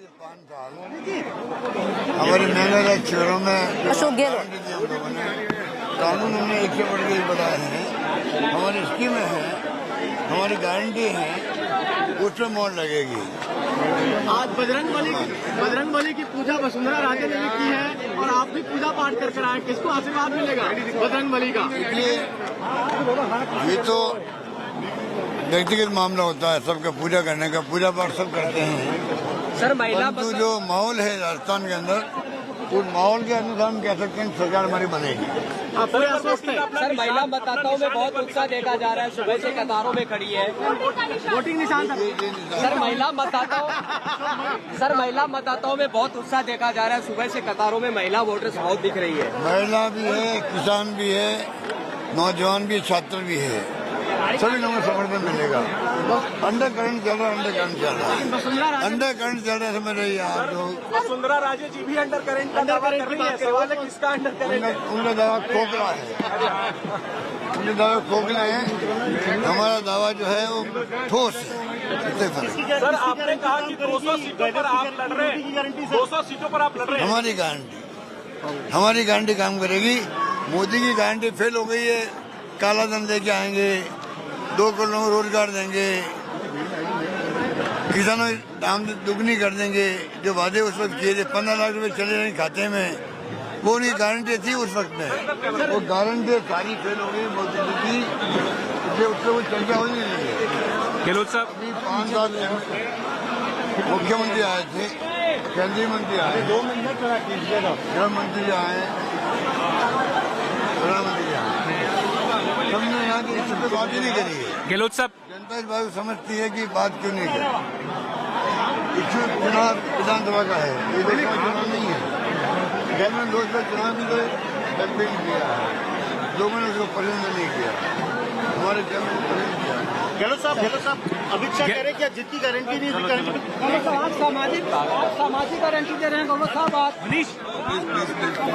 All right, Ashok Gehlot coming out, speaking to the media, and one question that continues to haunts and hounds him is whether Rajasthan will hold true to its 5-year itch. That's the first question he was asked, whether he will be able to break what has been till now political tradition, where the voters of Rajasthan don't ever vote an incumbent government consecutively since the last 30 years, 1993.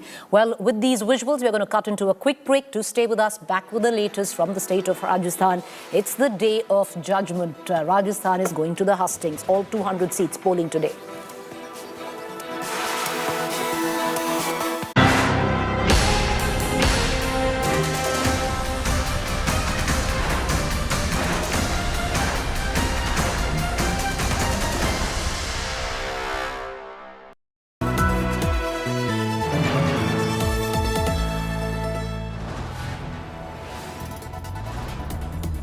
You are watching India Today, powered by Finest, Be Sustainable Change, a B&P Group company.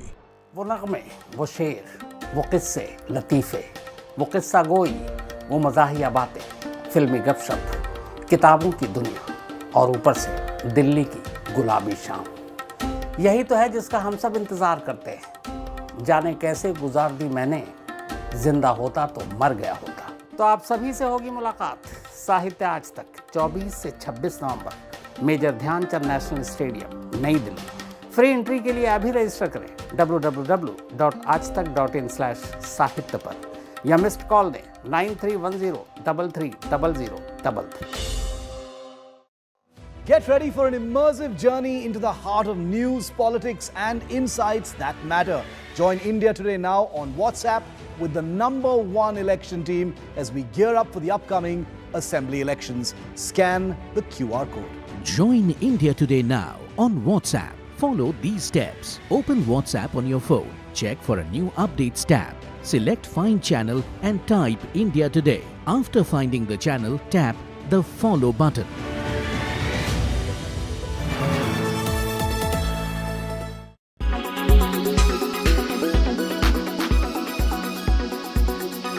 All platforms must align there and transform their terms of use with their users to be consistent with the 12 areas that are prohibited on the Indian internet under 31B, Rule 31B. And the platforms have agreed in 7 days to ensure that harmonization and that alignment so that every user on every platform is aware that when they use a platform, the platform intends to be a safe and trusted platform, and the platform will not tolerate these 12 types of content, 12 types of information that have been prohibited under the IT Act and the IT rules. From today onwards, MeitY and the Government of India will nominate a Rule 7 officer and will take a 100% compliance expectation from all the platforms in the 12 harms that have been laid out way back in October 2022. That is today the law of the land as far as harms is concerned, that includes deepfakes and also includes CSAM, child sexual abuse material, also includes various other categories of content that are prohibited on the Indian internet. Rule 7 officer will also be a person who will create a platform where it will be very easy for digital Nagriks to bring to the attention of the Government of India their notices of allegations of or their notices or allegations or reports of violation of law by the platforms, and the Rule 7 officer will take that digital platform information and respond accordingly. So we'll make it very simple for the citizen to report violations of law by platforms to the government, and we'll make it very simple for the government to invoke Rule 7 and make it possible for the citizen to invoke the court of law against a platform that is violating the law.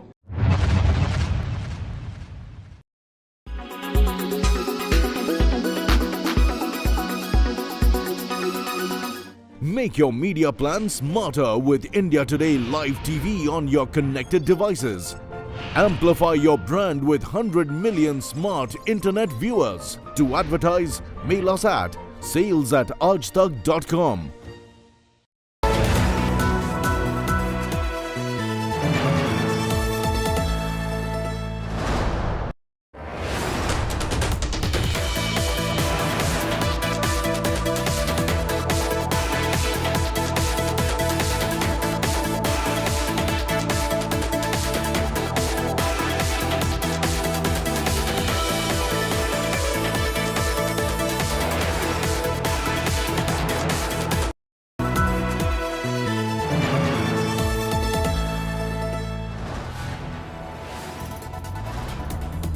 You are watching India Today, powered by Finest, Be Sustainable Change, a BNP Group company.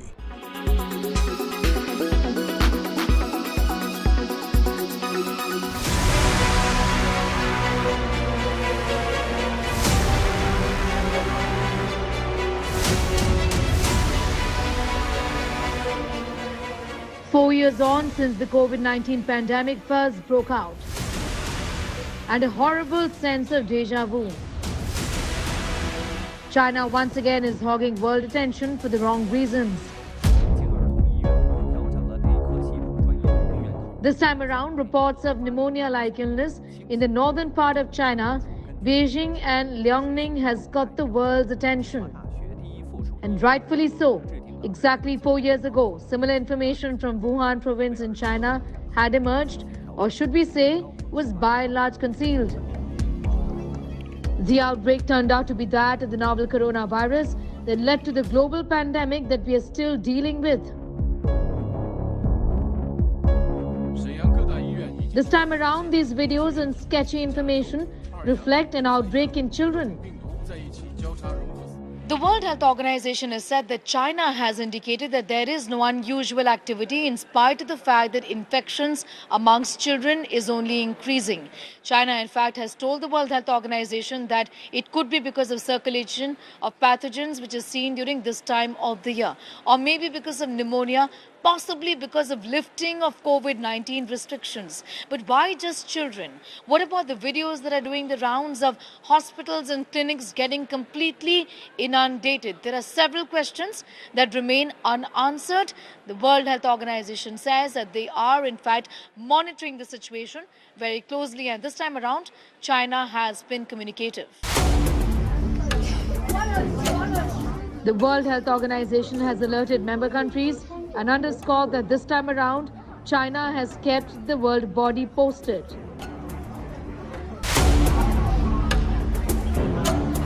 This outbreak's severity has also led to the suspension of classes in some schools as students and teachers have fallen sick, a situation very similar to the early days of the COVID-19 outbreak. In New Delhi, Sneha Mordani for India Today TV.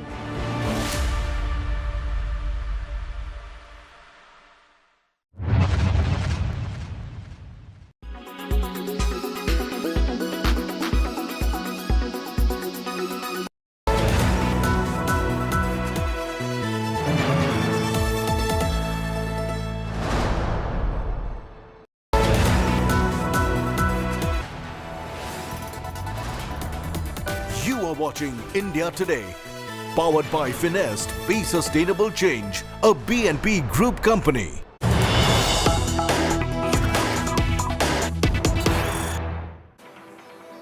All right, let's dip into the latest news break coming in from Telangana. Massive IT raids have been reported in Hyderabad. Just days before polls, mind you, Telangana polls on the 30th of this month, IT raids have been reported at King's Group owner residence in Falaknuma of Old Hyderabad region. Reportedly, Kohinoor Group MD Majid Khan's residence also has been searched. The IT department suspects that a large amount of money is being provided to a particular political party. That's the latest that is coming in. IT raids being reported from the Old Hyderabad region in Telangana days before the state goes to polls. IT raids have been reported at King's Group's owner in Hyderabad. All right, we're going to continue to keep the spotlight on this developing story. Understandably, trust a lot of politics around it. A quick break to stay with us.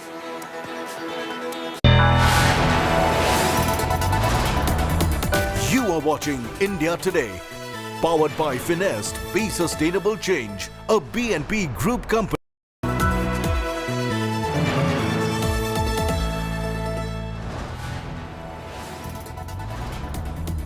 You are watching India Today, powered by Finest, Be Sustainable Change, a BNP Group company.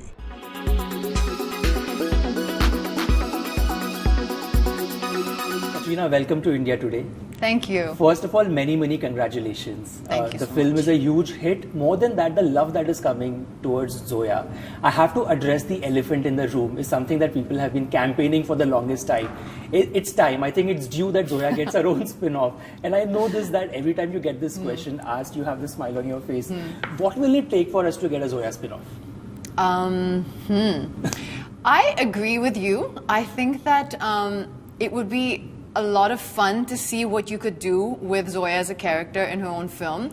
But having said that, I also love doing the Tiger series because, you know, my friend who said this to me yesterday, actually, the director of Tigers in the Eye, which was the second one, he said that, you know, for me, Tiger and Zoya are one unit. And I realized that actually that is kind of true. If you go to see the films, like from Ek Tha Tiger, when we saw Tiger and Zoya, you saw these two really fiery, independent, dynamic personalities who, when they met, just kind of seamlessly blended against all odds, organically, you know?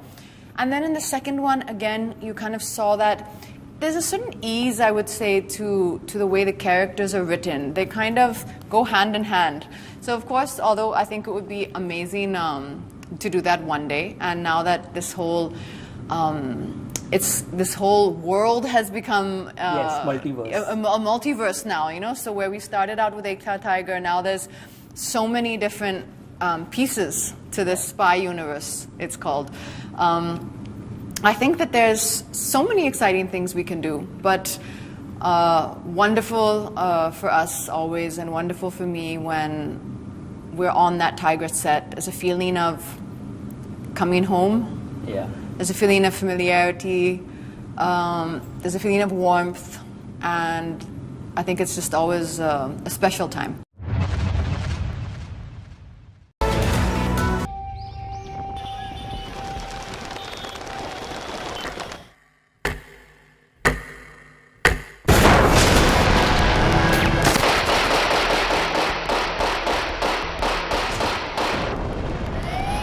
उन्होंने जब firing किया तो मेरे हाथ में ऐसा 3 गोली लग गई इधर। उनको ऐसा लगा मैं मर गया। 1 AK-47, 6 double magazines, 25 to 30 grenades, 8 kg RDX bombs. जैसे बॉर्डर पे कहीं खड़े और एक दूसरे के ऊपर फायरिंग होती है, उस तरह का माहौल था। वो अंधाधुंध गोली फायरिंग कर रहा था, उसके चेहरे पे कोई डर नहीं था। किसी के बाप का राज है क्या? कोई हमारे देश में घुस के आएगा और कुछ भी करके चला जाएगा।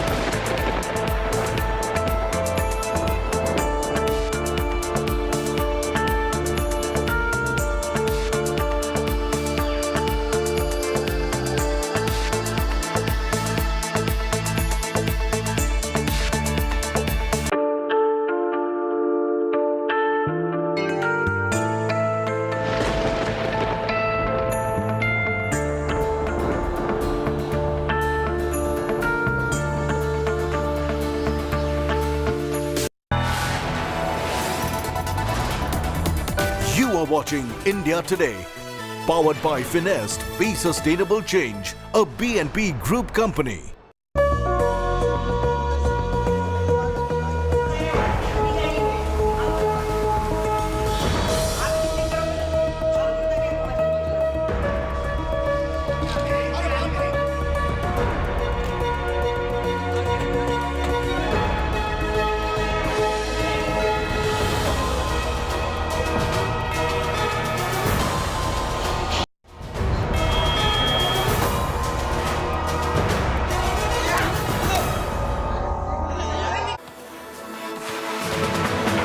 A very good morning, viewers. It's the day of the hustings for the state of Rajasthan. All 200 assembly seats going to vote. Till now, practically all the heavyweights have cast their ballot. But the ballot this time belongs to the people of Rajasthan, and we'll only know what the end result is when that last vote is counted come the 3rd of December. But what did the people of Rajasthan decide in the year 2018?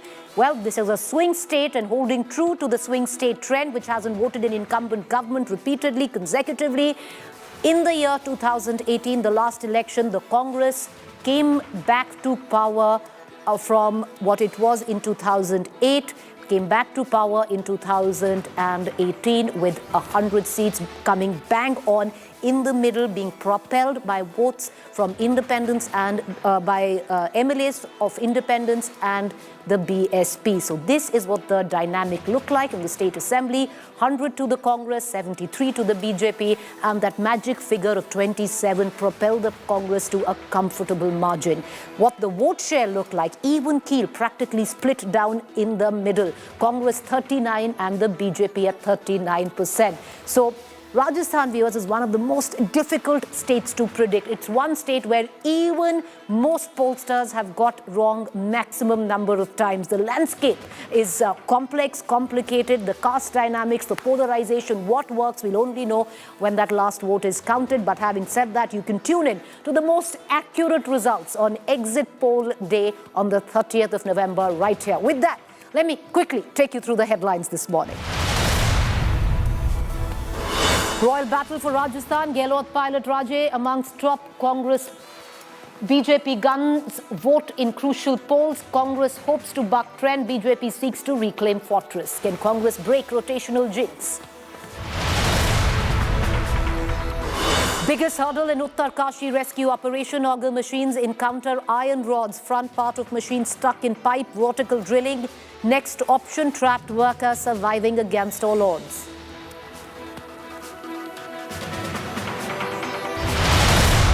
Massive IT raids in Hyderabad before polls. King's Group owners' home raided. IT suspects huge amount of money being provided to a particular political party. Israel hostages freed from Gaza on 4-day ceasefire begins for hostage swap. Israel releases 39 Palestinian prisoners.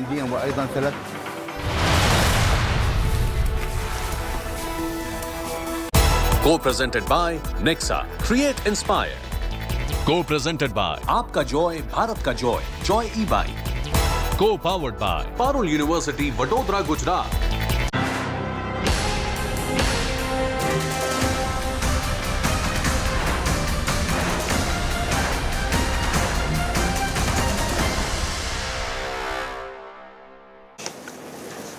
And Rajasthan is going to vote with its 200 assembly seats, viewers. The desert storm brewing in the state.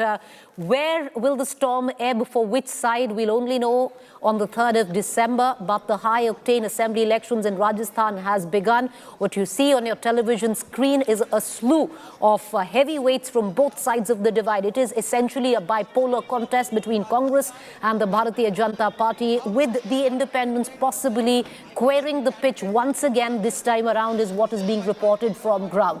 But Vasundhara Raje Scindia, Ashok Gehlot, Sachin Pilot, Rajyavardhan Singh Rathod, Diya Kumari, CP Joshi, both sides of the Congress as well as the BJP have cast their vote alongside other political heavyweights. Listen in once again to the Rajasthan Chief Minister. का अधिकार दे दिया है। जैसे 4 कानून पास किए हैं parliament के अंदर यूपी गवर्नमेंट ने, वैसे हमने कानून पास कर दिया है राइट टू हेल्थ, चिरंजीवी योजना का 25 लाख का 50 लाख बीमा कर दिया।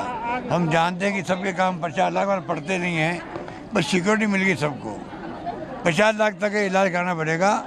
ये कैंसर में कई बीमारी ऐसी है 2.5-3 लाख खर्च प्रति माह, आराम हुए लोगों को। तो आपको लगता है जो राइट टू हेल्थ है ये बहुत बड़ा हथियार है पब्लिक को मदद पहुंचाने? इतिहास बन गया राजस्थान के, इतिहास बन गया राजस्थान के अंदर। और नेशनली भी इसको अब आपको लगता है कि इम्प्लीमेंट होना चाहिए? इम्प्लीमेंट हो चुका है, देखा नहीं अभी हमने लाभ मिला, लाभार्थी था ये। चलो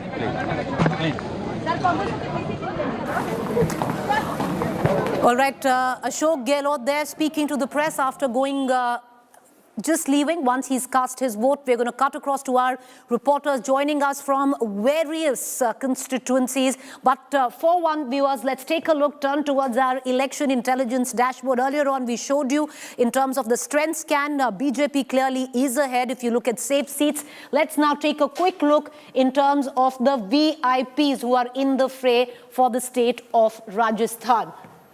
There you go. Ashok Gehlot, of course, eyeing his fourth win from Sardarpura constituency. There have only been 5 safe seats for the Congress. When I talk about safe seats, what we've done is in terms of, and I'll come to that earlier, a dynamic where we've picked the last 3 elections where the Congress has consecutively won the same seat 3 times over. And one of those 5 seats come where the Sardarpura constituency for Ashok Gehlot is concerned.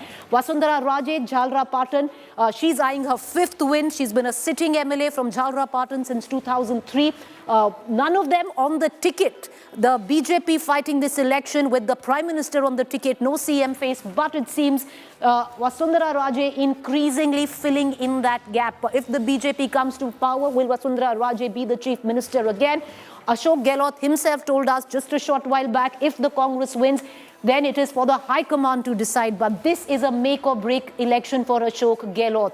The last year and a half has practically cleared the pitch for him inside his own party, where he seemed to have cocked his nook not once but twice over, where his own party High Command was concerned, whether it was turning down the president's chair or what went down in September last year, where a CLP was called. And most of his loyalists did not turn up, citing allegiance to Ashok Gehlot. Sachin Pilot was the man responsible for that CLP, hoping he was going to be declared the Chief Minister of Rajasthan in the dying, the last 1 year of the election. But that didn't happen. He is standing from Tonk constituency. He's a sitting MLA. He fought his first election in 2018 from Tonk. A lot, of course, riding for Sachin Pilot as well. If the Congress comes back to power, will he be able to get what he thought was denied to him in the year 2018, the Chief Ministerial chair? That's the big question there. CP Joshi from the Congress, viewers, once again to get you. CP Joshi standing from Nathdwara constituency. And, my first election, 2008, was when I was reporting from Nathdwara. History was made, electoral history was made, and the true sense of what a democracy means came in from his constituency. A bit of trivia there. 2008, CP Joshi from the Congress, at that time, a chief ministerial candidate, lost from just 1 vote. Mind you, just 1 vote in 2008 from the Bharatiya Janata Party. This time, he's facing the descendant of Maharana Pratap from the Mewar royal family, Vishwaraj Singh from the Bharatiya Janata Party. We'll cut across to other big political heavyweights. Listen in to Amit Shah. Co-presented by Nexa. Create Inspire. Co-presented by आपका Joy Bharat का Joy Joy e bike. Co-powered by Parul University, Vadodara, Gujarat.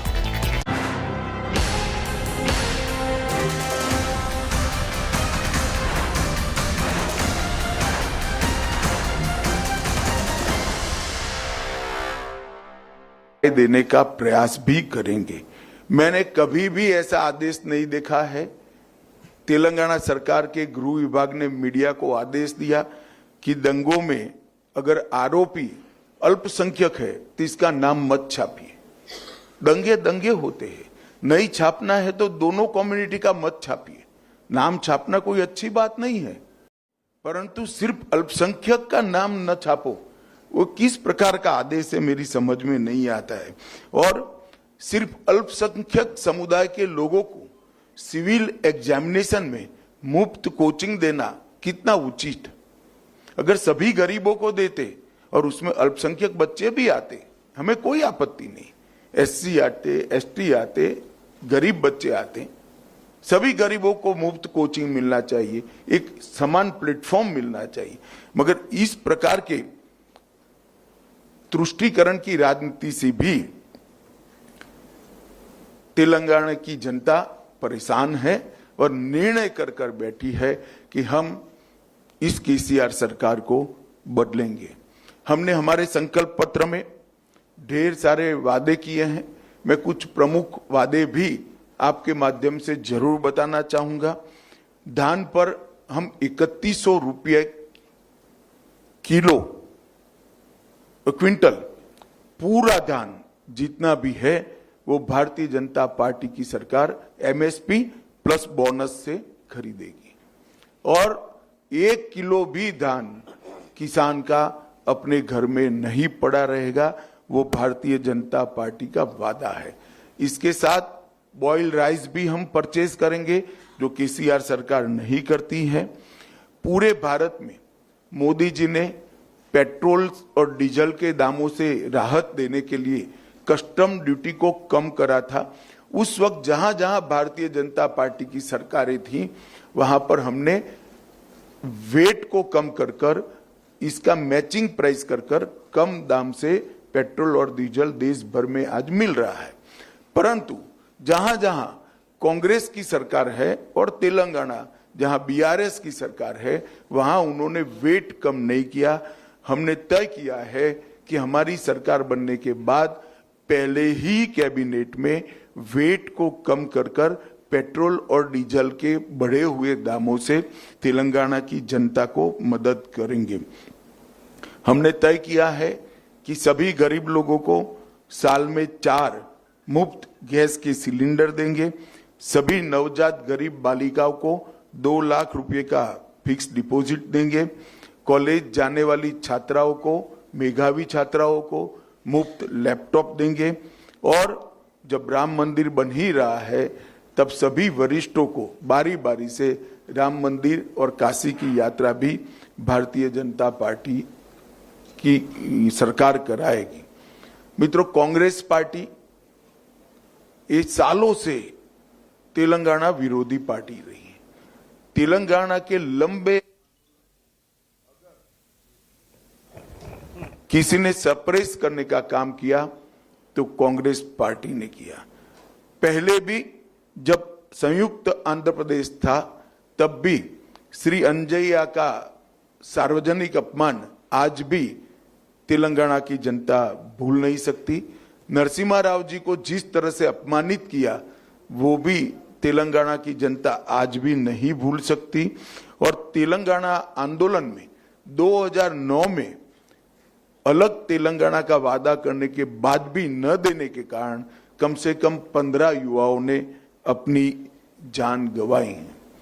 जब तेलंगाना की जनता BRS को, TRS को बदलना चाहती है, मैं तेलंगाना की जनता को स्पष्ट रूप से बताना चाहता हूं कि आप ओवैसी को वोट दोगे तो भी वो बीआरएस के पास जाने वाला है, आप कांग्रेस को वोट दोगे तो भी वो केसीआर के साथ जाना है। ये ट्रैक रिकॉर्ड है। जब जब ओवैसी के विधायक चुनकर आए, तुष्टीकरण की राजनीति के कारण उन्होंने टीआरएस का, बीआरएस का समर्थन किया और कांग्रेस के जितने विधायक चुनकर आए गत 2 चुनाव में सारे के सारे बाद में टीआरएस में शामिल हो गए। इसका मतलब है कि आपका वोट जो राज्य में सत्ता परिवर्तन के लिए है वो निश्चित रूप से जाया जाएगा अगर वो वोट कांग्रेस में जाता है। अगर यहां परिवर्तन करना है तो मोदी जी के नेतृत्व में केवल और केवल भारतीय जनता पार्टी ही परिवर्तन कर सकती है और कोई पार्टी नहीं कर सकती। और ये तीनों पार्टियों के बीच में एक और साम्यता है, परिवारवाद की। ये 2G, 3G और 4G पार्टियां हैं।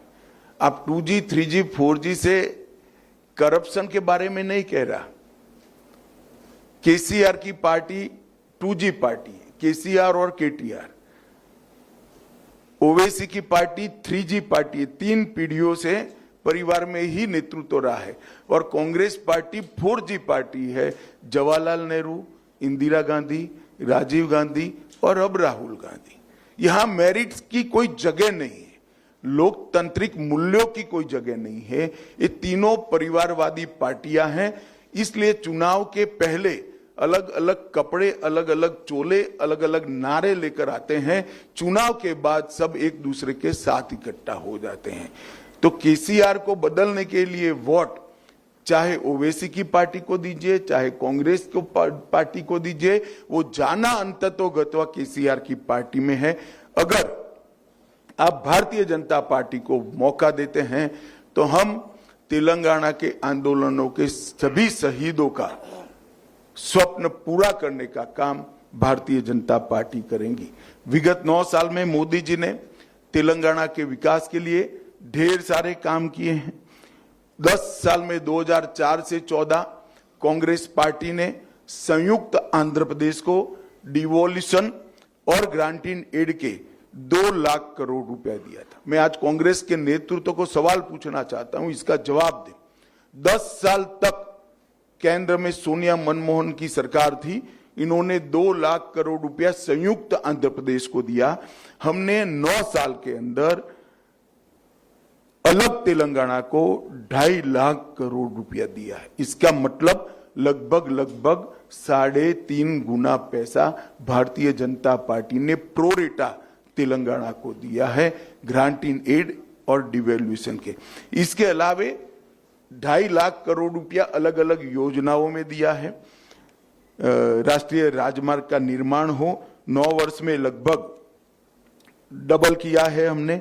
इसके साथ railways Vande Bharat express train 1 शुरू हो चुकी है, 3 शुरू होने जा रही है। 1200 करोड़ से ज्यादा हैदराबाद मेट्रो के लिए दिया है। 8000 करोड़ से ज्यादा हैदराबाद और बेगमपेट हवाई अड्डे के विकास के लिए दिया है। और मोदी जी ने अभी 900 करोड़ रुपया समक्का सरक्का सेंट्रल ट्राइबल यूनिवर्सिटी के लिए दिया और हल्दी के किसानों के लिए एक वैल्यू चेन एस्टैब्लिश करने के लिए, एक्सपोर्ट तक की वैल्यू चेन एस्टैब्लिश करने के लिए हमने नेशनल टर्मरिक बोर्ड को स्थापना करने का घोषणा किया है। हमारे संकल्प पत्र में हमने ये भी कहा है कि तेलंगाना की भारतीय जनता पार्टी 100 करोड़ रुपया खर्च कर टर्मरिक की मेडिसिनल वैल्यू को रिसर्च करने के लिए एक रिसर्च सेंटर बनाएगी, जिससे टर्मरिक का पूरे दुनिया में उपयोग में बढ़ावा हो सके। इसके साथ साथ भारतीय जनता पार्टी ने 2 महत्वपूर्ण निर्णय लिए हैं।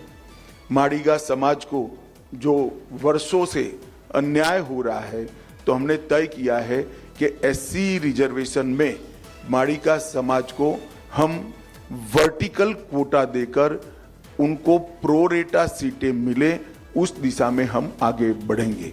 और इसके साथ साथ हमने तय किया है कि केसीआर ने भले वादा खिलाफी की कि दलित मुख्यमंत्री बनाने का वादा 2014 में किया था, खुद ही बन गए, अब बेटे को बनाना चाहते हैं।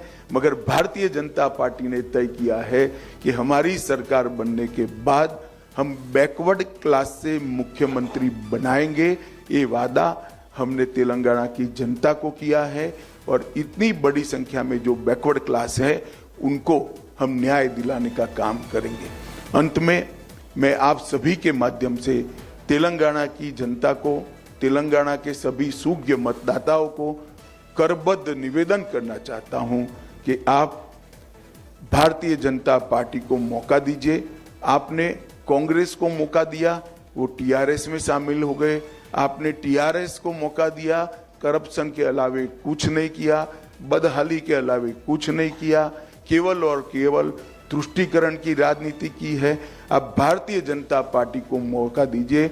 मोदी जी के नेतृत्व में हम डबल इंजन सरकार बनाकर तेलंगाना की रचना के लिए जिन युवाओं ने अपना बलिदान दिया है, उनके स्वप्नों को पूरा करने का काम करेंगे। ये अपील मैं आज इस प्रेस वार्ता के माध्यम से तेलंगाना की जनता से करना चाहता हूं। धन्यवाद। Amit Shah there giving out the manifesto for the Bharatiya Janata Party in Telangana, promising an OBC chief minister if the BJP is voted to power. With that, we're going to go into a quick break, but as we gear up for the upcoming assembly elections, we bring elections to your phone. Join India Today now on WhatsApp with the #1 election team. Scan this QR code.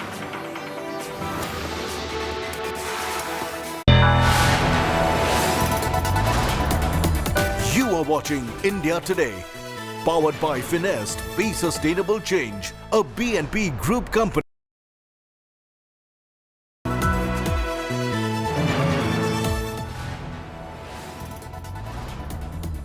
You are watching India Today, powered by Finest, Be Sustainable Change, a BNP Group company.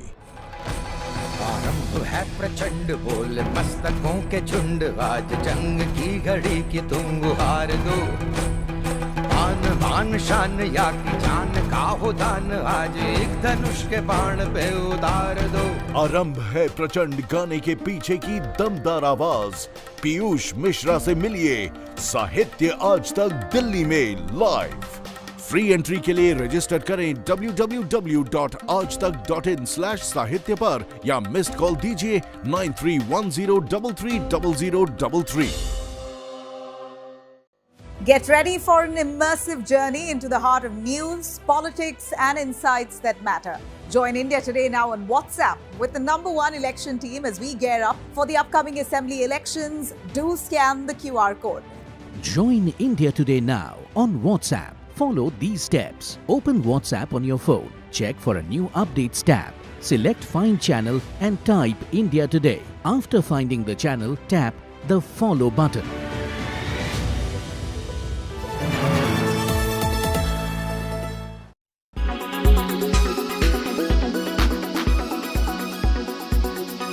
हमारे साथ union home minister Amit Shah ji जुड़े हैं। Sir, लगातार rallies हो रही है, तेलंगाना में एक जश्न का माहौल बीजेपी ने किया है, यहाँ पर कई सारे लीडर्स आ रहे हैं रेस में।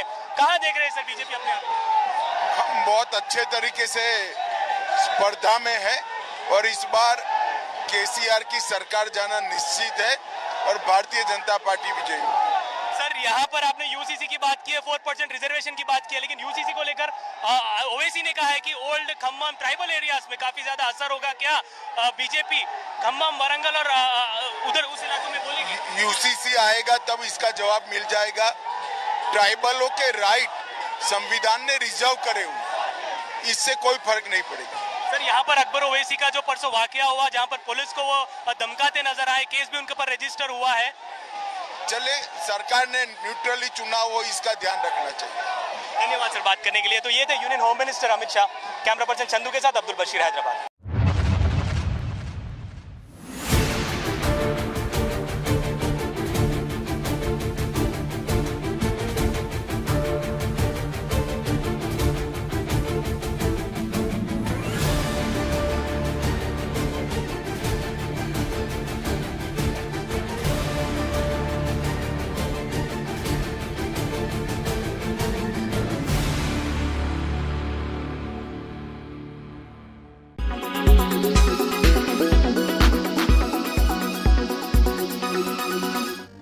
Make your media plan smarter with India Today Live TV on your connected devices. Amplify your brand with 100 million smart internet viewers. To advertise, mail us at sales@aajtak.com.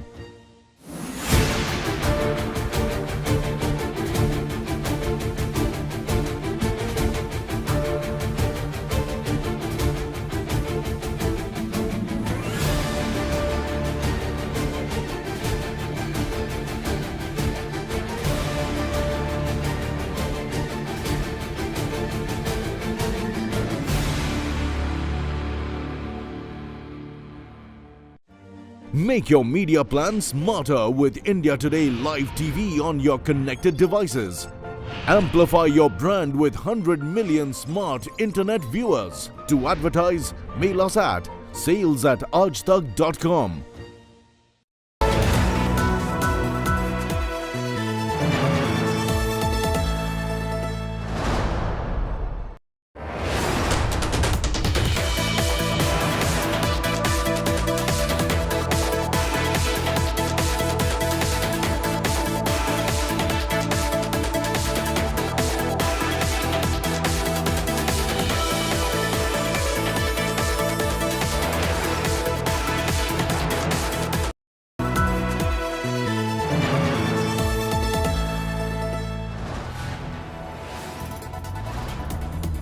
You are watching India Today, powered by Finest, Be Sustainable Change, a BNP Group company.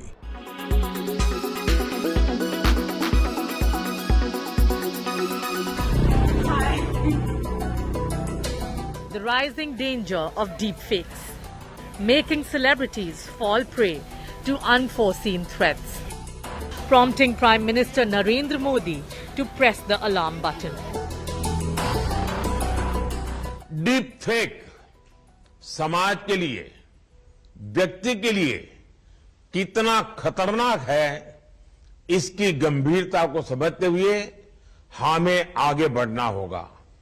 हम चाहते हैं कि AI should reach the people and it must be safe for the society.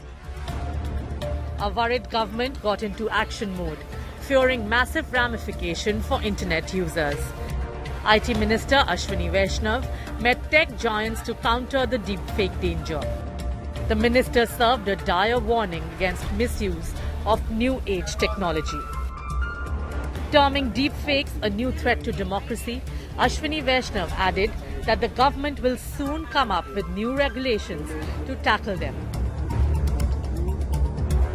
आगामी कुछ ही हफ्तों में regulation की drafting को कंप्लीट करने का प्रयास किया जाएगा। हम इसको नए रेगुलेशन को नए रूल्स के फॉर्म में भी ला सकते हैं, नए कानून के फॉर्म में भी ला सकते हैं या एग्जिस्टिंग रूल्स के अमेंडमेंट के फॉर्म में भी ला सकते हैं।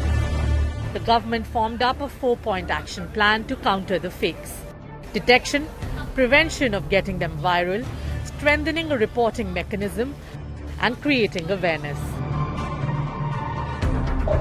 Rashmika Mandanna, Katrina Kaif, Sara Tendulkar, and Kajol have been among the high-profile victims of deepfakes.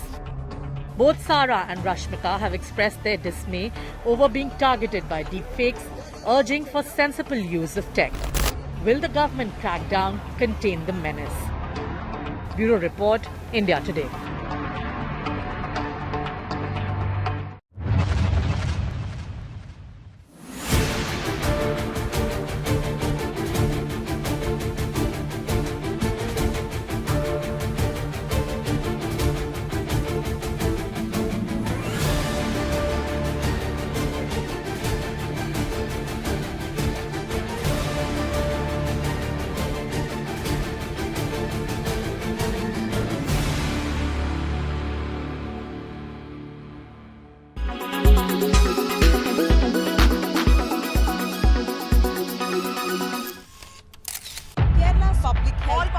Traveling from different parts. Armed with facts, Looking at political back. she takes the news by its horns. Do you think the future of these students are not hampered?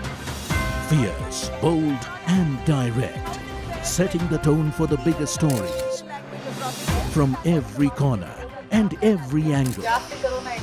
Expect nothing but the unfiltered truth. News first, niceties later. Watch me, Nabila Jamal, on India Today.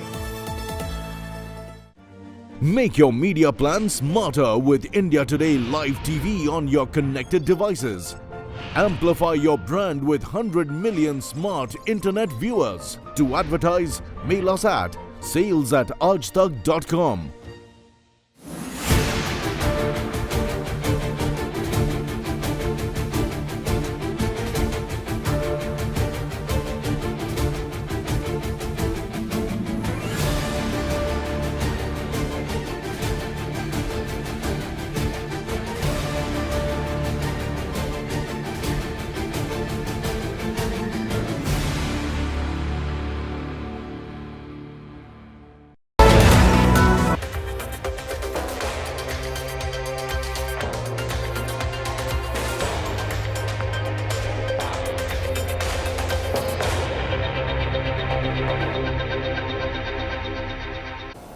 Hello and welcome to this week's edition of World Today. I'm Geeta Mohan. Now, a final breakthrough in the hostage crisis since October 7th is coming through. A planned pause in fighting in Gaza went into effect Friday morning as 8 trucks, including fuel, entered the besieged Palestinian enclave, and photos from southern Gaza showed people out in the streets after weeks of fighting and Israeli bombardment. The ceasefire, followed by release of first group of hostages by Hamas, consisting of 13 women and children from the same families, was the start of a deal brokered by Qatar and the United States of America, and will culminate with 50 Israeli hostages in total in return for 150 Palestinian prisoners over a 4-day pause.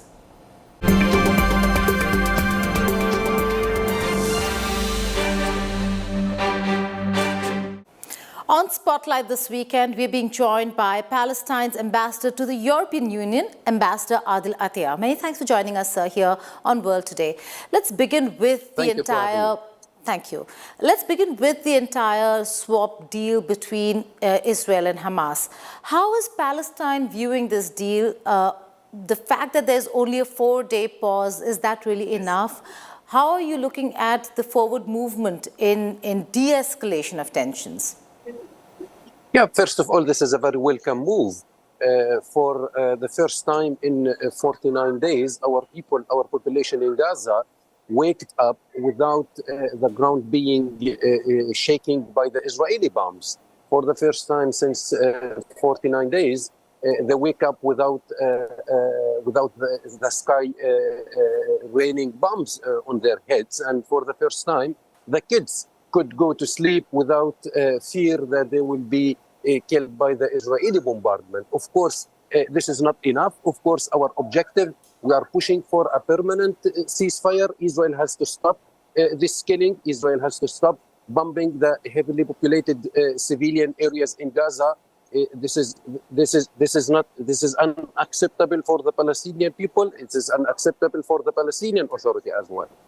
Well, this is just the first phase. We are looking at a swap between 50 and 150 in return for 120 Palestinian prisoners.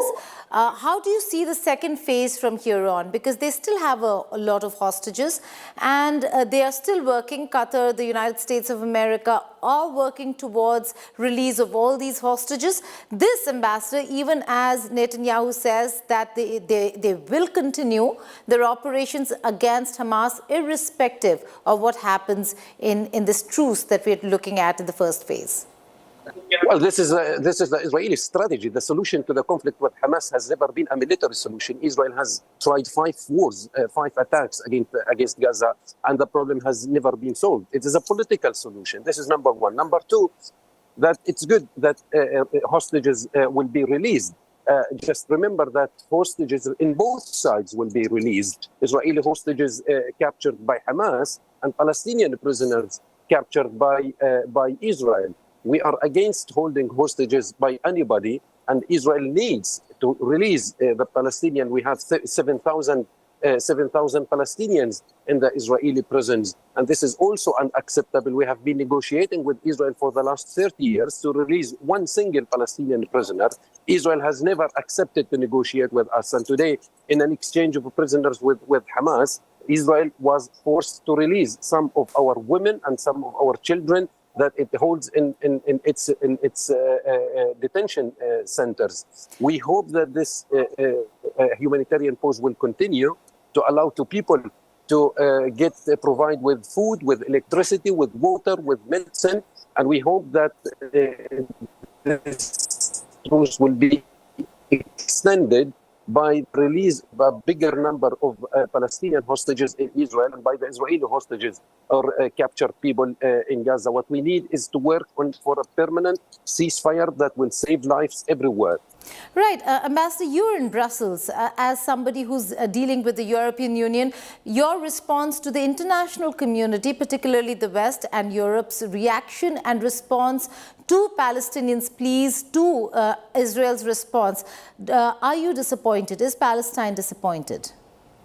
Well, yes, the EU position regarding the Israeli aggression is very much disappointing because it shows how much the EU is dealing in double standards. When it comes to the Ukraine issue, the EU stands strong against with the Ukrainian population that suffers a kind of occupation of its land, as the EU says. But on the other hand, it stands strong beside an occupying power. And the EU position, let me say that it encouraged Israel to continue this indiscriminate bombing of civilian infrastructures in Gaza. So our position here as a Palestinian diplomacy is to push the EU to correct its position in order to fulfill its moral and political commitments and to call for a permanent ceasefire. Ambassador Adil Atiyah, many thanks for joining us here on World Today. Iran-backed Houthi rebels have taken the crew of an Israel-linked cargo ship as hostage, widening the conflict between Israel and Hamas in the Middle East. Here is a report.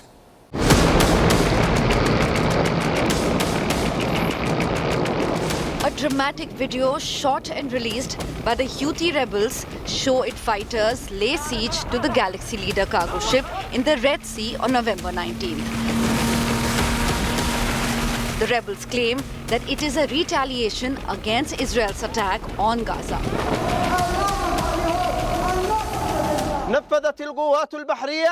The naval forces of Yemeni armed forces, with the help of the Almighty, carried out a military operation in the Red Sea, resulting in the seizure of an Israeli ship and escorted it to Yemeni coast. The Yemeni armed forces deal with the ship's crew in accordance with the teachings and values of our Islamic religion. تتعامل مع طاقم السفينة وفقا لتعاليم وقيم ديننا الإسلامي. Galaxy Leader, which is said to be Israel-linked cargo, had 25 crew members who were taken as hostages. The Israeli officials say the crew consisted of various nationals but insisted that there are no Israeli crew. The ship is British-owned and Japanese-operated. Meanwhile, the Hamas has welcomed the siege of the ship.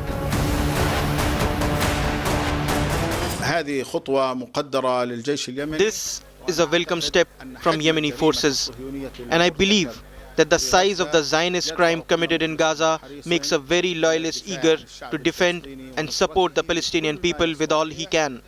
Therefore, my greetings to them, and also to the resistance in Lebanon and resistance in Iraq, and to all those who are present in every capital of Arab world and the free Islamic world, who came out of these capitals to declare their rejection of the Zionist crime.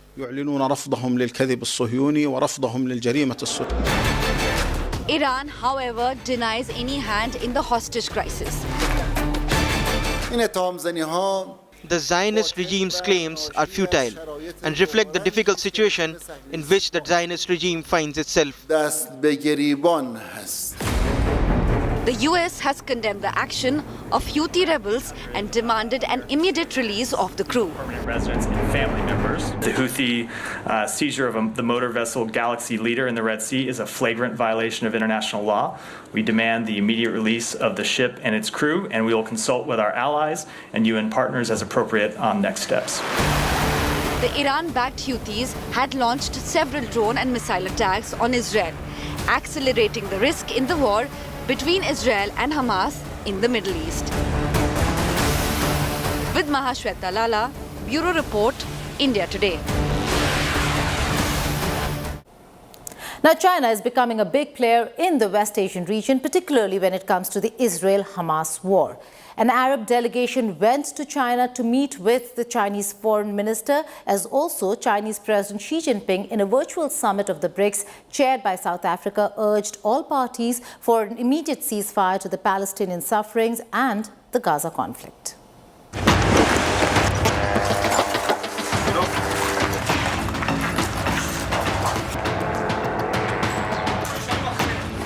Palestinian sufferings and the Gaza conflict were the highlights of the Chinese President Xi Jinping's statement at the virtual BRICS leaders summit meet. According to the Chinese state broadcast CCTV, Xi called all the shareholders for an immediate ceasefire in the Gaza region, thus ending the brutal killings of civilians and also release of hostages. Xi made the remark before the Israeli government and Hamas agreed on a 4-day pause in fighting and allowed the release of 50 hostages in exchange for 150 Palestinians from Israel prisons. Meanwhile, Saudi Crown Prince reiterated the stand on two-state solution.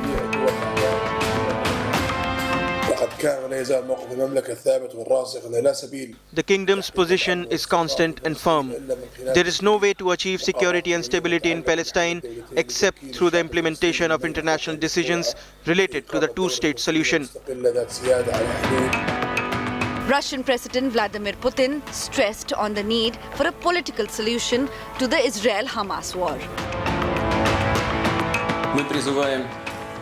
We call for the joint efforts and international community aimed at de-escalating the situation, a ceasefire and finding a political solution to the Palestinian-Israeli conflict.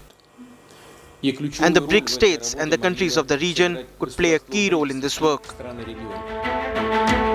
The virtual talks chaired by South Africa were the first between the group's leaders since Israel invaded Gaza.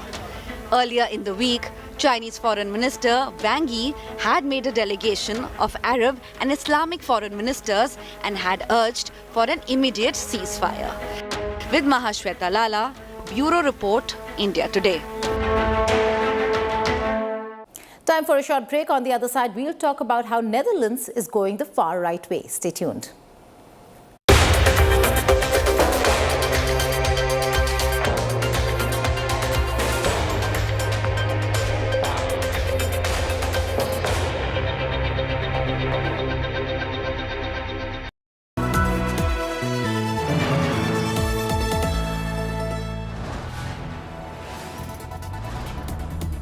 You are watching India Today, powered by Finest, Be Sustainable Change, a BNP Group company.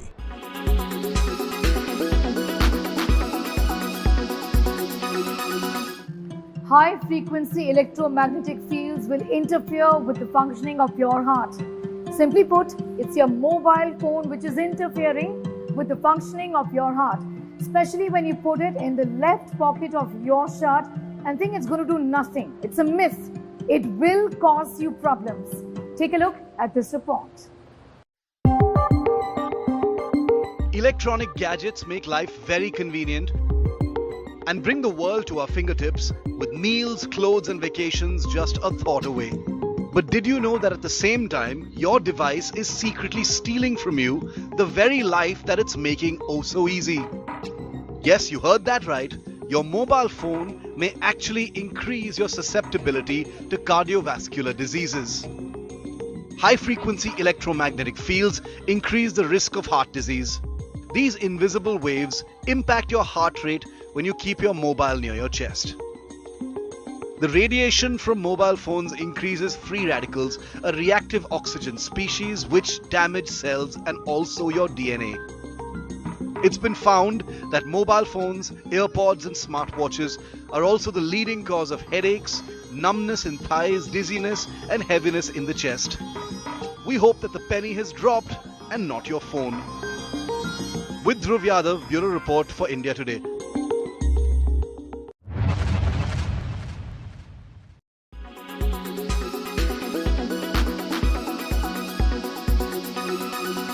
Make your media plan smarter with India Today Live TV on your connected devices. Amplify your brand with 100 million smart internet viewers. To advertise, mail us at sales@aajtak.com.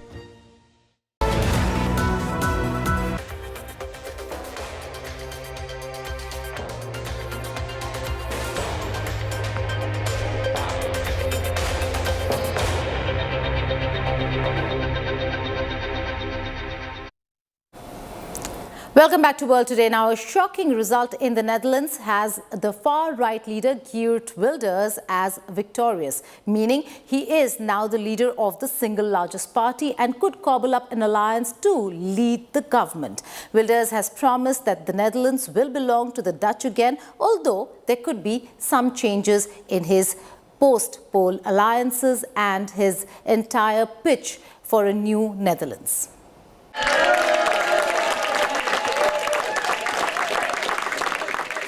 In a shocking poll result, anti-Islam and far-right Geert Wilders have come out as the clear winner in the Netherlands general elections.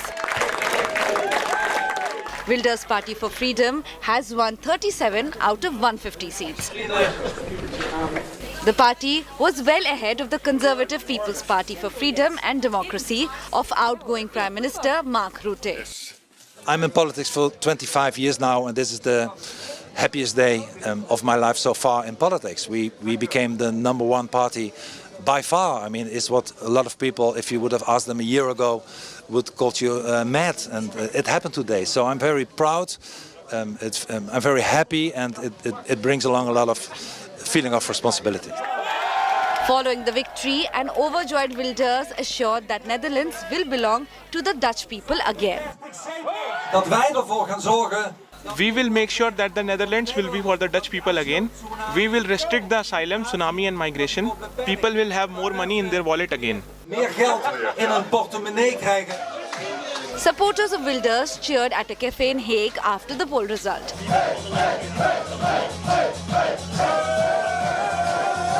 Frans Timmermans conceded defeat and vowed to continue defending democracy. Natuurlijk. And of course, we will stay polite. I congratulate Wilders on his election victory. We are Democrats. Democracy has spoken. Now the time has come to defend democracy. Voters welcomed the results. Ik denk dat het goed is dat het zo is. I think it's a good thing that it happened this way. There are now different parties that must govern, and the result will probably be better than ever. That is what I think. Dat denk ik. I think it's good. Yeah. The Netherlands need a change. Change in everything they had not done last 14 years. So Rutte, bye-bye. Welcome. Het Wilders.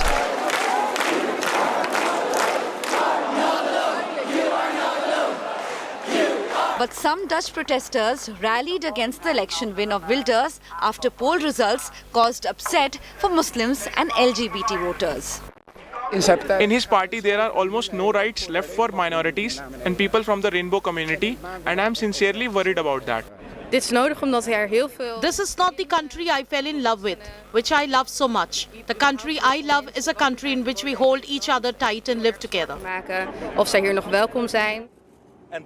Wilders campaigned for a referendum on the Netherlands, leaving the European Union, a halt to accepting asylum seekers, and the de-Islamization of the Netherlands. With Mahashweta Lala, Bureau Report, India Today.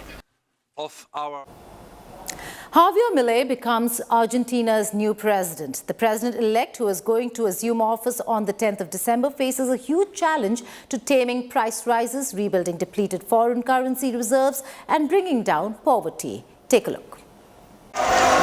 Argentina elected the right-wing libertarian Javier Milei as its new president on Sunday. Voters rolled the dice on an outsider with radical views to fix an economy battered by runaway inflation, giving Milei, an economist and former TV pundit, a clear win with 56% of the ballots. He appears to have successfully harnessed a wave of public anger with Argentina's political mainstream. Today brings an end to the impoverishing model of the omnipresent state that only benefits some while the majority of Argentines suffer. Today we retake the path that made this country great. Today we embrace the ideas of libertarianism. Milei's rival, Economy Minister Sergio Massa, conceded before official results were out. In a speech that lightly veiled his centrist concerns over Milei, Massa said Argentina expected the new president to, quote, provide certainty and guarantees to the functioning of political, social and economic systems. Yet it is Milei's promise to shake everything up that seems to have lured these celebrating supporters to his camp. Argentina needed a change, and that's why I bet on this new proposal. I want a change for my country that I deeply love. We've been suffering many years of decadence, and this seemed to me like a good option. No more of the same. Enough already with Peronism. We already know them. The challenges facing Milei are enormous, from the government and central bank's empty coffers to a $44 billion debt program with the International Monetary Fund and inflation nearing 150%. He's pledging economic shock therapy with plans to shut the central bank, ditch the peso for the dollar and slash spending, pushing for minimal state intervention in line with the libertarian ethos.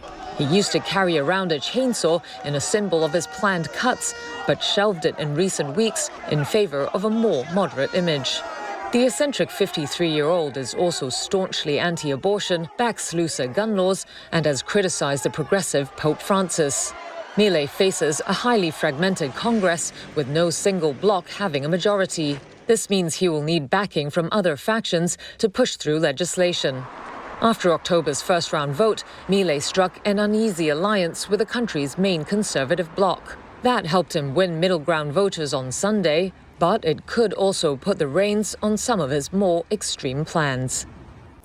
That's all in this edition of World Today, but before I go, I leave you with visuals of hundreds of Frozen fans from around the world who were delighted to rush into the first Frozen-themed land as the attraction officially opened its gates to the public at the Hong Kong Disney Resort. Scores of visitors lined up early at the Frozen Land entrance, where Elsa and Anna welcomed them as the first public guests to explore the new facilities. Enjoy the visuals. Goodbye and take care.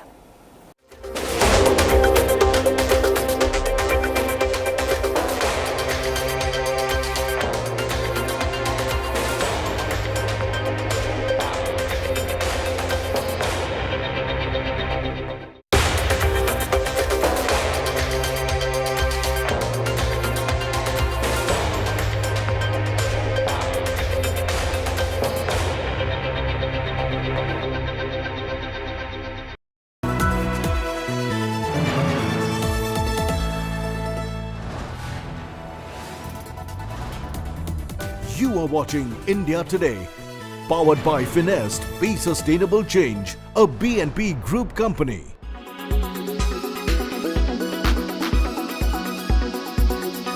Women behind a colourful veil dot the rural landscape. Some toil in the fields, others in the confines of a house. Shy, subdued, silent. But the political roar of this vote bank is deafening. So while their agency is ignored as women and of little consequence, the strength of their ballot is consequential. Therefore the schemes. The Gehlot government has promised gas cylinders for just 500 rupees. The other scheme termed as a big move for women empowerment, where the Congress government provides free smartphones to women with 3-year free internet.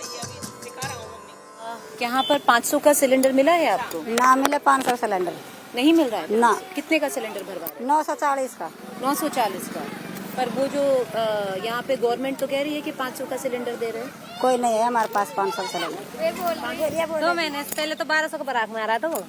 आपका 2 महीने 1200 का भरा है? 2 महीने पहले 2 महीने से 940 का हुआ है। पहले 1200 था, अब 940। पर 500 का सिलेंडर नहीं हुआ तो नहीं आया हमारे पास। विद्वान को मिला है और शीन को ना मिला।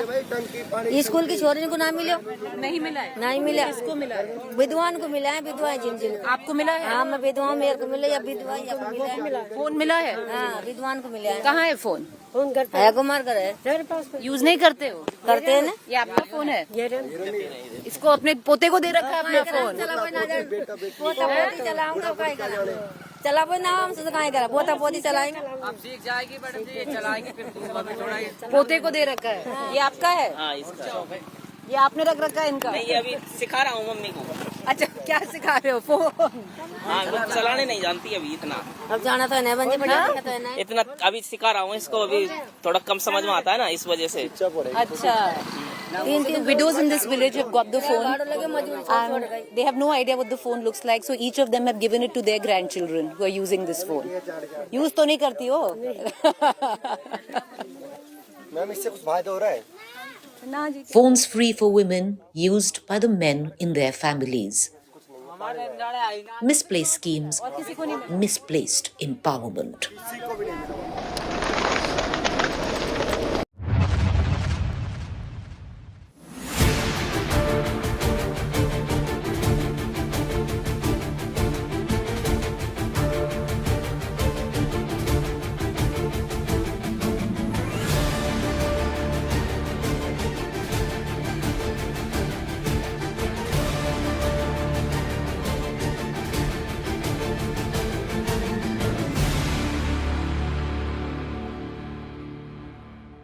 Weather forecast now. Delhi, maximum 27 and minimum 14 degrees.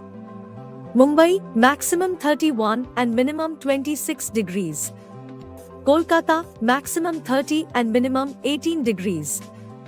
Bangalore, maximum 25 and minimum 19 degrees. Chennai, maximum 28 and minimum 24 degrees. Hyderabad, maximum 27 and minimum 21 degrees.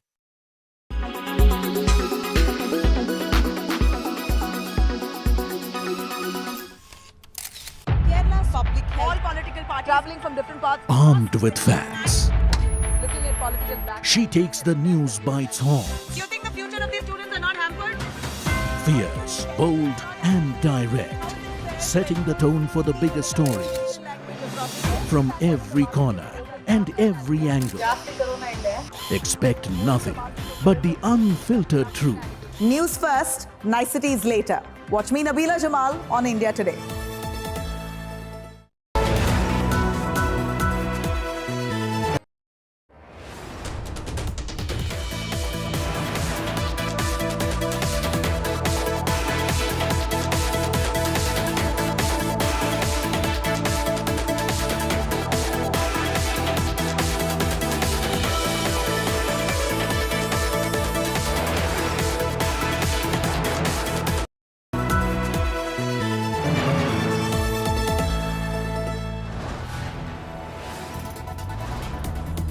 You are watching India Today, powered by Finest Be Sustainable Change, a B&P Group company.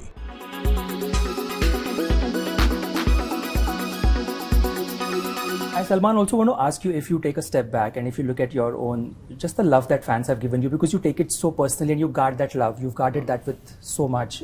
You've seen the highs and you've seen the lowest of lows, and you've stayed constant, right? What is in the lowest of lows also, from my expectation about me for my future, that is also very high. What does that mean? Like, in what sense? So when I started working, and the lows that you're talking about it's like it was, if I would not made it, and that was my highest best from when I struggled and I made it, I'd have been happy with that. That would have been okay for you. That would have been a Amazing. high. There are lots of people who are 1,000 times more talented, better looking, harder working, they've got the zest for what they want to do and achieve and their goals and stuff like that. They have not made it. So even that, what you describe as a low, it would be a high for 99.9% of the country's population. Absolutely. So I don't think that is a low. It's high and then higher.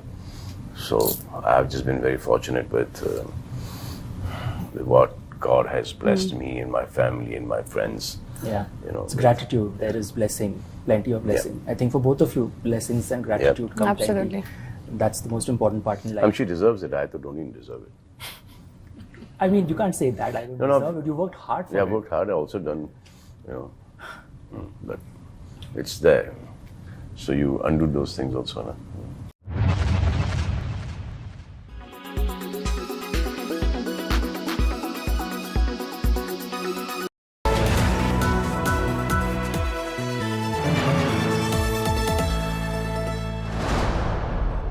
Co-presented by Nexa, Create Inspire.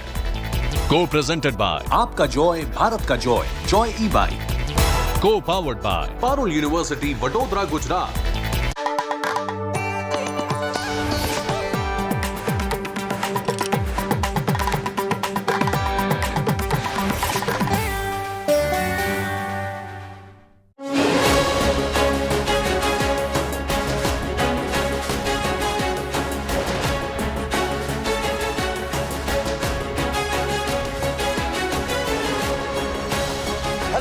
Welcome to Elections on My Plate, coming to you from the city of pearls, from Hyderabad, the capital of India's newest state of Telangana. Ever since Telangana was formed a decade ago, one party, the Bharat Rashtra Samiti, once the Telangana Rashtra Samiti of K. Chandrasekhar Rao or KCR, has dominated the politics of this state. But 10 years can be a long time in politics. And this time, a resurgent Congress hoping for a turnaround and an assertive BJP are looking to breach KCR's citadel.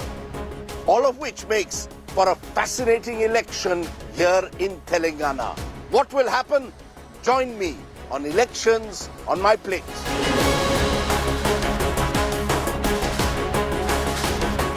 Hi everybody, how are you? What do the young people of Telangana want? What do you want from your government? Whether it is BRS or whether it is Congress or... Not BRS or Congress, sir. First of all, we need some jobs. We lost many of the recruitment posts. So you want jobs. What about IT jobs? IT jobs are... Okay. Government says 44% of new IT jobs have been created in Telangana and Hyderabad. So Maybe, IT is sir. doing okay? IT is doing okay, but whereas the public jobs have not been up to the mark, sir. As they have promised, they have not done yet. So maybe they have to look into the students' issues and all this stuff.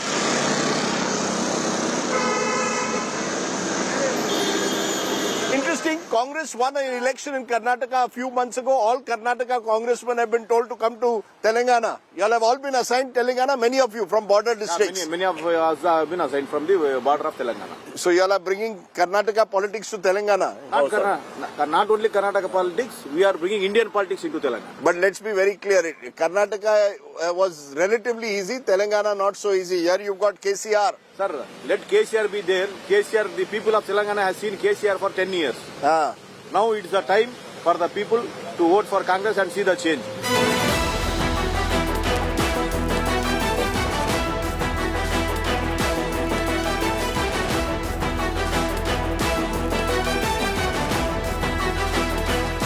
Okay, early morning in Hyderabad, it's already getting warm, so we thought we'd come by the Hussain Sagar Lake, iconic, more than 500 years old, to find out what the morning walkers are telling me about the mood in Telangana. Come with me.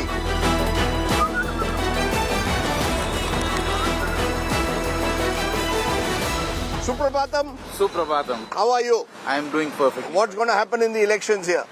I think Congress has a chance, outside chance. Outside chance? Yes. BJP is not in the race here this time? I don't think so. So it's BRS versus Congress, direct fight? As of now, it looks like that. You like Hyderabad? Absolutely. What's the best thing about it? The infrastructure and the kind of people there, the culture. Hyderabad के दिल में क्या है? हैदराबाद में दिल में तो TRS ही है. TRS है? Yes, sir. Why? Because they have done a lot of developments in Telangana. Like what? Like the roads here, the like software. You go to high-tech city, Gachibowli. You find many MNCs coming in Hyderabad and like putting their offices here, employment. So you think that there is no 10-year anti-incumbency in that sense? No. What is the best thing about Hyderabad? Biryani. Best thing is biryani? The food? Yeah. Okay, election on my plate, best thing is biryani. I think it's going to be totally BRS, completely. BRS? Yes, completely BRS. And though there are members of Congress getting stronger, but no way that they can defeat BRS. Why? See, what's happening is there is a lot of development also that has happened, okay? Let's not talk about the bad part, but the good What's part the bad part? The alleged corruption? Yeah. That doesn't worry you? Because I've seen the development also happen equally, right? So for me, that makes more sense. I don't know which one is better. So for me, it would be BRS. You like Hyderabad? I love Hyderabad. You love Hyderabad. Chalo, okay. Actually, Congress bhi thoda aage ja raha hai. Congress this time has jumped a bit and they are very keen to get few seats here. And similarly, the TRS... but do you think KCR can be challenged or do you think he's still number one, number one? I think this time he'll get a good challenge. What's happening in Telangana this time? I think the TRS will make it. TRS will make it? Definitely. There's so much of talk of a resurgent Congress. I don't think, because they have been doing fairly well. We have seen a lot of developments in the Congress. We see a lot of corruption. And BJP has almost come down like anything in Telangana. Okay, many say that it is one family rule in Telangana. But still they are like better than the Congress. They're still better than the Congress. Better than the Congress. Any time. क्या होगा? किस तरफ जाएगा? हवा किस तरफ है? ज़्यादातर कांग्रेस बोल रहे हैं, TRS बोल रहे हैं, लेकिन कांग्रेस का ज़्यादा सुनने में आ रहा है. सुनने में आ रहा है? हाँ, सुनने में आ रहा है. जमीन पे क्या है? जमीन पे भी मुश्किल है अभी एक हफ्ते में पता चल जाएगा कौन कितने पानी में है. कौन कितने? बट फाइट है इस बार. हाँ, इस बार फाइट है. This is paradise. This is paradise? Yes. Okay, tell me therefore in paradise who's going to become the king or queen of paradise? Who's going to win the election? Mostly KCR, sir. Mostly KCR, why? He's done a lot for Hyderabad. कौन बनेगा कबूतर? कबूतर जा जा जा कबूतर जा. मुख्यमंत्री नहीं, कौन बनेगा कबूतर?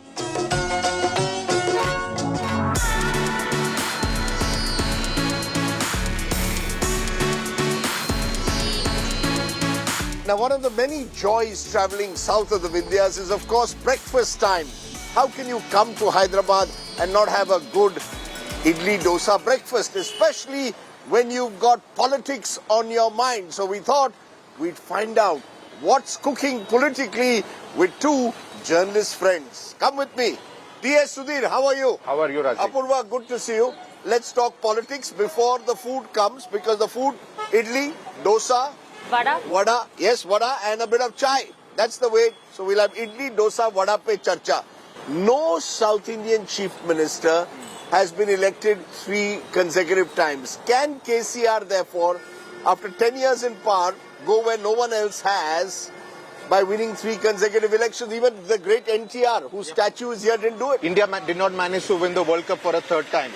Can Congress be the Australia for the case for BRS? We don't know. But that's what makes this election that much more fascinating, because the BRS believes that it has done enough good work in the last 9.5 years, but the Congress is banking on a lot of anti-incumbency, especially against the MLAs. Do you see an emotional connect that KCR still has when you travel around? Is he still seen as this larger-than-life figure, or are these charges of family Raj corruption affecting him?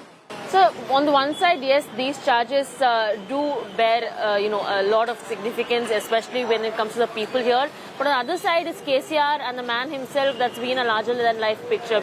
Is that the big challenge for the Congress, especially because 119 seats in Telangana, 25 in Hyderabad, KCR tied up with Owaisi, so he starts possibly with a huge advantage? Yes, you spoke about Hyderabad. 15 seats in the original Hyderabad, 24 in the larger GHMC area.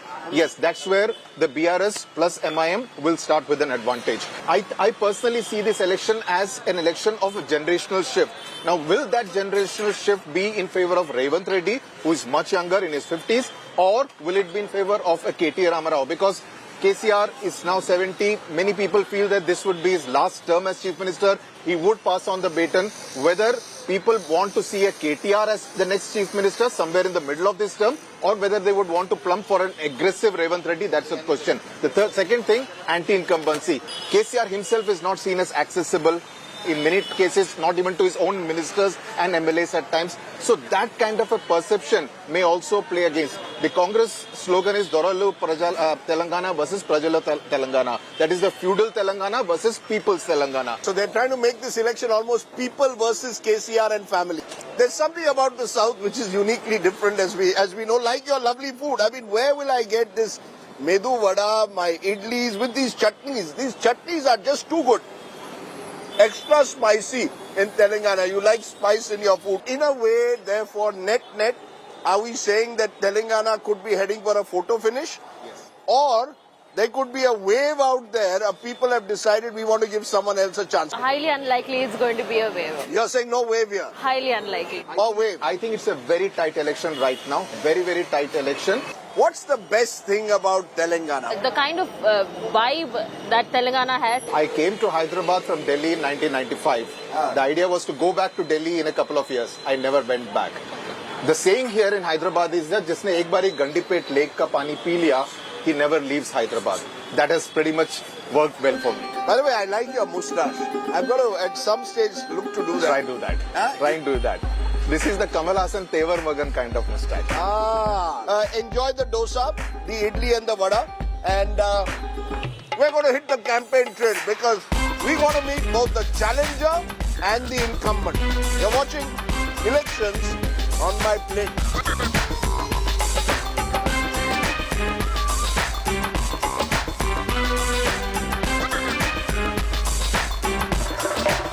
Okay, our first political pit stop here in Hyderabad is at the residence of Revanth Reddy, the Congress president for Telangana and possibly its future chief minister if it wins. For the Congress, this election is critical in Telangana. Remember, the Congress claimed in 2014 that it created Telangana, but the beneficiary was KCR. When Revanth Reddy took over 2 years ago, few gave the Congress any chance. But after the party's victory in Karnataka in May, the Congress appears hopeful it can do in Telangana what it did in Karnataka. Is Revanth Reddy the man of the moment for the Congress? Let's go and meet him. Come with me. Revanth Anna. There you are. How are you, sir? Good. Please. Suprapatham. Please welcome. Thank you. मैंने सुना है आपने Telangana breakfast बनाया हमारे लिए। Telangana breakfast, second breakfast for us. Come please. Before you go on the campaign, fully non veg, even in morning. अच्छा, puri, this is mutton, keema, अरे my god, puri. For you, vada is there. Vada also, अरे very nice. I don't eat vada idli. You eat the mutton, sir. तो मैं भी थोड़ा mutton खाऊंगा। Very good. You need energy for campaign. Excellent. Early morning. Telangana mutton. This is perfect for elections on my plate. Tell me, sir. Mood कैसा है? ये कह रहे हैं कि कांग्रेस मोमेंटम है, लेकिन एरिथमेटिक अभी भी केसीआर के पास है, क्योंकि उनके पास बड़ा लीड था लास्ट टाइम। 18, आपका 29% था, उनका 47% था। आपको बहुत बड़ा स्विंग चाहिए टू डिफीट केसीआर, आसान नहीं है।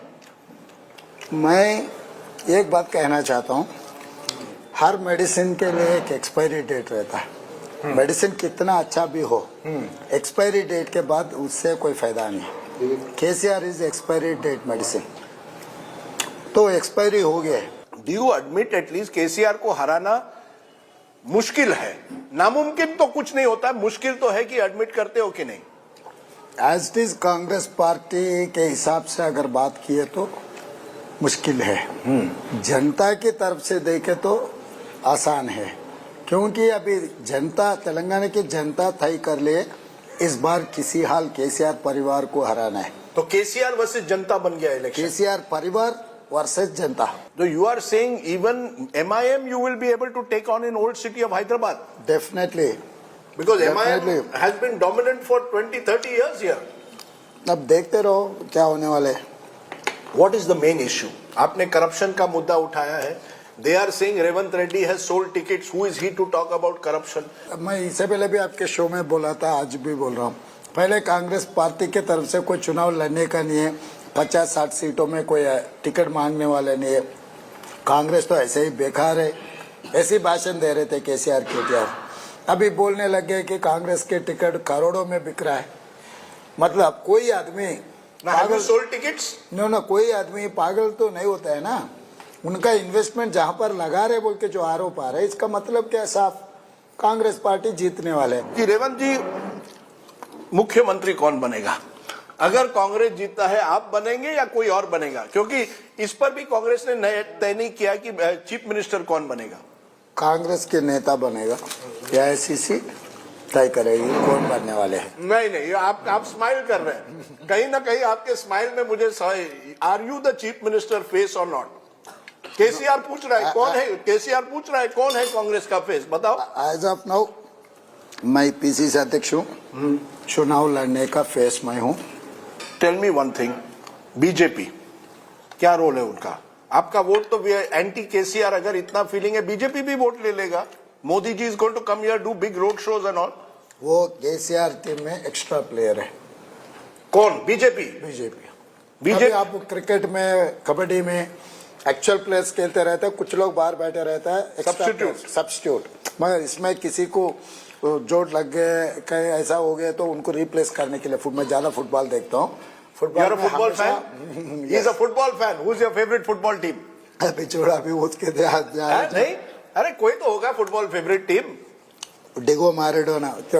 तो you are saying BJP is a substitute player. BJP का कोई रोल नहीं होगा? रोल ही नहीं है। वो आपका वोट काटेगा एंटी केसीआर। वो कोशिश कर रहे हैं, इसीलिए बोल रहा हूँ। हमारे वोट नहीं, एंटी इनकम्बेंसी वोट काटने के लिए कोशिश कर रहे हैं, केसीआर को जिताने के लिए। तो BRS, BJP, MIM is NDA कूटमी। They are all together, you are saying. Together. Revant Reddy ji, tell me, you have been making corruption allegations against the family. If you come to power, will you order investigation, or is this is only for elections only? No. Election के बाद you will be okay. नहीं, हमारा manifesto. You were once in ABVP, once in Telugu Desam, now Congress. People will say you will do a deal.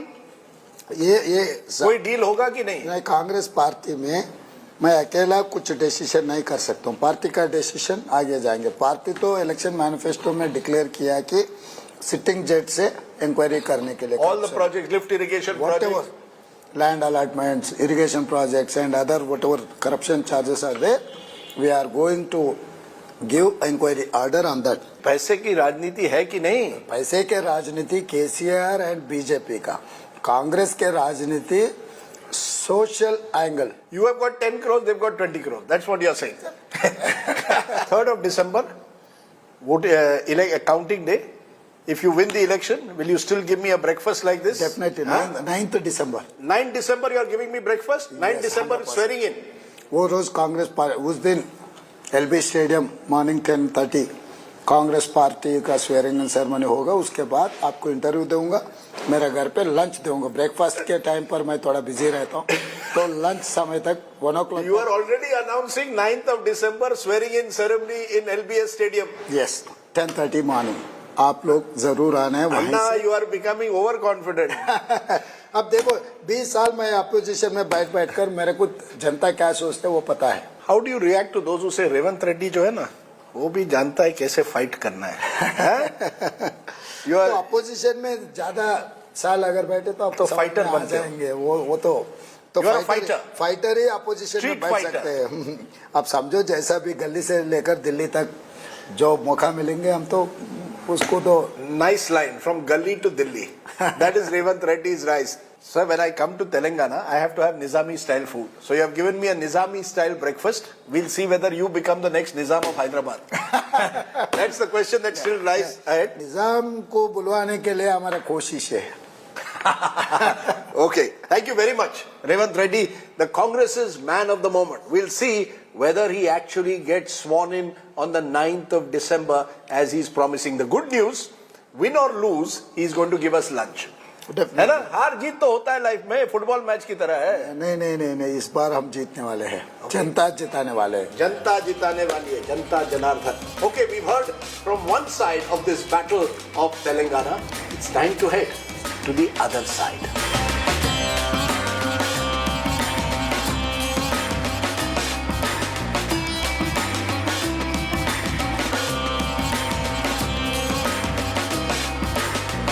Okay, now this election in Telangana is principally about K. Chandrasekhar Rao, KCR and family. While KCR is the mascot of the BRS and remains the unquestioned supremo, it's his son, KT Ramarao, who's been the face of the party when it comes to government and governance. Can KT Ramarao become the heir apparent of the party? Can he help his father in what is the biggest fight that the BRS is facing since it was formed more than a decade ago? Let's go and meet the very articulate KT Ramarao. Come with me. Hi, sir. Hi, Good to see you. Are we flying together? Are we flying where? I'm always on the ground. You're the one who's flying. I'm flying high. Are you flying with me? No, is your party flying high is the critical question. When I said I said I guess that's what I meant. Okay, so we are flying with KT Ramarao as he travels across the state because this is the toughest election, I'm told, that the TRS, now the BRS, has faced since you started more than 10 years ago. We're almost in the middle of November, so it's pretty cool actually. Where's this confidence coming from? From within, from the people, from all the things that you'll see today along with me. Okay, interesting. Footwear. See, you're wearing BJP colors, I'm wearing my other colors. Okay, let's go with KTR as we hit the campaign trail. On the chopper.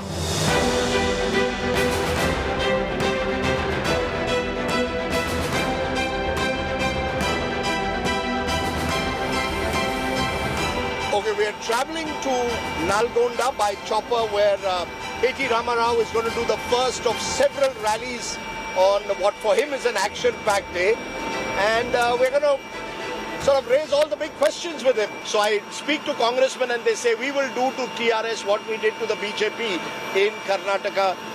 How do you respond? Do you accept that the Congress is posing under Revant Reddy a huge challenge? No, there's a saying in Hyderabad, Begana Shadi mein Abdullah Diwana. मतलब कर्नाटक में जीतने से यहाँ क्या फर्क पड़ेगा? कर्नाटक में आपने that's a different battleground, it's a different opponent.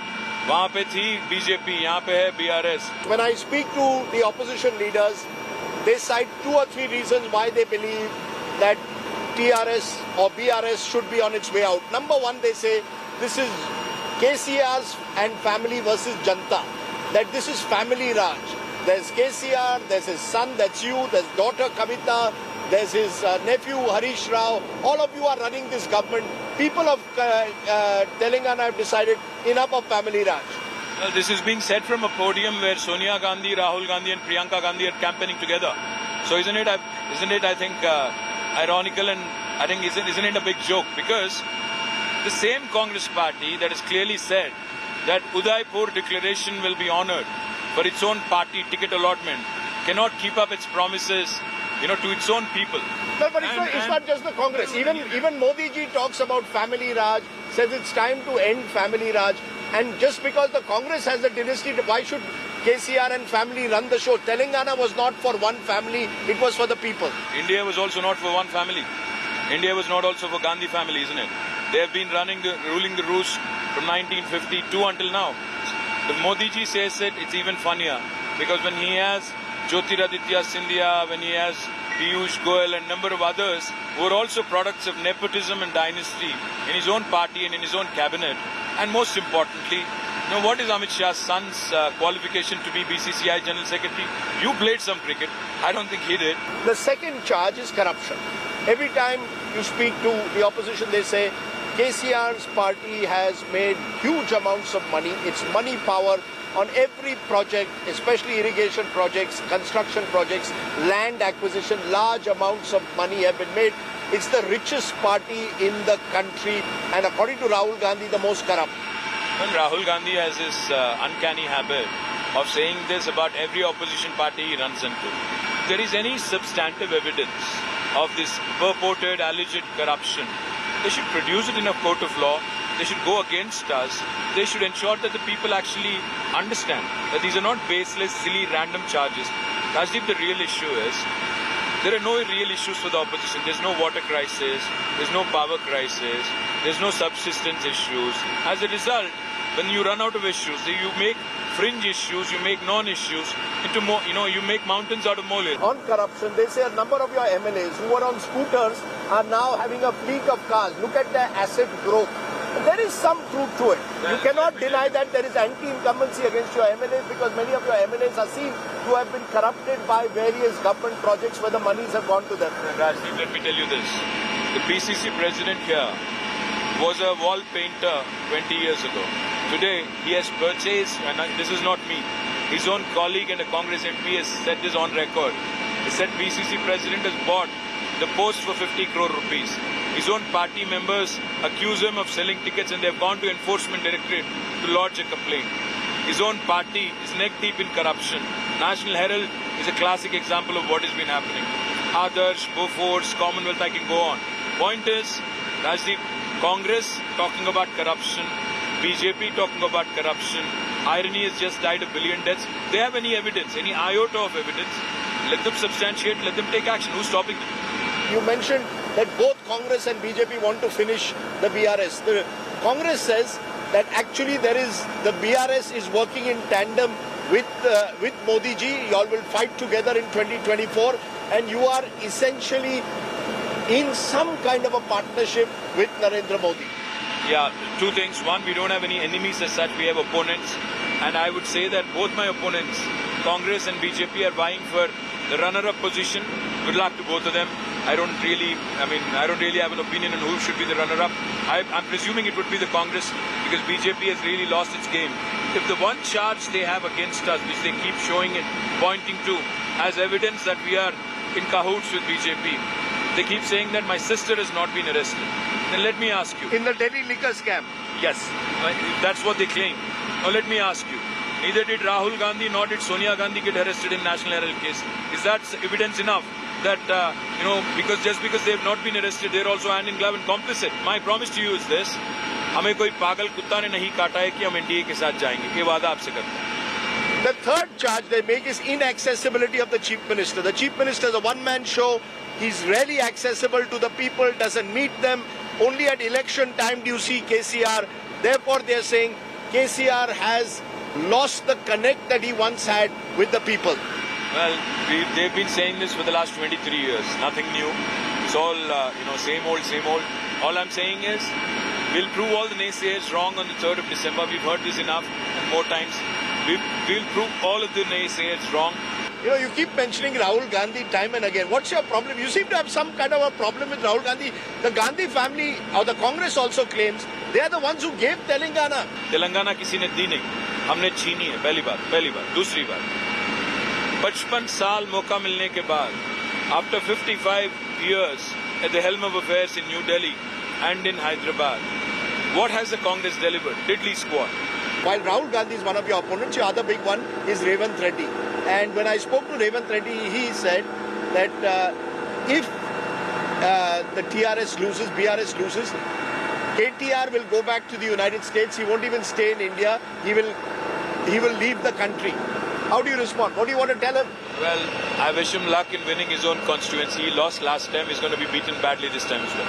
Are you the heir apparent? After KCR, who? Is it KTR? Even a couple of years ago, I heard you might be taking over. You run the government. Your father is the mascot. You run the government. How true is that? No, absolutely not. In fact, I'm under no illusion. I'm wise enough to know better that there are many competent, there are many smart people who may not have a blood connection with our chief minister, but there are many smart people out there. Any of them could succeed in it.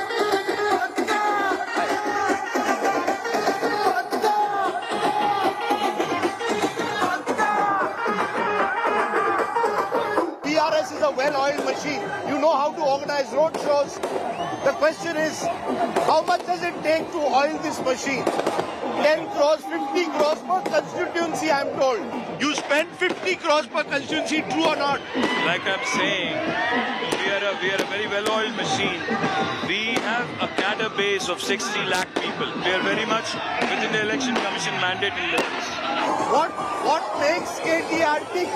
Being in Davos or being here with your people? No, being here actually. This is who you are? This is a lot more fun.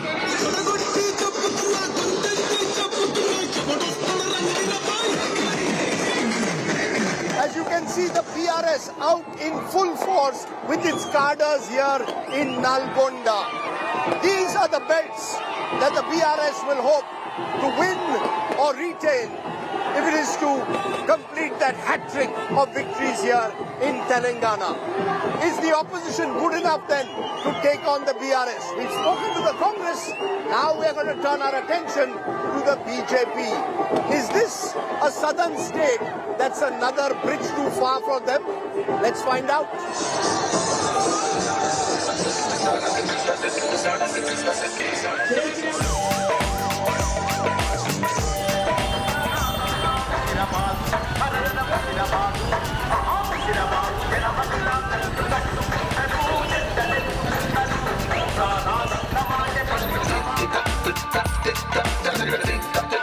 Okay, we're back in Hyderabad and we've come to the BJP's headquarters to find out what's happening in the BJP camp. Remember, the BJP is an intriguing case study here in Telangana. In 2019, the party won 4 Lok Sabha seats. In 2020, they actually came second in the Greater Hyderabad Municipal Corporation elections. But since then, the BJP's rise has been stalled in this southern state amidst reports of growing rifts and divisions within the party leadership here.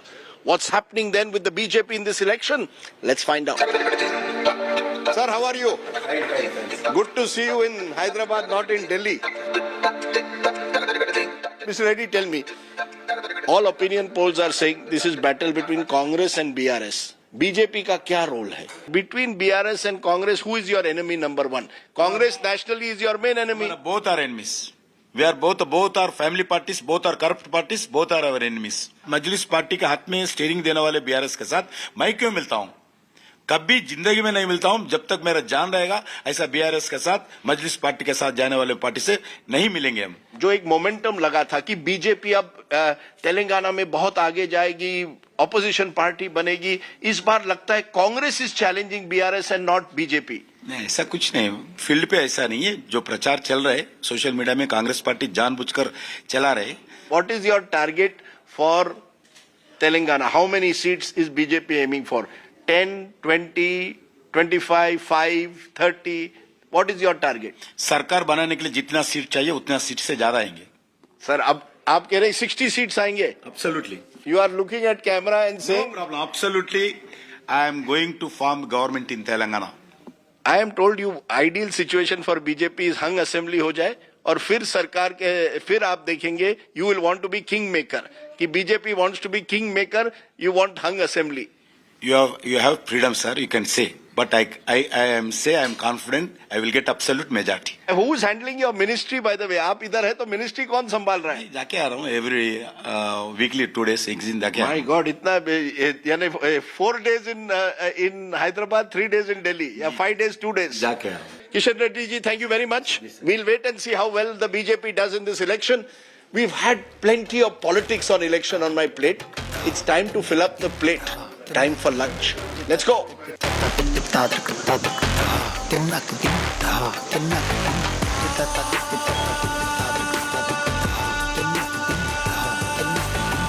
It's time for a classic Telangana thali recommended to me by my producer. Come with me. Hungry traditional Telugu cuisine restaurant.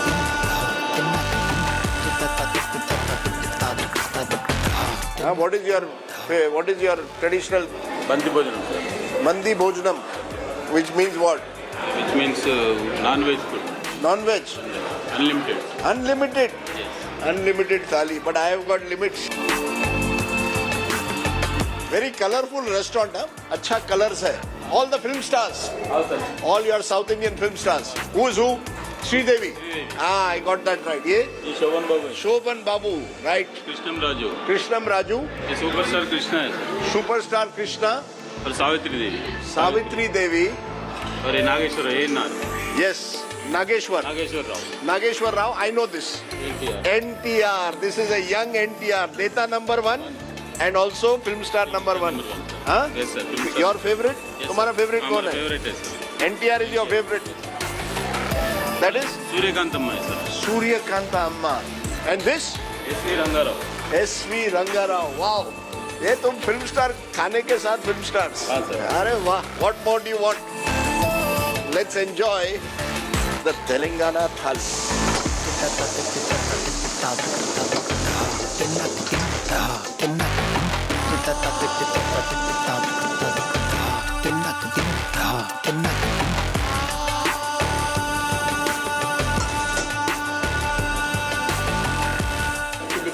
Chili chicken, chicken pakodi, mutton. Wow, this is a non-veg's delight.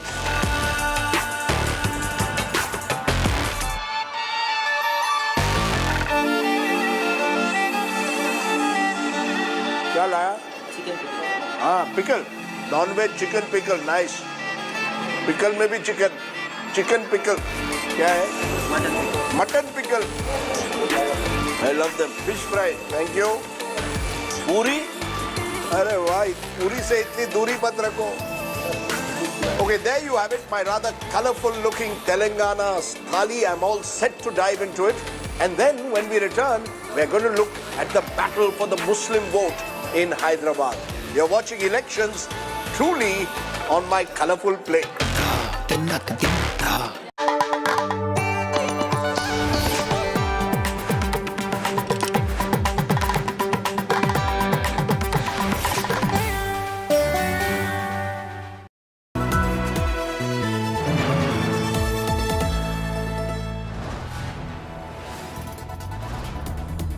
You are watching India Today, powered by Finest, Be Sustainable Change, a B&P Group company.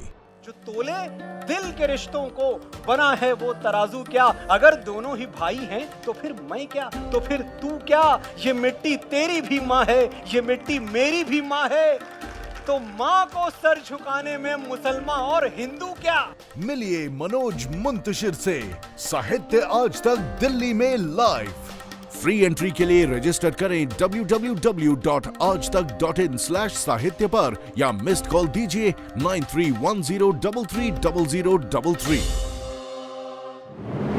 Carved from the heat and dust, he's seen India's blood and sweat. Nu has been simmering with communal tension. Shaped by a nation in motion, firsthand. This alliance hasn't still worked out how they intend over the next 10 months to work together. And that's why, when he hits the field, to report India's politics and polls. You've always done what the Gandhis have wanted you to do. India's finest reporter and the ultimate newsman, Rajdeep Sardesai. Only on India Today TV.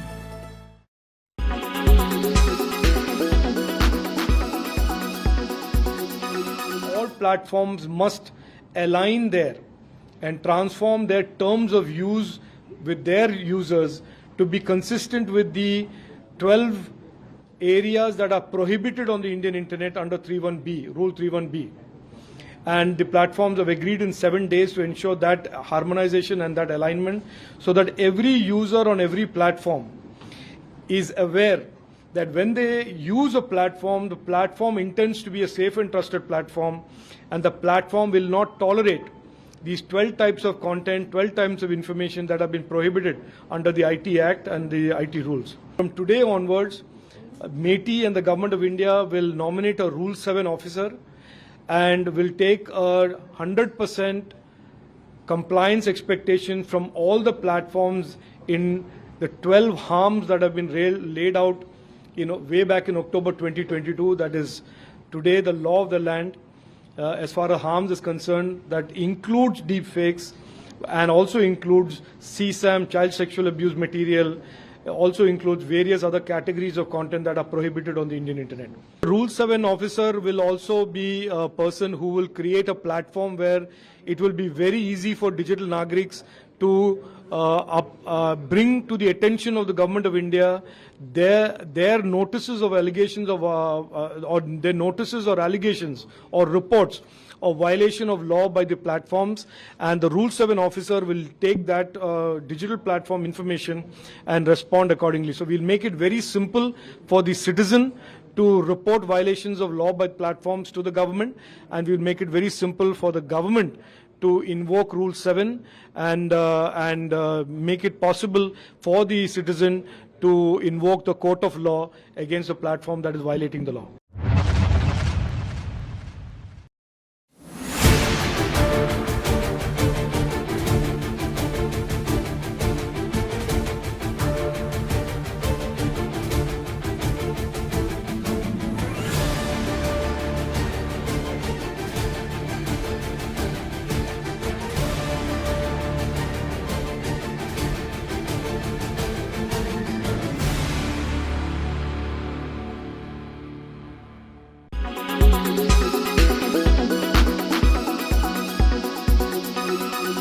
Make your media plan smarter with India Today Live TV on your connected devices.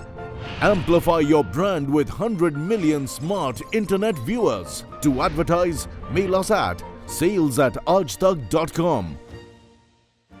Make your media plan smarter with India Today Live TV on your connected devices. Amplify your brand with 100 million smart internet viewers. To advertise, mail us at sales@aajtak.com.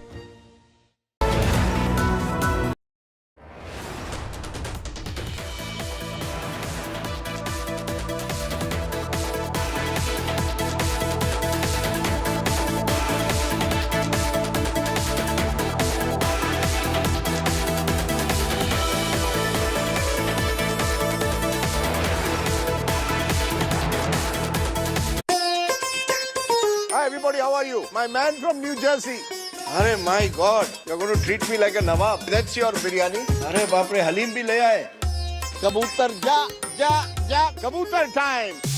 What do the young people of Telangana want? First of all, we need some jobs. Mutton pickle. I love them. Wow, this is a non-veg's delight. My Telangana thali, I'm all set for it. Both are family parties, both are corrupt parties, both are our enemies. I'm always on the ground. You're the one who's flying. I'm flying high. Are you flying with me?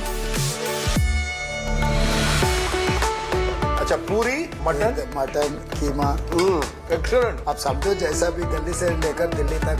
Nice line from Gully to Delhi. Telangana mutton. This is perfect for elections on my plate.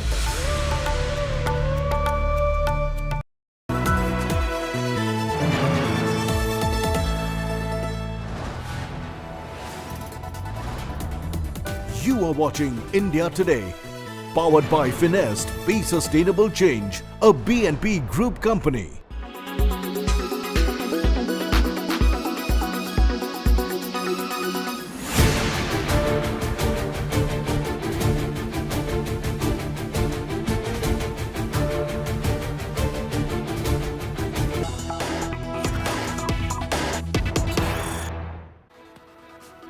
Good afternoon and welcome. And we're bringing you the first images of the Prime Minister taking a sortie in the fighter jet Tejas.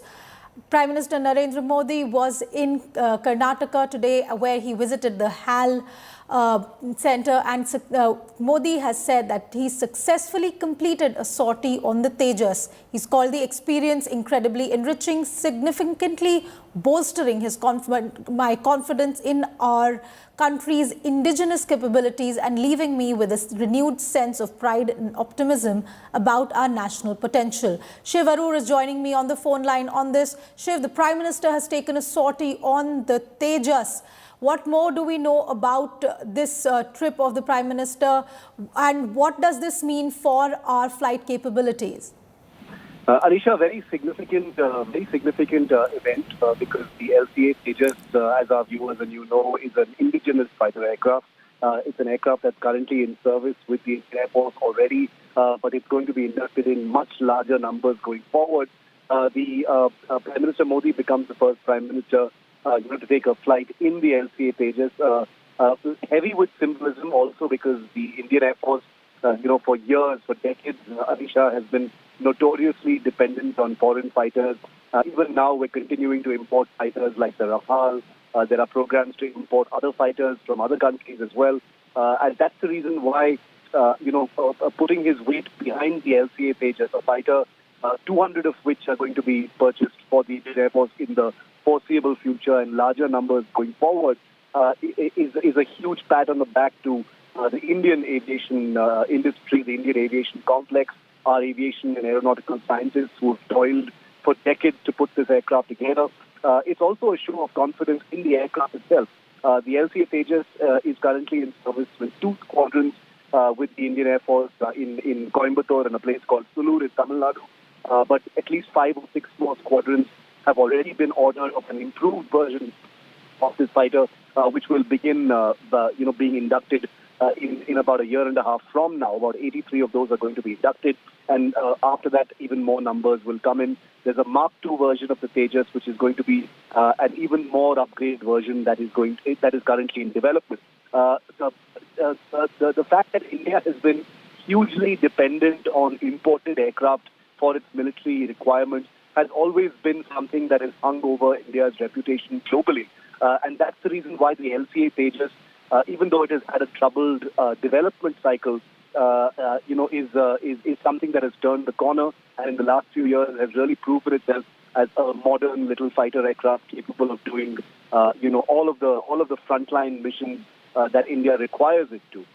By sitting in a Tejas, and we do know that the Prime Minister flew with an Air Force pilot. The sortie lasted about 40 minutes. We understand that in the air, the Prime Minister may have been given control of this fighter for a little while, as is the protocol when such things happen. He would have been given a full briefing of full safety precautions and protocols while in the air. In the pictures, you can actually see the Prime Minister wearing not just the flight overalls, but also the G suit, because there would have been some maneuvers that impose the G forces on the body of the pilot. So the Prime Minister, who is over 70 years old, would have had to go through special briefing for undertaking this sortie. I actually flew in this very same aircraft in 2019 in February, Arisha, and it's a wonderful aircraft, very modern. Indian Air Force pilots dote on this aircraft. After years, it has been able to deliver on what it actually has promised. So it's going to be interesting to see what this means going forward. One of the complaints, I would say, of the LCA Tejas team has been that the Indian Air Force is not committed enough in the Tejas. It's not, it's not putting its money where its mouth is. But that actually has happened in the last couple of years. In fact, early last year is when the Indian Air Force did commit, large amounts of money, thousands of crores, to order 83 more of these aircraft. And we understand that paperwork has begun to order, at least 100 more of these aircraft for the Indian Air Force frontline squadrons. They are going to be based in frontline areas in the Western Command, not just in the South. So they are ready for combat and ready for battle. So the Prime Minister donning Tejas colors, sitting in the Tejas, is a huge show of confidence, and it sends out a very, very big message. And Shiv, this is supposed to be the game changer really for not just for HAL's capabilities but also for India's strategic purposes. It is supposed to, the Tejas is supposed to, is designed to facilitate the transition of the emerging pilots, pilots in training for the fighter capabilities. What is this particular aircraft that the PM has flown in today, since and we also saw reports just last month that the first LCA Tejas twin-seater was inducted into the Air Force. What does this mean really for the Indian Air Force's capabilities, and what are we looking forward to further? As you said, more aircraft supposed to be coming in. This is going to be a boost for indigenous capabilities as far as production of aircraft is concerned. Alisha, you're absolutely right. It is a game changer in two principal ways, and I'll tell you both. One, the Tejas is a small to medium fighter. It's not a heavy fighter, like the Rafales, like the Sukhoi 30s that we operate also in large numbers. The Tejas has been built to be small, cheap to build, easy to maintain, easy to deploy wherever it needs to be, and therefore it is a highly it's a perfect replacement for the old MiG-21, MiG-27s and MiG-23s, which are either out of service or, outbound from service.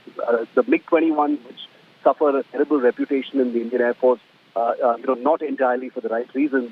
There are 3 squadrons of those left, Anisha, and they're on their last leg. So when the Tejas program began some decades ago, the principal focus was to be able to replace some of these legacy Soviet-era fighters that the Indian Air Force continues to use and is actually forced to use. One of the reasons why the Indian Air Force, had no choice but to extend the life of its MiG-21s and other, legacy aircraft was because of the troubles and delays in the Tejas program. So now that the Tejas has matured completely, it's in service, HAL is able to build them very rapidly. It's become a game changer because, apart from having cutting-edge fighters like your Rafales and your Su-30s and others, you also need strength in numbers. In any combat scenario, you need to be able to have fighters that you can put into the air in large numbers, that are cheap to maintain, that are easy to turn around, that are easy to re-engine, that are easy to arm, stuff like that. And for that requirement, the Tejas is actually absolutely perfect. It has a much smaller footprint than many of the other fighters. It's homegrown. It's difficult to overstate the advantages of having a homegrown fighter. When you have imported fighters, every time there is an issue, many times you've got to run abroad for spares. You've got to go to the original equipment manufacturers in foreign countries, for blueprints, for help in upgrading things. But here you've got an aircraft where the computers, the systems, the cockpit, almost every aspect of the aircraft, apart from the engine and the radar, are all completely Indian and manufactured here in India, which means it gives you a huge advantage in case anything goes wrong. You don't need to depend on somebody else. You don't need to burnish somebody else's economy. It's all Indian money, it's Indian know-how. So that is also that second big game changer. But like I said, it's not just a naam ke vaste homegrown fighter. This is a fighter that is very, very capable. It's comparable with some of the best in the world. It's been admired by aviation experts across the world. It's frequently compared with some of the, leading fighters in the world, like the Gripen and the F-16. And therefore, I think the age of the Tejas, which began a few years ago, I think it's coming to fruition now. It's going to be seen in much larger numbers. And I've interacted with squadron pilots who fly the Tejas, and I can tell you, Anisha, they love the aircraft. They don't for a moment, act like this aircraft has been forced on them. They truly love flying this aircraft, and they can't wait to see what else it can do, how it can be upgraded and become an even more capable platform. So Shiv, just one more question I have for you, for our viewers really.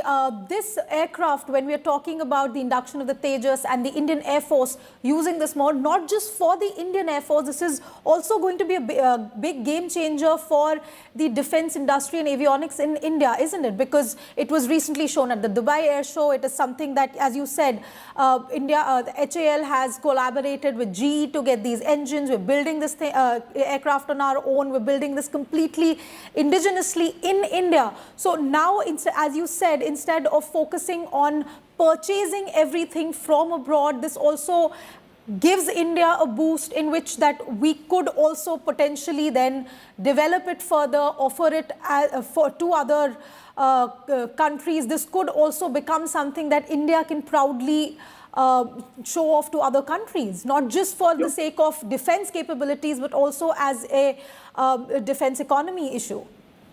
Very, very true. You raise a very good point, and it's something that HAL and the Indian Ministry of Defense actually focus on quite a bit. The fact that the LCA Tejas, the Tejas fighter, is now mature enough to actually offer to other countries, which in fact it has. It was recently part of a contest in Malaysia. It's been offered to countries like Argentina and other Latin American countries. It's been offered to some Central Asian and African countries as training platform and frontline combat platforms as well. So you're absolutely right. So it's a huge boost for indigenous industry. And remember, building a fighter, it's not just HAL. There are thousands of small and big private sector companies, Anisha, that benefit from large orders of a homegrown fighter, because they're the ones who supply the wings, the skins, the wheels, the tires, the avionics, the software code. Let's not forget the software that goes into the flying of a fighter, because these are highly automated platforms. Unlike fighters of the vintage years, these are fighter aircraft that have extremely advanced computer systems and flight control computers, all of them coded by Indian software professionals sitting in Hyderabad, Bengaluru, and other places. So the boost that such a thing gives to indigenous industry and the confidence to move forward and build the next big thing. For instance, some of our viewers may know that India is already developing a fifth-generation fighter called the AMCA, the Advanced Medium Combat Aircraft. It's also building stealth drones. So the boost that indigenous industry gets from larger orders, from a show of strength by the Indian government leadership, really benefits all right, all of that. Ashiv, thank you very much for giving us that perspective on the Tejas. The Prime Minister taking a sortie on the indigenously developed Tejas. That's the news we had for you in this bulletin. That's all we have on this bulletin for now. It's time now for a short break. News and updates on the other side. But as we gear up for the assembly elections, you can bring elections to your phone. Join India Today now on WhatsApp with the #1 election team. You can scan the QR code that's on your screen right now.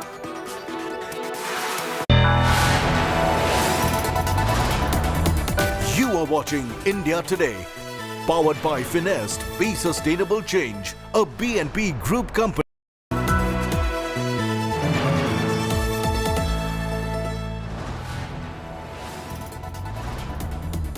You are watching India Today, powered by Finest, Be Sustainable Change, a BNP Group company.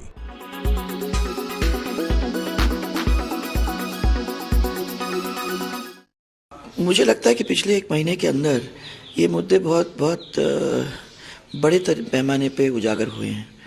सबसे पहले तो law and order situation जो राजस्थान में है, specially महिला अत्याचार, फिर खाली महिला अत्याचार पे नहीं पर दलित भी है और क्रिमिनल एक्टिविटी पूरे उसमें है।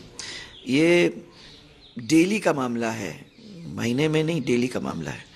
तो एक तो ये बहुत लोग परेशान हैं क्योंकि ये रोज अनाउंसमेंट्स कुछ ना कुछ करते थे, बहुत कुछ काम किया है, पर फील्ड में जाओ तो मालूम पड़ता है कि ये तो खाली अनाउंसमेंट्स ही थे। ये रिवाज तो केरला में भी था 70 साल से, पर इस बार रिवाज टूट गया और सरकार रिपीट हुई कम्युनिस्ट पार्टी वापस। 70 साल में वहाँ एक बार कांग्रेस एक बार कम्युनिस्ट पार्टी होती थी, सिर्फ इसलिए कि कोविड में अच्छा काम किया।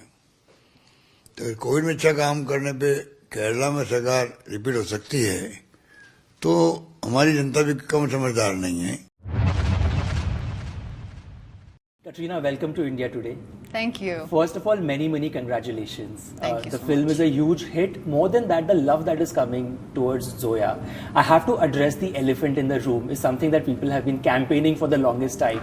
It's time. I think it's due that Zoya gets her own spin-off. And I know this, that every time you get this question asked, you have this smile on your face. What will it take for us to get a Zoya spin-off? I agree with you. I think that it would be a lot of fun to see what you could do with Zoya as a character in her own film. But having said that, I also I also love doing the Tiger series because, you know, it was my friend who said this to me yesterday, actually, the director of Tigers in the Eye, which was the second one. Yeah. He said that, you know, for me, Tiger and Zoya are one unit. And I realized that actually that is kind of true. If you go to see the films, like from Ek Tha Tiger, when we saw Tiger and Zoya, you saw these two really fiery, independent, dynamic personalities who, when they met, just kind of seamlessly blended against all odds, organically, you know. And then in the second one, again, you kind of saw that there's a certain ease, I would say, to the way the characters are written. They kind of go hand in hand. So, of course, although I think it would be amazing to do that one day, and now that this whole this whole world has become multiverse. a multiverse now, you know. So where we started out with Ek Tha Tiger, now there's so many different pieces to this spy universe, it's called. I think that there's so many exciting things we can do, but wonderful for us always, and wonderful for me when we're on that Tiger set. There's a feeling of coming home. Yeah. There's a feeling of familiarity. There's a feeling of warmth, and I think it's just always a special time.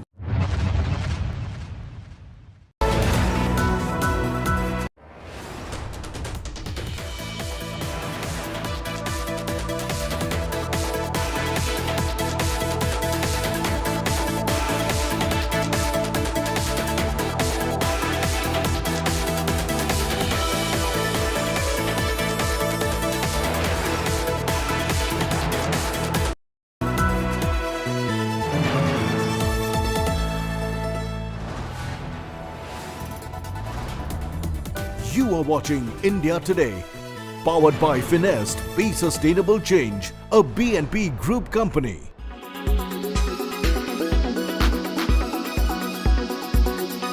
Women behind a colourful veil dot the rural landscape. Some toil in the fields, others in the confines of a house. Shy, subdued, silent. But the political roar of this vote bank is deafening. So while their agency is ignored as women and of little consequence, the strength of their ballot is consequential. Therefore the schemes. The Gehlot government has promised gas cylinders for just 500 rupees.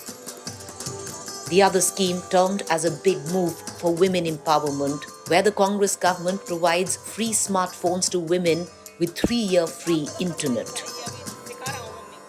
यहाँ पर 500 का cylinder मिला है आपको? ना मिले 500 cylinder नहीं मिल रहा है? ना। कितने का सिलेंडर भरवा? 940 का। 940 का। पर वो जो यहाँ पे गवर्नमेंट तो कह रही है कि 500 का सिलेंडर दे रहे हैं। कोई नहीं है हमारे पास 500 सिलेंडर। 2 महीने पहले तो 1200 का बराक में आ रहा था वो। आपका 2 महीने 1200 का भरा है? 2 महीने पहले। 2 महीने से 940 का हुआ है। पहले 1200 था, अब 940। हाँ। पर 500 का सिलेंडर नहीं आया हमारे पास। विद्वान को मिला है और इसी को ना मिला। स्कूल की छोरी को ना मिलो। नहीं मिला है? नहीं मिला। किसको मिला है? विद्वान को मिला है, विधवा जिन आपको मिला है? हाँ, मैं विधवा, मेरे को मिला या विधवा मिला है। फोन मिला है? हाँ, विद्वान को मिला है। कहाँ है फोन? फोन करते है कुमार कर है। यूज नहीं करते हो? करते हैं ना। ये आपका फोन है? इसको अपने पोते को दे रखा है अपना फोन? चला पोती नाम से कहाँ करा, पोता पोती चलाएंगे। अब सीख जाएगी मैडम जी, चलाएगी फिर पोते को दे रखा है। ये आपका है? हाँ, इसका। ये आपने रख रखा है इनका? नहीं, ये अभी सिखा रहा हूँ मम्मी को। अच्छा, क्या सिखा रहे हो? फोन? हाँ, वो चलाने नहीं जानती अभी इतना। अब जाना तो है ना, बंदे पढ़ाना तो है ना। इतना अभी सिखा रहा हूँ इसको, अभी थोड़ा कम समझ में आता है ना, इस वजह से। अच्छा। Widows in this village have got the phone and they have no idea what the phone looks like, so each of them have given it to their grandchildren who are using this phone. Use तो नहीं करती हो? Ma'am इससे कुछ फायदा हो रहा है? Phones free for women used by the men in their families. Misplaced schemes, misplaced empowerment.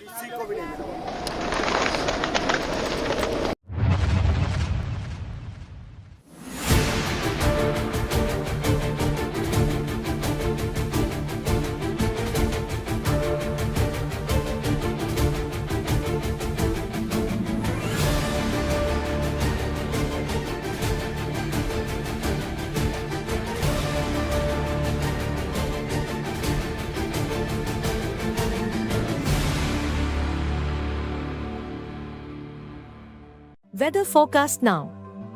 Delhi, maximum 27 and minimum 14 degrees. Mumbai, maximum 31 and minimum 26 degrees. Kolkata, maximum 30 and minimum 18 degrees. Bangalore, maximum 25 and minimum 19 degrees. Chennai, maximum 28 and minimum 24 degrees. Hyderabad, maximum 27 and minimum 21 degrees.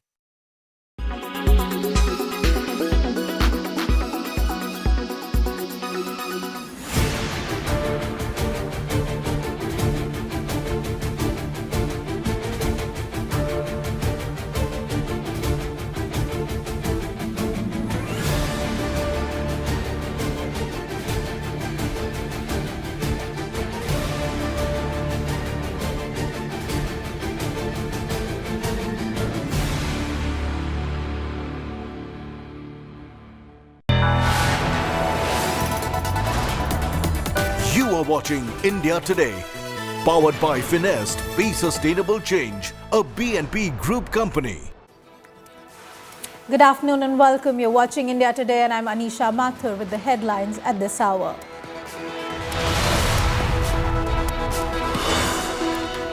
Prime Minister Modi takes sortie in Made in India Tejas fighter jet during his visit to state-run Hindustan Aeronautics Limited. Calls experience incredibly enriching.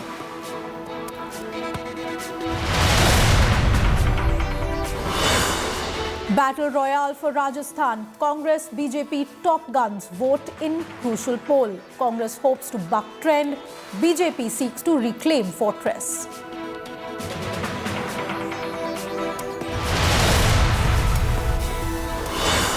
Politics over Hanuman erupts in Rajasthan. Shah takes a dig at pilot and Gehlot's Hanuman temple visit, says better late than never. Asserts BJP is going to win Rajasthan polls.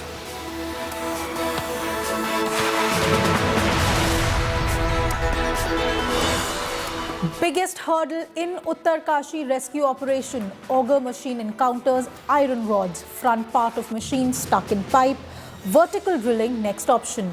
Trapped workers surviving against all odds.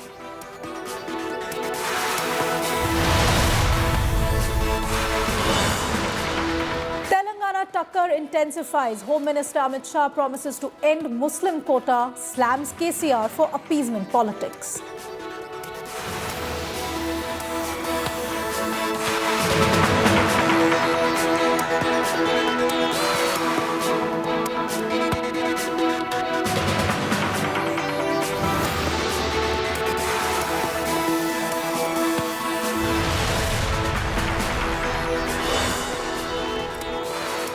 Israeli hostages freed from Gaza. 4-day ceasefire begins for hostage swap.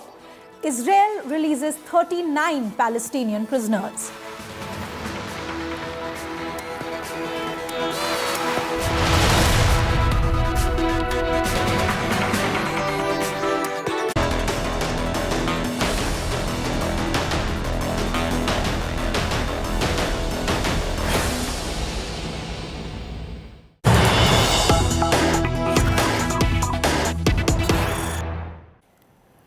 And the breaking news coming in from Uttarkashi. The biggest hurdle in Uttarkashi rescue operations yet. The auger machine brought in to rescue the trapped workers encounters iron rods. Front part of auger machine stuck in pipe. Vertical drilling could be the next option. The tunnel expert says rescue to be over by Christmas. It's been 14 days since the 41 workers have been trapped in the tunnel, and now the tunneling expert says rescue could be over by Christmas. Vertical drilling could be the next option. Front part of the auger machine currently stuck in a pipe as the machine encounters iron rods inside the tunnel. This is the biggest hurdle yet in the Uttarkashi rescue operation, as 41 workers continue to survive against all odds in the collapsed tunnel.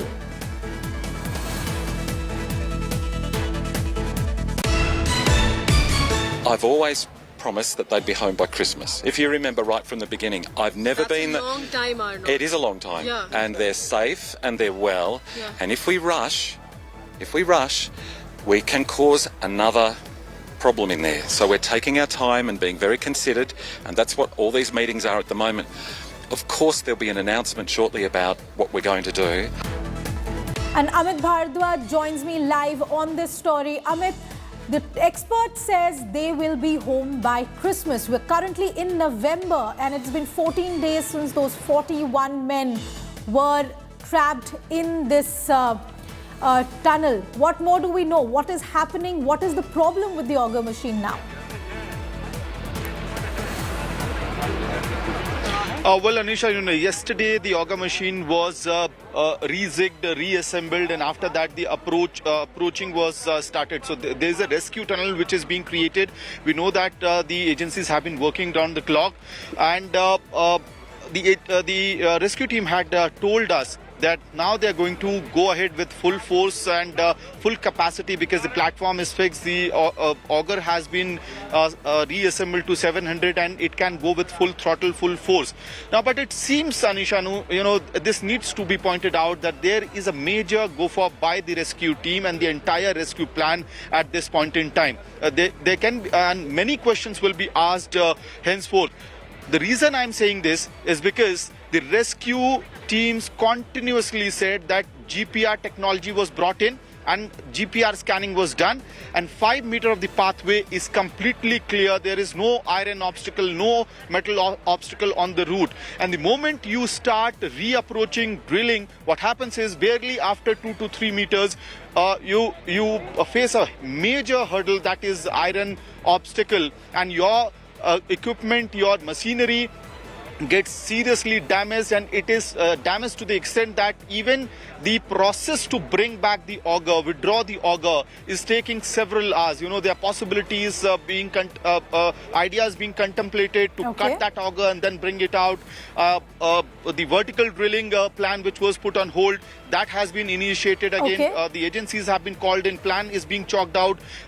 We can also hear something happening on the Balkot end, but the guffaw needs to be pointed out at this point in time, Anisha. And I'll take this question across now to Ashutosh as well, who's joining us now from Uttarkashi. Ashutosh, you've been there for several days now. As it was just pointed out by Amit, a lot of goof-ups seem to have happened. The GPR technology that was used, did the ground-penetrating radar not find the pipes that are now stuck in the machine? It's day 14 and the expert now says they'll be home by Christmas. Christmas is a month away. What are we really looking at? What kind of lapses are we looking at here? There is no breakthrough even after 14 days of the rescue operation, a massive mega rescue operation. The horizontal drilling machine, American auger machine, most powerful machine, has literally collapsed. Even the experts say probably there is no more auger, no more drilling, no more augering, no more machine. And exactly why the vertical drilling plan is now being executed, machines are being sent. But as we speak, what is also happening is that there have been 14 days, those workers are trapped. This is the time to keep their energy in a morale booster. Here, the BSNL, the telecom company, is now setting up a wired cable. Right behind me, these are the cable. These are the communication cable by the BSNL. And these workers are now sending these cable inside the tunnels. And these workers who are working here ensuring, कितनी जल्दी पूरा हो जाएगा ये? Time लगेगा sir, आधा एक घंटा लगेगा। एक घंटे फोन पहुंच जाएगा उनके पास? हाँ, 1-2 घंटे लग जाएंगे। So these BSNL workers are ensuring that a telephone at least which can be passed through the 6-inch diameter of the pipe to ensure the communication cable reaches inside the tunnel, and these workers are working at a war foot to ensure by as soon as possible they should get a communication, at least a device. A telephone will be sent to these workers. 41 of them need to speak to their family members. This is going to be really a long haul despite all this war footing up the preparations, drilling, operations, execution. But this is as it may take another few more days. This is what the need of the hour is, not just essential food, medicine, supplies, but also the communication with the families, because there have been anxiety, anger, anguish, disappointment even by the families who are praying for their safety. So one challenge is now to send communication device, and this is what underway right outside the tunnel. The communication device is being sent inside the tunnel. Okay, thank you very much, Ashutosh. Ashutosh and Amit, please stay on with us. We'll come back to you in just a moment. The Uttarkashi tunnel rescue enters day 14. Unforeseen troubles are testing patience. The battle between hopes and obstacles continues. Rescue operation very close to the finish line with only 13 meters of drilling left. Freshly cooked fruits, food and fruits were sent to the 41 workers trapped inside, but the rescue operations using auger machine has now been halted after the blade of the machine was damaged. Vertical drilling option is now being explored, and the Border Roads Organization has already prepared the road to reach the vertical drilling site. The rescue team is also exploring manual drilling option.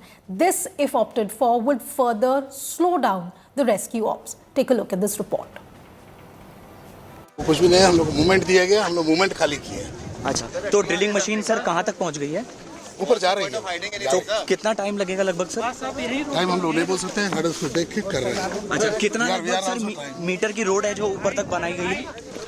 Sir वो BRO से आप पूछ लीजिए, BRO department देख रहे हैं, हम लोग नहीं देख रहे हैं, हम लोग ओनली मशीनरी हूँ। अच्छा, तो मशीन कब तक सर पहुँच जाएगी ऊपर? मशीन पहुँच जाएगी। बिल्कुल तैयार है, जो हमारी सड़क है ऑलरेडी इन कंडीशन में है और हम बस मेंटेन कर रहे हैं ताकि मशीनरी ऊपर पहुंच सके। तो हम लोगों ने 320 चैनल्स पे वर्टिकल ड्रिलिंग करने के लिए इन लोगों ने जगह डिसाइड करी थी। उस जगह पर हमने ERI टेस्टिंग करी थी, तो जिसमें हमको अच्छा रिजल्ट मिला है, जिसमें हमने अलोंग द लाइन एक अक्रॉस द लाइन करी थी और वो जो भी रिजल्ट बहुत अच्छा आया हुआ है वो हमने ONGC, RVNL other consult company को शेयर किया था। हमें टनल कितना नीचे है ज़मीन से, इसकी सतह जानने के लिए हमने उसमें सिविल सर्वे का काम किया। वो जो हमारी ERI का सर्वे होता है उसको हमने 10-10 मीटर स्पेसिंग पे जो है हमारे राड लगते हैं, जिसके द्वारा हम करंट पास करके ज़मीन की सतह की जांच करते हैं। सर्वे करके फिर हम लोगों ने बताया है, अपनी जो क्लाइंट हैं उनको रिपोर्ट दे दिया है। उन्होंने बोला ठीक है, आपका जो डाटा आ रहा है वो सही है, वो सेटिस्फाई है इस डेटा से, और इन फ्यूचर अगर ज़रूरत पड़ेगी तो हम लोग क्या करेंगे, वहाँ पर ड्रिलिंग कर उनको जो फंसे हुए मजदूर हैं उनको ईजिली हम लोग बाहर कर सकते हैं। तो हम लोगों ने 320 चैनल्स पे वर्टिकल ड्रिलिंग करने के लिए इन लोगों ने जगह डिसाइड करी थी। उस जगह पर हमने ERI टेस्टिंग करी थी, तो जिसमें हमको अच्छा रिजल्ट मिला है, जिसमें हमने अलोंग द लाइन एक अक्रॉस द लाइन करी थी और वो जो भी रिजल्ट बहुत अच्छा आया हुआ है वो हमने ONGC, RVNL other consult company को शेयर किया था। 15 days, and let's look into what exactly is happening there. Horizontal drilling has been stalled. 47 meters of an 800 mm pipe has been inserted, but 13 meters of distance is still left. The auger machine has broken down. The auger machine has been pulled out. Workers trapped at around 60 meters from the surface, and vertical drilling now going to be explored. This is what is happening in Uttarkashi, where the 41 workers have been trapped for more than 14 days. And a lot of questions now being asked about what exactly went wrong in this entire process. The auger machine that was brought in specifically to dig through has broken down as it encountered iron pipes inside the tunnel.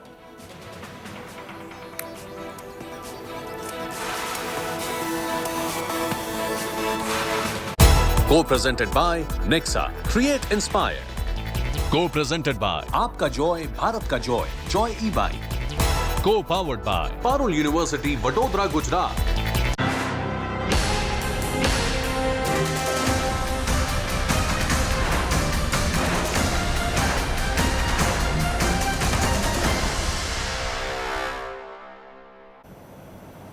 And in elections, the state of war Rajasthan goes to polls. The high-octane assembly election in Rajasthan has begun.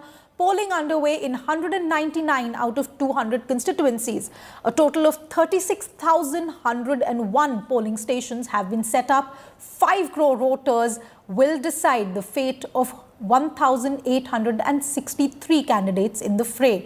Early morning, many political bigwigs, including BJP's Vasundhara Raje, Congress's Sachin Pilot and others, cast their votes. BJP and Congress are putting in all efforts to emerge as winners in the ongoing state polls. While the Congress hopes to retain power, the BJP aims to unseat the grand old party, keeping up the state's tradition of rotating parties in power every 5 years. Paper leaks, corruption, anti-incumbency and crime against women are among some of the major talking points of this year's election in the western state.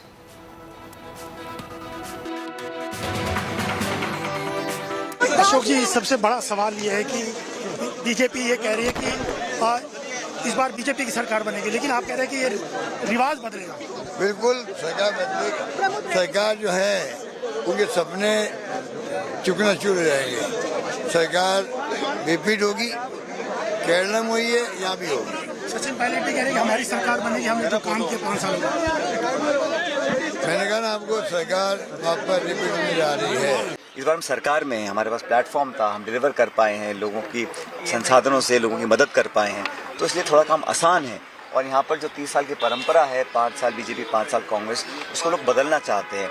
और प्रदेश के साथ देश में जो सरकार है उसको भी 10 साल से लोग देख रहे हैं।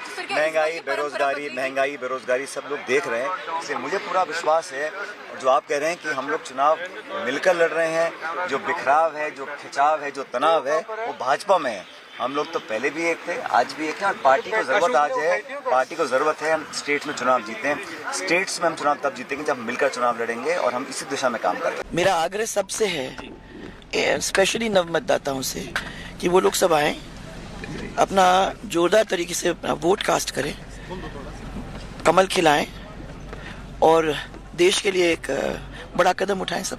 बीजेपी सांसद और विद्याधर नगर क्षेत्र जयपुर से बीजेपी प्रत्याशी दिया कुमारी जी अभी हमारे साथ हैं। आप लगातार क्षेत्र में घूम रही हैं, इस चुनाव को किस तरीके से देखिए, ये जो चुनाव है इसमें 5 साल जिस तरह से कांग्रेस ने कोई काम नहीं किया, लोगों को परेशान किया, चाहे महिलाएं हो, किसान हो, युवा हो, हर व्यक्ति बहुत ज्यादा एक्सपेक्ट कर रहा था। इन्होंने कुछ भी नहीं किया, झूठे वादे किए, झूठी घोषणाएं की। और एक तरफ मोदी सरकार ने जिस तरह से परफॉर्म किया, जिस तरह से इतने सारे हमारे बड़े बड़े कानून पास हुए हैं सेंट्रल गवर्नमेंट में, और बहुत सारे बड़े बड़े काम हुए जो विकास के काम हैं जो केंद्र सरकार ने कराए हैं, वो सब देख रहे हैं। मोदी जी जिस तरह से देश को आगे बढ़ा रहे हैं, उनका काम देख रहे हैं। And Jai Kishan Sharma joins me live on this story from Jhalrapatan. Jai Kishan, we've seen big names coming out, leaders coming to cast their vote. We've also seen people coming out in large numbers. What are you seeing around the Jhalrapatan constituency? Of course, that is where Vasundhara Raje has been winning for years now. So what are the voters there saying? What are you picking up from the rest of the state? See, Anisha, definitely this is important election for Vasundhara Raje, and she has been travelling across all the polling booths of her Vidhan Sabha constituency right now. She was in a Budania village of Jhalrapatan constituency, but you said it right. See, probably this could be one of the most interesting elections, and 3 senior leaders, Rajendra Rathod, he's 72 plus, Chief Minister Ashok Gehlot, he's 72 plus, and Vasundhara Raje, she's 73 plus. So this probably could be last election for Vasundhara Raje, and why it is more important for her that this time her face was not declared as Chief Minister candidate. So she is trying her best to win this election, because it is Jhalrapatan from where Vasundhara Raje has been elected from past 4 times. Last time she defeated Manvendra Singh. See, Rajasthan election gets very crucial. It's not, there are the issues are completely different at the hyper local level. If you talk about Jhalrapatan, here poor roads, electricity, transformer is an issue. If you go to Karoli, Savai Madhapur, Eastern Rajasthan, tunnel project is an issue. So the issues are varying in different areas. For example, in Shekhawati, farmer issues, farmer deaths, farmer loan waiver was another big issue. So these are on the issues on which BJP is trying to encash the voters. As on the other hand, Congress is banking on the... Jai, I'll get back to you in just a moment, but more news from the Rajasthan election. Amid the voting, political leaders from across parties have made temple visits and sought blessings today. Early in the morning, Vasundhara Raje and Sachin Pilot visited the Hanuman temple and sought blessings. Rajasthan BJP State President CP Joshi and Balaknath also offered prayers for victory, while incumbent CM Ashok Gehlot also offered prayers at a temple. Meanwhile, Union Home Minister Amit Shah took a jibe at the Congress after their leaders visited temples earlier this morning. Amit Shah said, good that they have realized that now that one should visit a temple. Take a look. चलो अच्छी बात है, बहुत late ज्ञान आए। चलो अच्छी बात है, बहुत लेट ज्ञान आए। भगवान के आशीर्वाद के मैंने कुछ हुआ क्या आज तक? तो परमपिता परमेश्वर का आशीर्वाद और प्रदेश की उन्नति हो, आज चुनाव अच्छे से संपन्न हो जाए और प्रभु की कृपा हम सब पर बनी रहे, ये कामना आज मैंने की। आप संकट मोचक होंगे, कांग्रेस के आप संकट मोचक के दरबार में आए हैं। मैं तो जनता के लिए समर्पित हूं और मैं समझता हूं कि हम सबको मिलकर एक शांति सद्भाव का माहौल बनाए रखना चाहिए, लेकिन हनुमान जी की जो ताकत है वो हम सबको, सभी लोगों को मिले, मैं इस बात की प्रार्थना करके आया हूं। And with that, it's a wrap on this bulletin. Thank you for watching India Today. For more news and updates, you can log on to indiatoday.in. You can also download the app. And as we gear up for the assembly elections, you can bring elections to your phone. Join India Today now on WhatsApp with the #1 election team. You can scan the QR code on your screen.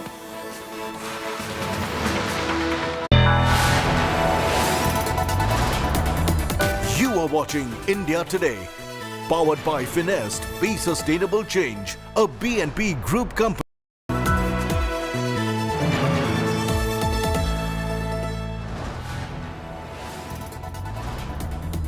You are watching India Today. Powered by Finest, Be Sustainable Change, a BNP Group company.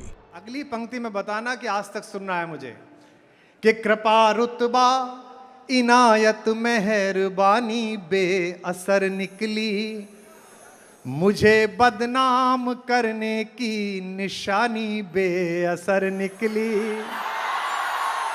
मेरे हर लफ्ज का जादू जमाने की ज़बां पर है, तुम्हारी साजिशों की हर कहानी बेअसर निकली। मिलिए कुमार विश्वास से साहित्य आज तक दिल्ली में लाइव। फ्री एंट्री के लिए रजिस्टर करें www.aajtak.in/साहित्य पर या मिस्ड कॉल दीजिए 9310330033। Get ready for an immersive journey into the heart of news, politics and insights that matter. Join India Today now on WhatsApp with the #1 election team as we gear up for the upcoming assembly elections. Scan the QR code now. Join India Today now on WhatsApp. Follow these steps. Open WhatsApp on your phone. Check for a new updates tab. Select Find Channel and type India Today. After finding the channel, tap the Follow button.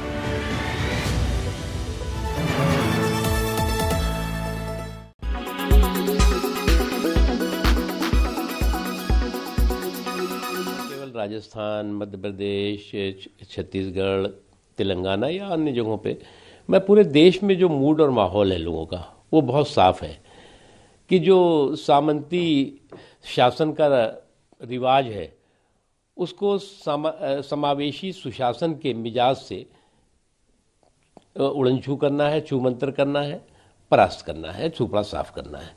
अब जब लोगों का mood और माहौल जो है वो सामंती शासन के रिवाज को समावेशी सुशासन के मिजाज से परास्त करना हो, सुपड़ा साफ करना हो, तो निश्चित तौर से आप उसका असर और उसका प्रभाव क्या होगा उसका अंदाजा आसानी से लगा सकते हैं।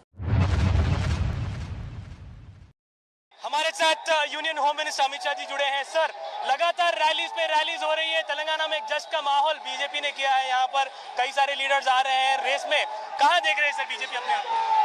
हम बहुत अच्छे तरीके से स्पर्धा में है और इस बार केसीआर की सरकार जाना निश्चित है और भारतीय जनता पार्टी विजयी। सर, यहाँ पर आपने यूसीसी की बात की है, 4% रिजर्वेशन की बात की है, लेकिन यूसीसी को लेकर ओवैसी ने कहा है कि ओल्ड खम्मम ट्राइबल एरियाज में काफी ज्यादा असर होगा। क्या बीजेपी खम्मम, वारंगल और उधर उस इलाकों में बोलेगी? यूसीसी आएगा तब इसका जवाब मिल जाएगा। ट्राइबलों के राइट संविधान ने रिजर्व करे हुए, इससे कोई फर्क नहीं पड़ेगा। सर यहाँ पर अकबर ओवैसी का जो परसों वाकया हुआ जहाँ पर पुलिस को वो धमकाते नजर आए, केस भी उनके ऊपर रजिस्टर हुआ है। चले, सरकार ने न्यूट्रली चुनाव हो, इसका ध्यान रखना चाहिए। धन्यवाद सर बात करने के लिए। तो ये थे union home minister Amit Shah. Camera person Chandu के साथ अब्दुल बशीर, हैदराबाद।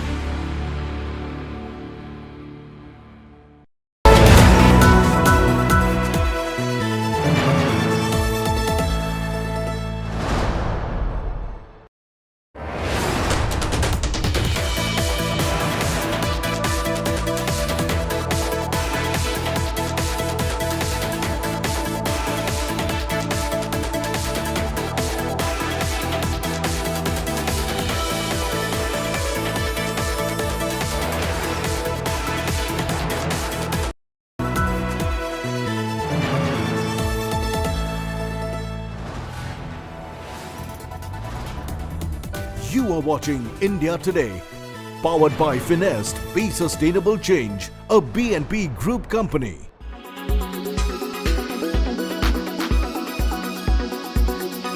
राजस्थान के मुख्यमंत्री अशोक गहलोत जी हमारे साथ मौजूद हैं। अशोक जी, जो एक रिवाज है 5 साल में सत्ता बदलने का, क्या ये चलेगा इस बार? वोटर क्या ये तय कर देंगे कि आपकी सरकार आएगी या बदल दी जाएगी?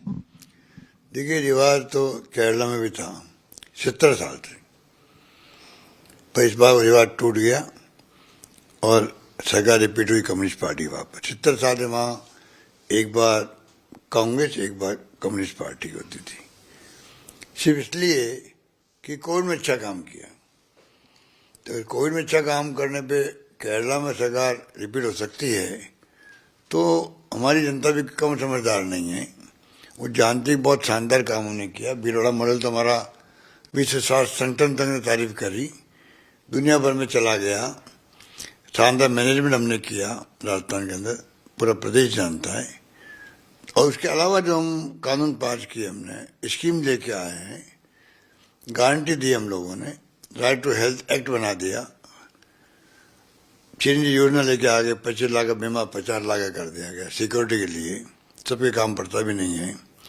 और साथ में ओपीएस दे दिया कर्मचारियों के लिए, महंगे राशि शिविर लगा दिए, 10 गारंटी दे दी हमने, 7 गारंटी और हम दे रहे हैं लोगों को। मैनिफेस्टो के अंदर अलग से हमने वादे किए हैं। तो आप रात में कहीं भी जाओगे, आप कहीं नहीं सुनोगे सरकार के खिलाफ में कोई लहर चल रही है, जबकि जनरली जिसकी सरकार होती है उसके खिलाफ थोड़ी बहुत तो एंटी गवर्नमेंट होती है। पहला मौका है राजस्थान के अंदर जहां आप सुनोगे नहीं बात। देखिए, बीजेपी मुद्दा बना रही है कि करप्शन हुआ, लैंड ऑर्डर की स्थिति है खराब है, और महिलाओं की सुरक्षा का मुद्दा उठा रहे हैं। उनका कहना है कि इस बार अशोक गहलोत सरकार जाएगी और हम बहुमत के साथ सरकार बनाएंगे। अगर उन्हें सच्चाई होती तो इश्यू बन जाते पब्लिक के अंदर। ये जो आप बोल रहे हो ना, इनमें सच्चाई नहीं है। सच्चाई होती पब्लिक खुद ही कैच कर लेती उनको। अशोक जी, नरेंद्र मोदी वर्सेस अशोक गहलोत, चेहरा उनका नरेंद्र मोदी है और कमल का निशान है, और इधर आपको प्रोजेक्ट तो नहीं किया, लेकिन क्योंकि मुख्यमंत्री हैं आप, तो किस ढंग से देखते हैं इस कंपेयर? ये कोई कंपेयर करने की आवश्यकता नहीं थी, क्योंकि राजस्थान विधानसभा चुनाव हो रहे हैं। विधानसभा चुनाव अलग होते हैं, केंद्र के अलग होते हैं, तो ये जरूरत नहीं थी कि इस प्रकार से वो कैंपेन करते हैं। यहाँ पर प्रधानमंत्री का तो 1 या 2 मीटिंग करने बहुत होता है। कोई पंडित नेहरू के जमाने के अंदर, इंदिरा जी के जमाने में 1-2 मीटिंग होती थी, गांव-गांव में घर में चर्चा होती थी कि आज प्रधानमंत्री जी कह के गए हैं, उसके मायने ये हैं। आज क्या जरूरत पड़ी 25-30 मीटिंग कर रहे हैं, प्राइम मिनिस्टर कर रहे हैं, गृह मंत्री पड़ाव डाल रहे हैं। केंद्रीय मंत्रिमंडल की तो लाइन लगी हुई थी मंत्रियों की, और 5-7 राज्य मुख्यमंत्री आ गए, क्योंकि सब चाहते हैं कि हमला बोला मेरे ऊपर, मेरी गवर्नमेंट पर, इसलिए कि मेरी सरकार गिरा नहीं पाए लोग।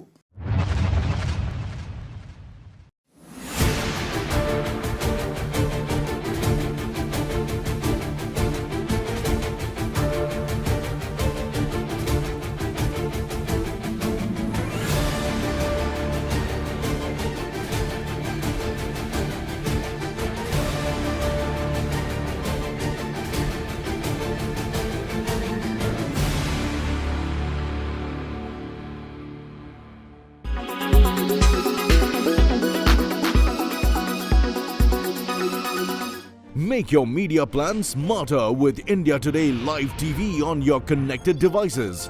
Amplify your brand with 100 million smart internet viewers. To advertise, mail us at sales@aajtak.com.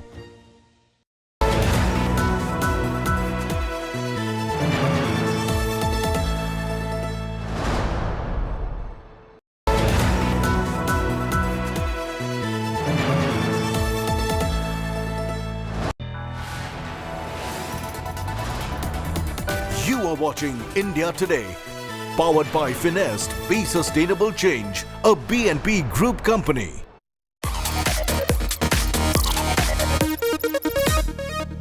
From bits to bytes, A to Z, Bombay to LA, two different west coasts of two very, very active democracies. We want to bring you the best of tech from around the world. That's what we strive to do on Tech Today. So be it the latest iMacs, are they a bang for your buck? Or what on earth is happening with OpenAI and Microsoft? Also, what can you really do to ensure that you are not the victim of fake news and you can really tell what's real and what's not? It's going to be an action-packed episode of Tech Today covering the whole gamut. And I'm your host, Ayush Alavadi. Let's begin.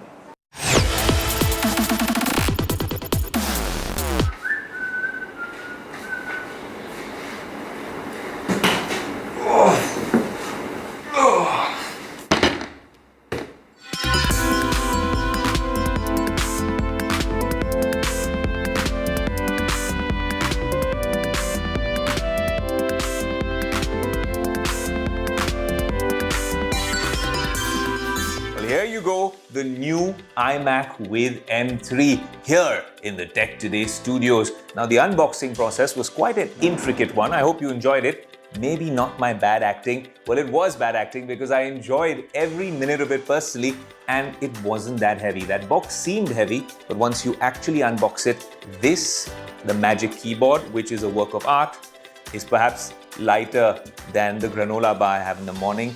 The Magic Mouse and the trackpad are also very light. And this, the iMac display, is under 4.5 kilos, under 5 kilos. That means that this can be the ideal desktop computer in your living room when you're sharing it with the kids. A family computer, maybe even in your kitchen, maybe in your bedroom. 24 inches of pure beauty. You get it in 7 colors. This one, of course, is this golden sort of yellow. True tone technology from Apple, so the display, the colors are very vivid. The saturation is just about right, but it also comes with 500 nits of brightness. Now, if you were to compare this to a high-end gaming monitor, maybe on paper, it doesn't sound that impressive. But if you have it in the flesh, like we do over here in the Tech Today studio, this device performs really well. I've been watching a lot of content on it, movies as well. It has 6 speakers right over here, a 1080p FaceTime camera, which can do all sorts of cool things. And this really does get the job done. But this particular device has performed really well when it comes to gaming. And that is a big push by Apple as well, because at the heart of it is M3.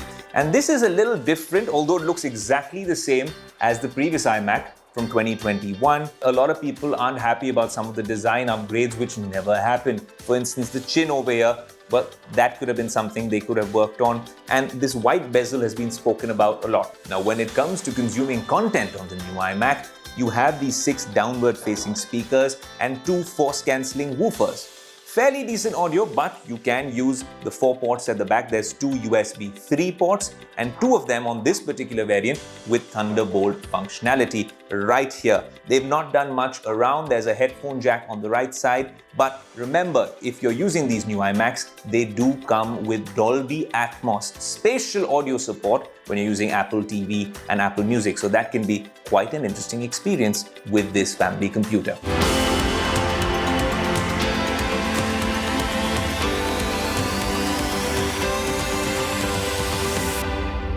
Now, we know that the unboxing experience with Apple products is always a very premium one, but I thoroughly enjoyed unboxing this because there's so many goodies coming out of this top spec iMac setup. I'll tell you a little bit about what came out of the box. Was this particular Magic Keyboard. It comes with Touch ID, and that's an absolute game changer because you can switch profiles. Maybe your kids want to use it, your sister wants to use it, your wife wants to use it, your mum wants to use it. You can do that via Touch ID, different profiles, authenticate purchases as well. It's really embedded and integrated into the keyboard very well. It's very light as well, but given it's 2023 and iPhones now come with USB-C ports, one thing worth mentioning, the first time I'm going to say this, is that this is charged using a lightning cable. Now, when you're talking about this particular trackpad, I think this is a game changer. I've been using this to edit content, which this can do to no end. It can take several streams of 4K content, do all sorts of things with ProRes video. So what's the other thing that Apple's put in the box with this color coordinated set? Well, it is a USB-C to lightning cable. Now, when you talk about the iMac by itself, it houses the M3. The M3 is no joke. Now, the M3, which is the first Apple silicon based on a 3nm architecture, that is mind-boggling in terms of how small and how much stuff they've packed into that tiny real estate, well, is what this particular device is powered by. It's compact, it is very, very slim, and it can go to most places that my MacBook 16-inch can go as well, within a house or a studio. Now, I told you about the editing capabilities, tossing in all those graphics and multiple streams of 4K, but that won't be everyone's use case. You could take the base model, which is a lot cheaper, and you could get the job done as a family computer. It's still running on M3. The only problem is with 256 GB of storage or a lower storage variant option, you will be yearning for more space. So that's the real trick. Apple gives you all the basics, but then you're tempted to upgrade. This one is the high-spec version. In terms of storage, it's 2 terabytes and 24 gigs of memory. But the M3 by itself, let me give you some numbers, is scary fast. That's what they call their event, compared to the M1. Now, the iMac was last available in the M1 chip. The M2, which came out the last year, we didn't see an iMac with it, of course. So it's a leapfrog the M series straight to the M3. So even Apple is comparing the M3 to the M1. Is there an apples and apples or an apples and orange comparison? But let me tell you in pure numbers what your daily computing tasks would look like. If you're going to be making spreadsheets for your boss on Excel, it will be 30% faster than the M1, any M1 device you have. If you're talking about using your browser, maybe Safari, again 30% faster. If you're talking about using Photoshop or a video editing tool, iMovie or maybe FCP, it'll be twice as fast in terms of editing, rendering, and that sort of performance. Basically, if you take an M3 iMac and you put it up against an M1 iMac from a couple of years ago, it'll look exactly the same. But when it has to perform, this guy will perform twice as fast. That's 2x as fast, and that just shows how technology has been growing exponentially. So as we wrap it all up, we'll need to tell you the price, and that's where it gets most confusing. So you might want to put on your seatbelts and get some coffee for this, because the base model of the iMac is 1,35,000 rupees. But then I'll tell you how that spectrum goes to the other end with this one, which is all the bells and whistles, 2 terabyte of storage, 24 gigs of memory. This one goes up to nearly 2,85,000 rupees. But why the discrepancy? The base model will come with an 8-core CPU, an 8-core GPU, 8 gigs of unified memory, and 256 GB of storage. With this particular device, if you're using it just to browse around and maybe use everything on the cloud, you can get away with it. But it's capable of so much more, so you might need to go for a mid-spec variant. Obviously, the base model will only come with a Magic Keyboard. You wouldn't get some of the other accessories. You need to pay for each thing. So there is a mid-spec variant within the lineup as well, which costs 1,75,000 rupees. It comes with an 8-core CPU, a 10-core GPU, 512 gigs of storage, so that's double the storage, and it comes with 8 GB of unified memory. What's good about that is that you get this particular display, gigabit Ethernet, which is in the power cable itself, and a magic keyboard with Touch ID. So all in all, if you pick the right variant, bump up the RAM, you have an ideal family computer which you can drag to the bedroom, to the kitchen, or keep in the hall for the family to use. The new iMac 2023 with the powerful, mighty M3 chipset inside, exclusively here on Tech Today. The one man who seems to have grabbed all the headlines this week happens to be a gentleman named Sam Altman. Is he the CEO of OpenAI? Does he work for Microsoft? Is he doing something on his own? Will he? Won't he? Was he fired? Is he back? The return? It's been very confusing, and if you're confused, then we're in the same boat. So we thought here on Tech Today, we should just get the timeline together and explain the saga as it unfolded. Here's a Tech Today special report, or should we call it the OpenAI of Thrones. Over the past few days, one of the world's most high-profile artificial intelligence companies, OpenAI, witnessed a massive shake-up that startled the entire tech world. Well, the turmoil seems to have now dialed down, but this surely will go down as one of the most dramatic series of events to ever take place on Silicon Valley weekend. Let me bring you up to speed to exactly what happened. It all started November 17th. OpenAI's co-founder, President Greg Brockman's post sent shockwaves across the industry when he revealed that OpenAI CEO Sam Altman had been fired from the company by the board members on a Google Meet call. This was later confirmed by Altman himself.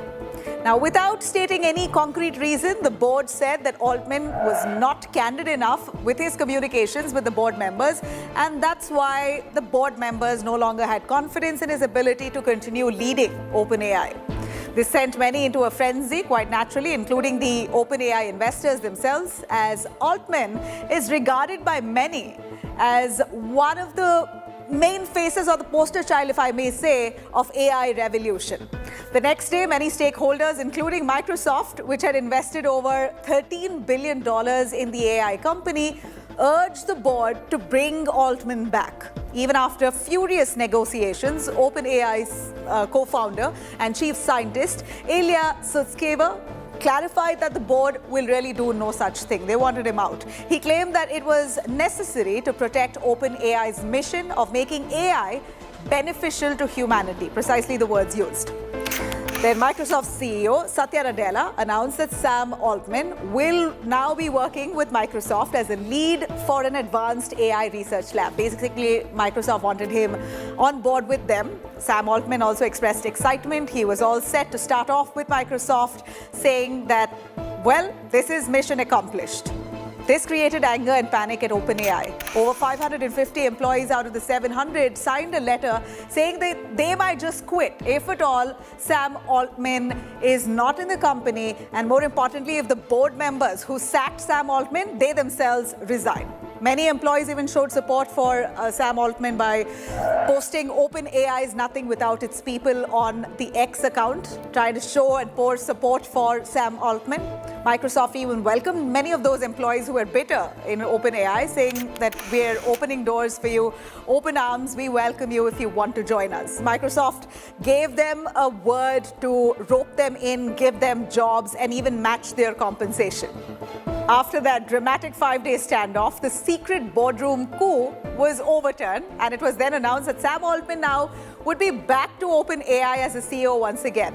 The ChatGPT maker also announced new board members, giving in to the pressure from investors and employees. Basically, he sacked all the existing board members who had fired him and brought his own people.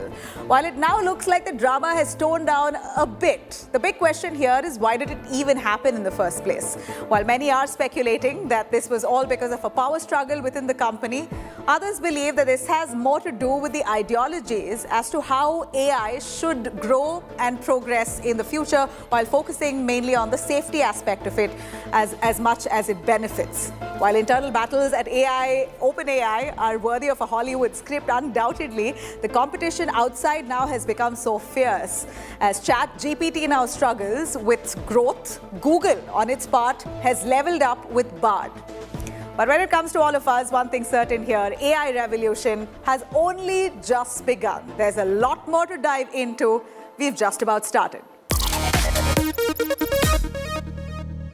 You know, I've always wondered, we speak so much about artificial intelligence here on the network, on Tech Today, your favorite technology show, but how many of you have actually experimented with AI? Are you using ChatGPT, Bard or other services, or even personal assistants like Alexa, or are these great marketing moves by big tech companies? That's what we want to get to the bottom of. Have you even heard of a Sam Altman who now, well, hopefully heads OpenAI and will be spearheading, well, one of the guys spearheading the AI revolution? What's the awareness like here in India? Here's a Tech Today report by Tech Today's Priya Singh.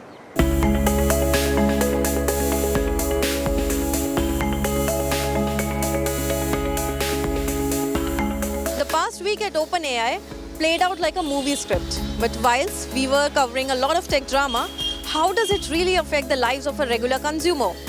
Are they aware of AI in general? Are they using ChatGPT or Google Bard? Or are they yet to latch onto the AI bandwagon? Let's find out.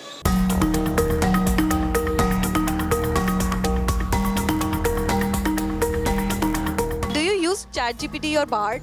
I use ChatGPT. I use ChatGPT, but I don't use Bard. I use ChatGPT only. So do you think it's reliable enough?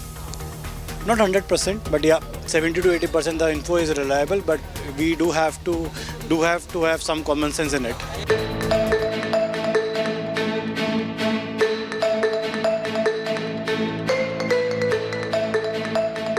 Do you know who Sam Altman is? I think he's the CEO of ChatGPT, right? I know that he joined Microsoft and then he sort of came back. So that's a whole different corporate politics and all of that involved. Yeah, what I'm interested in is what he actually created, ChatGPT. Do you know about Sam Altman? Yeah, he's the founder and he just got fired lately.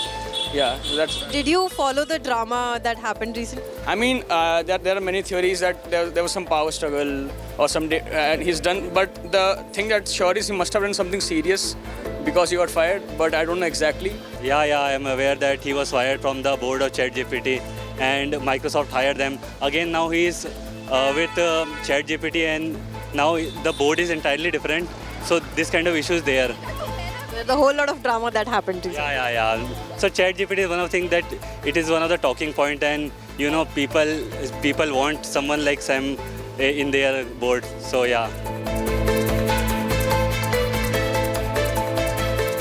Well, it looks like ChatGPT has become a big thing. Almost everyone in the tech community is using it. But we can't say the same thing about the whole Sam Altman drama. Over to you, Ayush. It's always been our endeavor on Tech Today to bring you the latest and greatest in tech, be it the latest gadgets like you've seen in the first half of the show, or the newest EVs as well, with all the tech lowdown that we can provide. What's happening in Silicon Valley with the saga that's unfolded over the past week, or what's happening with founders in Bangalore as well. From consumer to enterprise, you'll always be on top of all the technology news here on Tech Today. Now, a couple of episodes ago, we did a deepfake special. To really tackle that deepfake menace, what can you do? What are your rights and remedies? How do you spot what's fake and what's real? Fake news is another big issue which can be something of grave concern, especially as we head into an election year. So in the second half of the show, we'll continue in that vein to tell you what's real and what's not. I'll see you on the other side of a commercial break.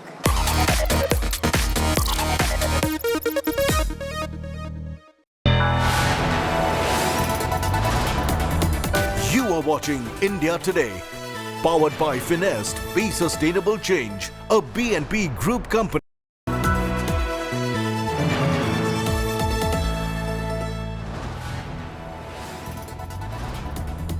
You are watching India Today, powered by Finest, Be Sustainable Change, a B&P Group company.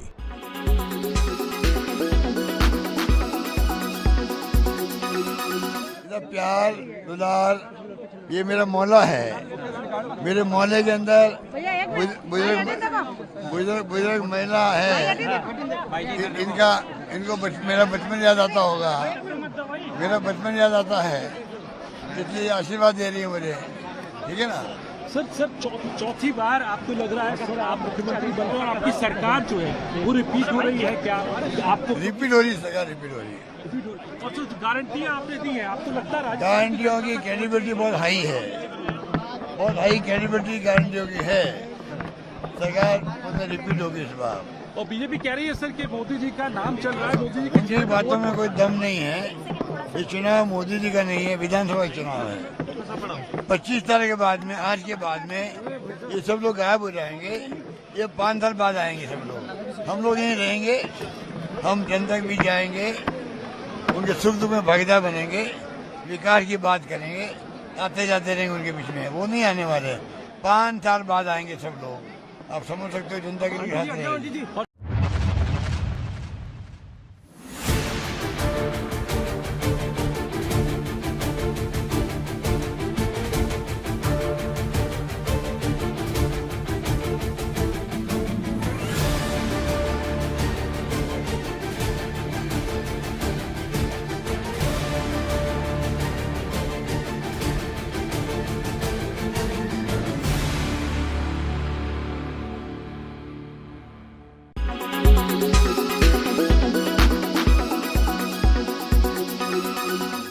Make your media plan smarter with India Today Live TV on your connected devices.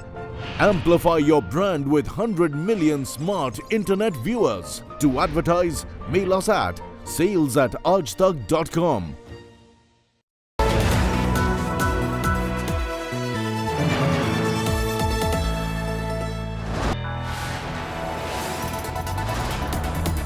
You are watching India Today.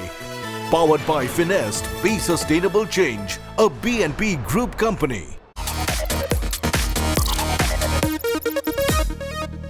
Fun fact, WhatsApp has over 500 million users here in India alone. Telegram has also recently gotten very popular, especially with the tech community, startup founders, Web3, blockchain, and the like.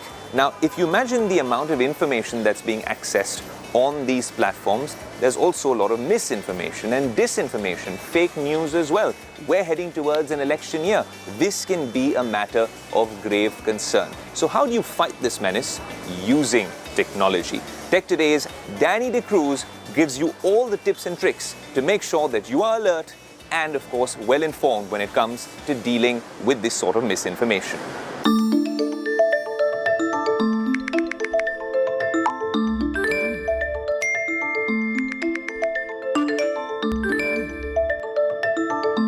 You and I might occasionally get very annoyed with these WhatsApp group notifications and pings. But we have to acknowledge the fact that around 50 crore users have WhatsApp in their phones. And a lot of these users have it to get all the latest news and information. But there's one important concern about this. It also leads to the spread of fake news and misinformation. And with the upcoming elections, it becomes all the more important for us to distinguish what is real and what is fake. So I'm here to help you evoke your inner Sherlock Holmes and tell you how to bust real from fake.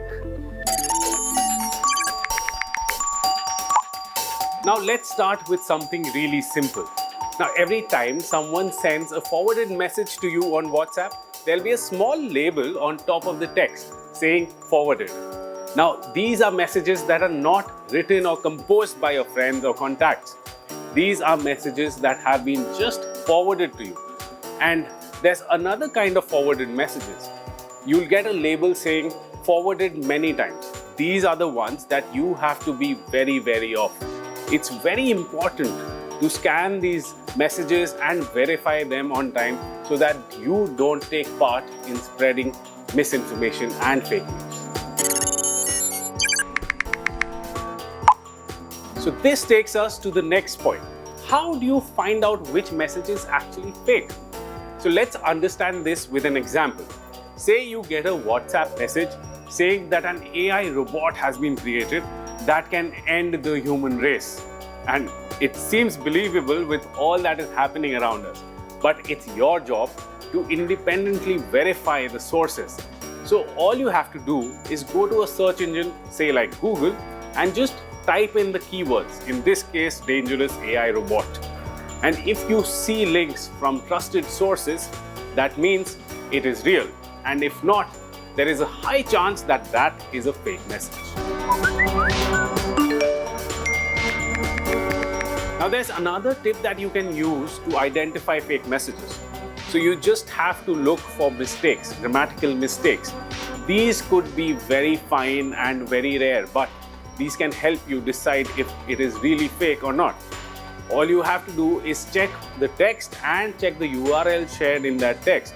If you find any mistake, there is a high chance that it is fake. Now, another interesting way to verify a piece of information is WhatsApp channels. The company has partnered with around 10 independently working fact-checking websites, and these websites provide services in 13 different languages. All you have to do is follow these popular websites to get all the latest information. You can also follow the India Today fact-checking channel on WhatsApp to get all the latest news. Now say you have spotted a fake message or a fake information. What do? Now if it's coming from an unknown message, you'll have the option to either block it or report it, or even block and report it. All you have to do is report it to WhatsApp and they will take the further action.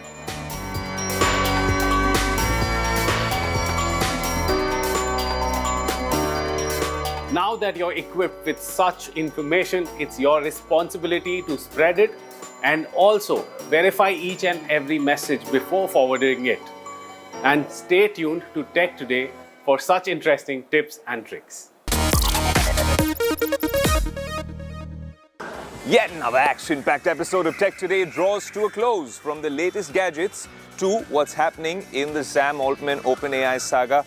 As we record this, he is the CEO of OpenAI with a new board. What happens over the weekend? Well, you need to stay tuned to Tech Today and on our social media platforms to find out. That's not all. We've also told you how do you spot what's fake news and what's not in this WhatsApp university era that we live in. We've really enjoyed putting the show together. We hope you've enjoyed watching the show across our platforms. I'm your host, Ayush Alavadi, from the Tech Today universe, saying thank you so much for watching. Until next week, adios.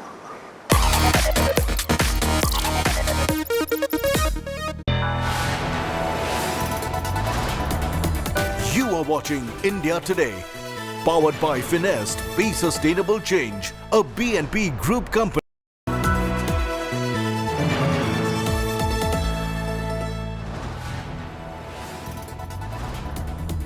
You are watching India Today, powered by Finest, Be Sustainable Change, a BNP Group company.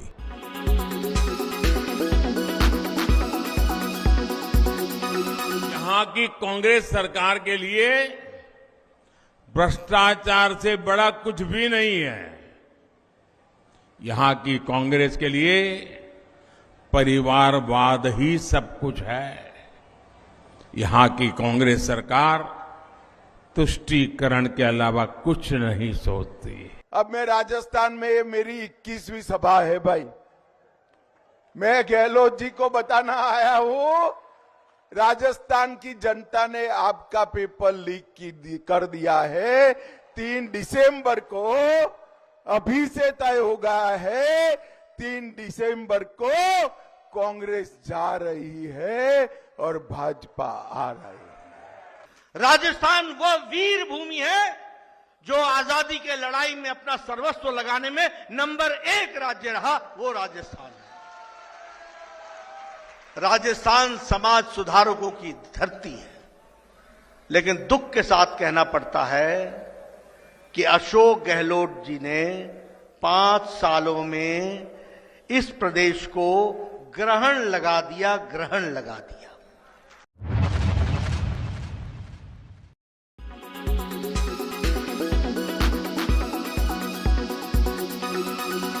Make your media plan smarter with India Today Live TV on your connected devices.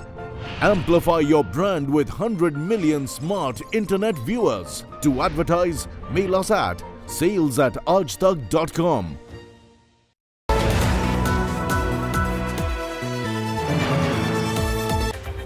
Israel-Hamas hostage crisis.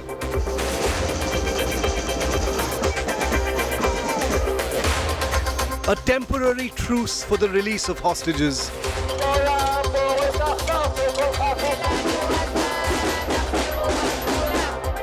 As the truce begins, hope for families shine.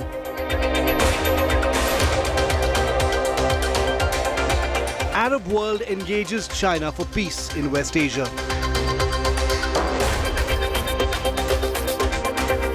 Netherlands, Argentina get new leaders.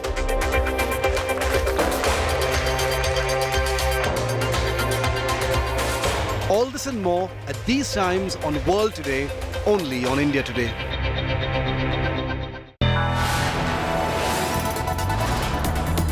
You are watching India Today, powered by Finest, Be Sustainable Change, a BNP Group company. Good afternoon and welcome. You're watching India Today and I'm Anisha Mathur with the headlines at this hour. Prime Minister Modi takes sortie in Made in India Tejas fighter jet during his visit to Hindustan Aeronautics Limited. Calls experience incredibly enriching. Modi becomes first PM to fly LCA Tejas.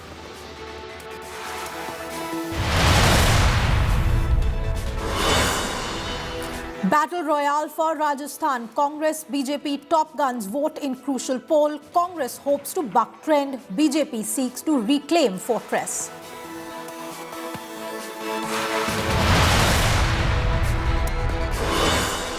Politics over Hanuman erupts in Rajasthan. Shah takes a dig at Pilot and Gehlot's Hanuman temple visit, says better late than never. Asserts BJP will win Rajasthan polls.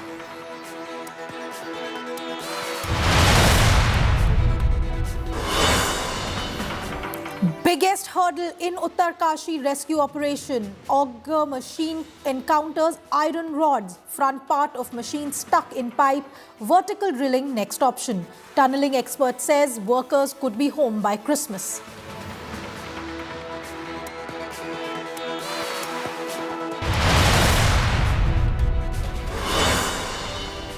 Telangana Takkar intensifies. Home Minister Amit Shah promises to end Muslim quota, slams KCR for appeasement politics. गैर संवैधानिक 4% religious reservation दिया है। हम ये मुस्लिम reservation को समाप्त कर ये 4% SC, ST और OBC का रिजर्वेशन लाएंगे। 13 Israeli hostages freed from Gaza. 4-day ceasefire begins for hostage swap. Israel releases 39 Palestinian prisoners.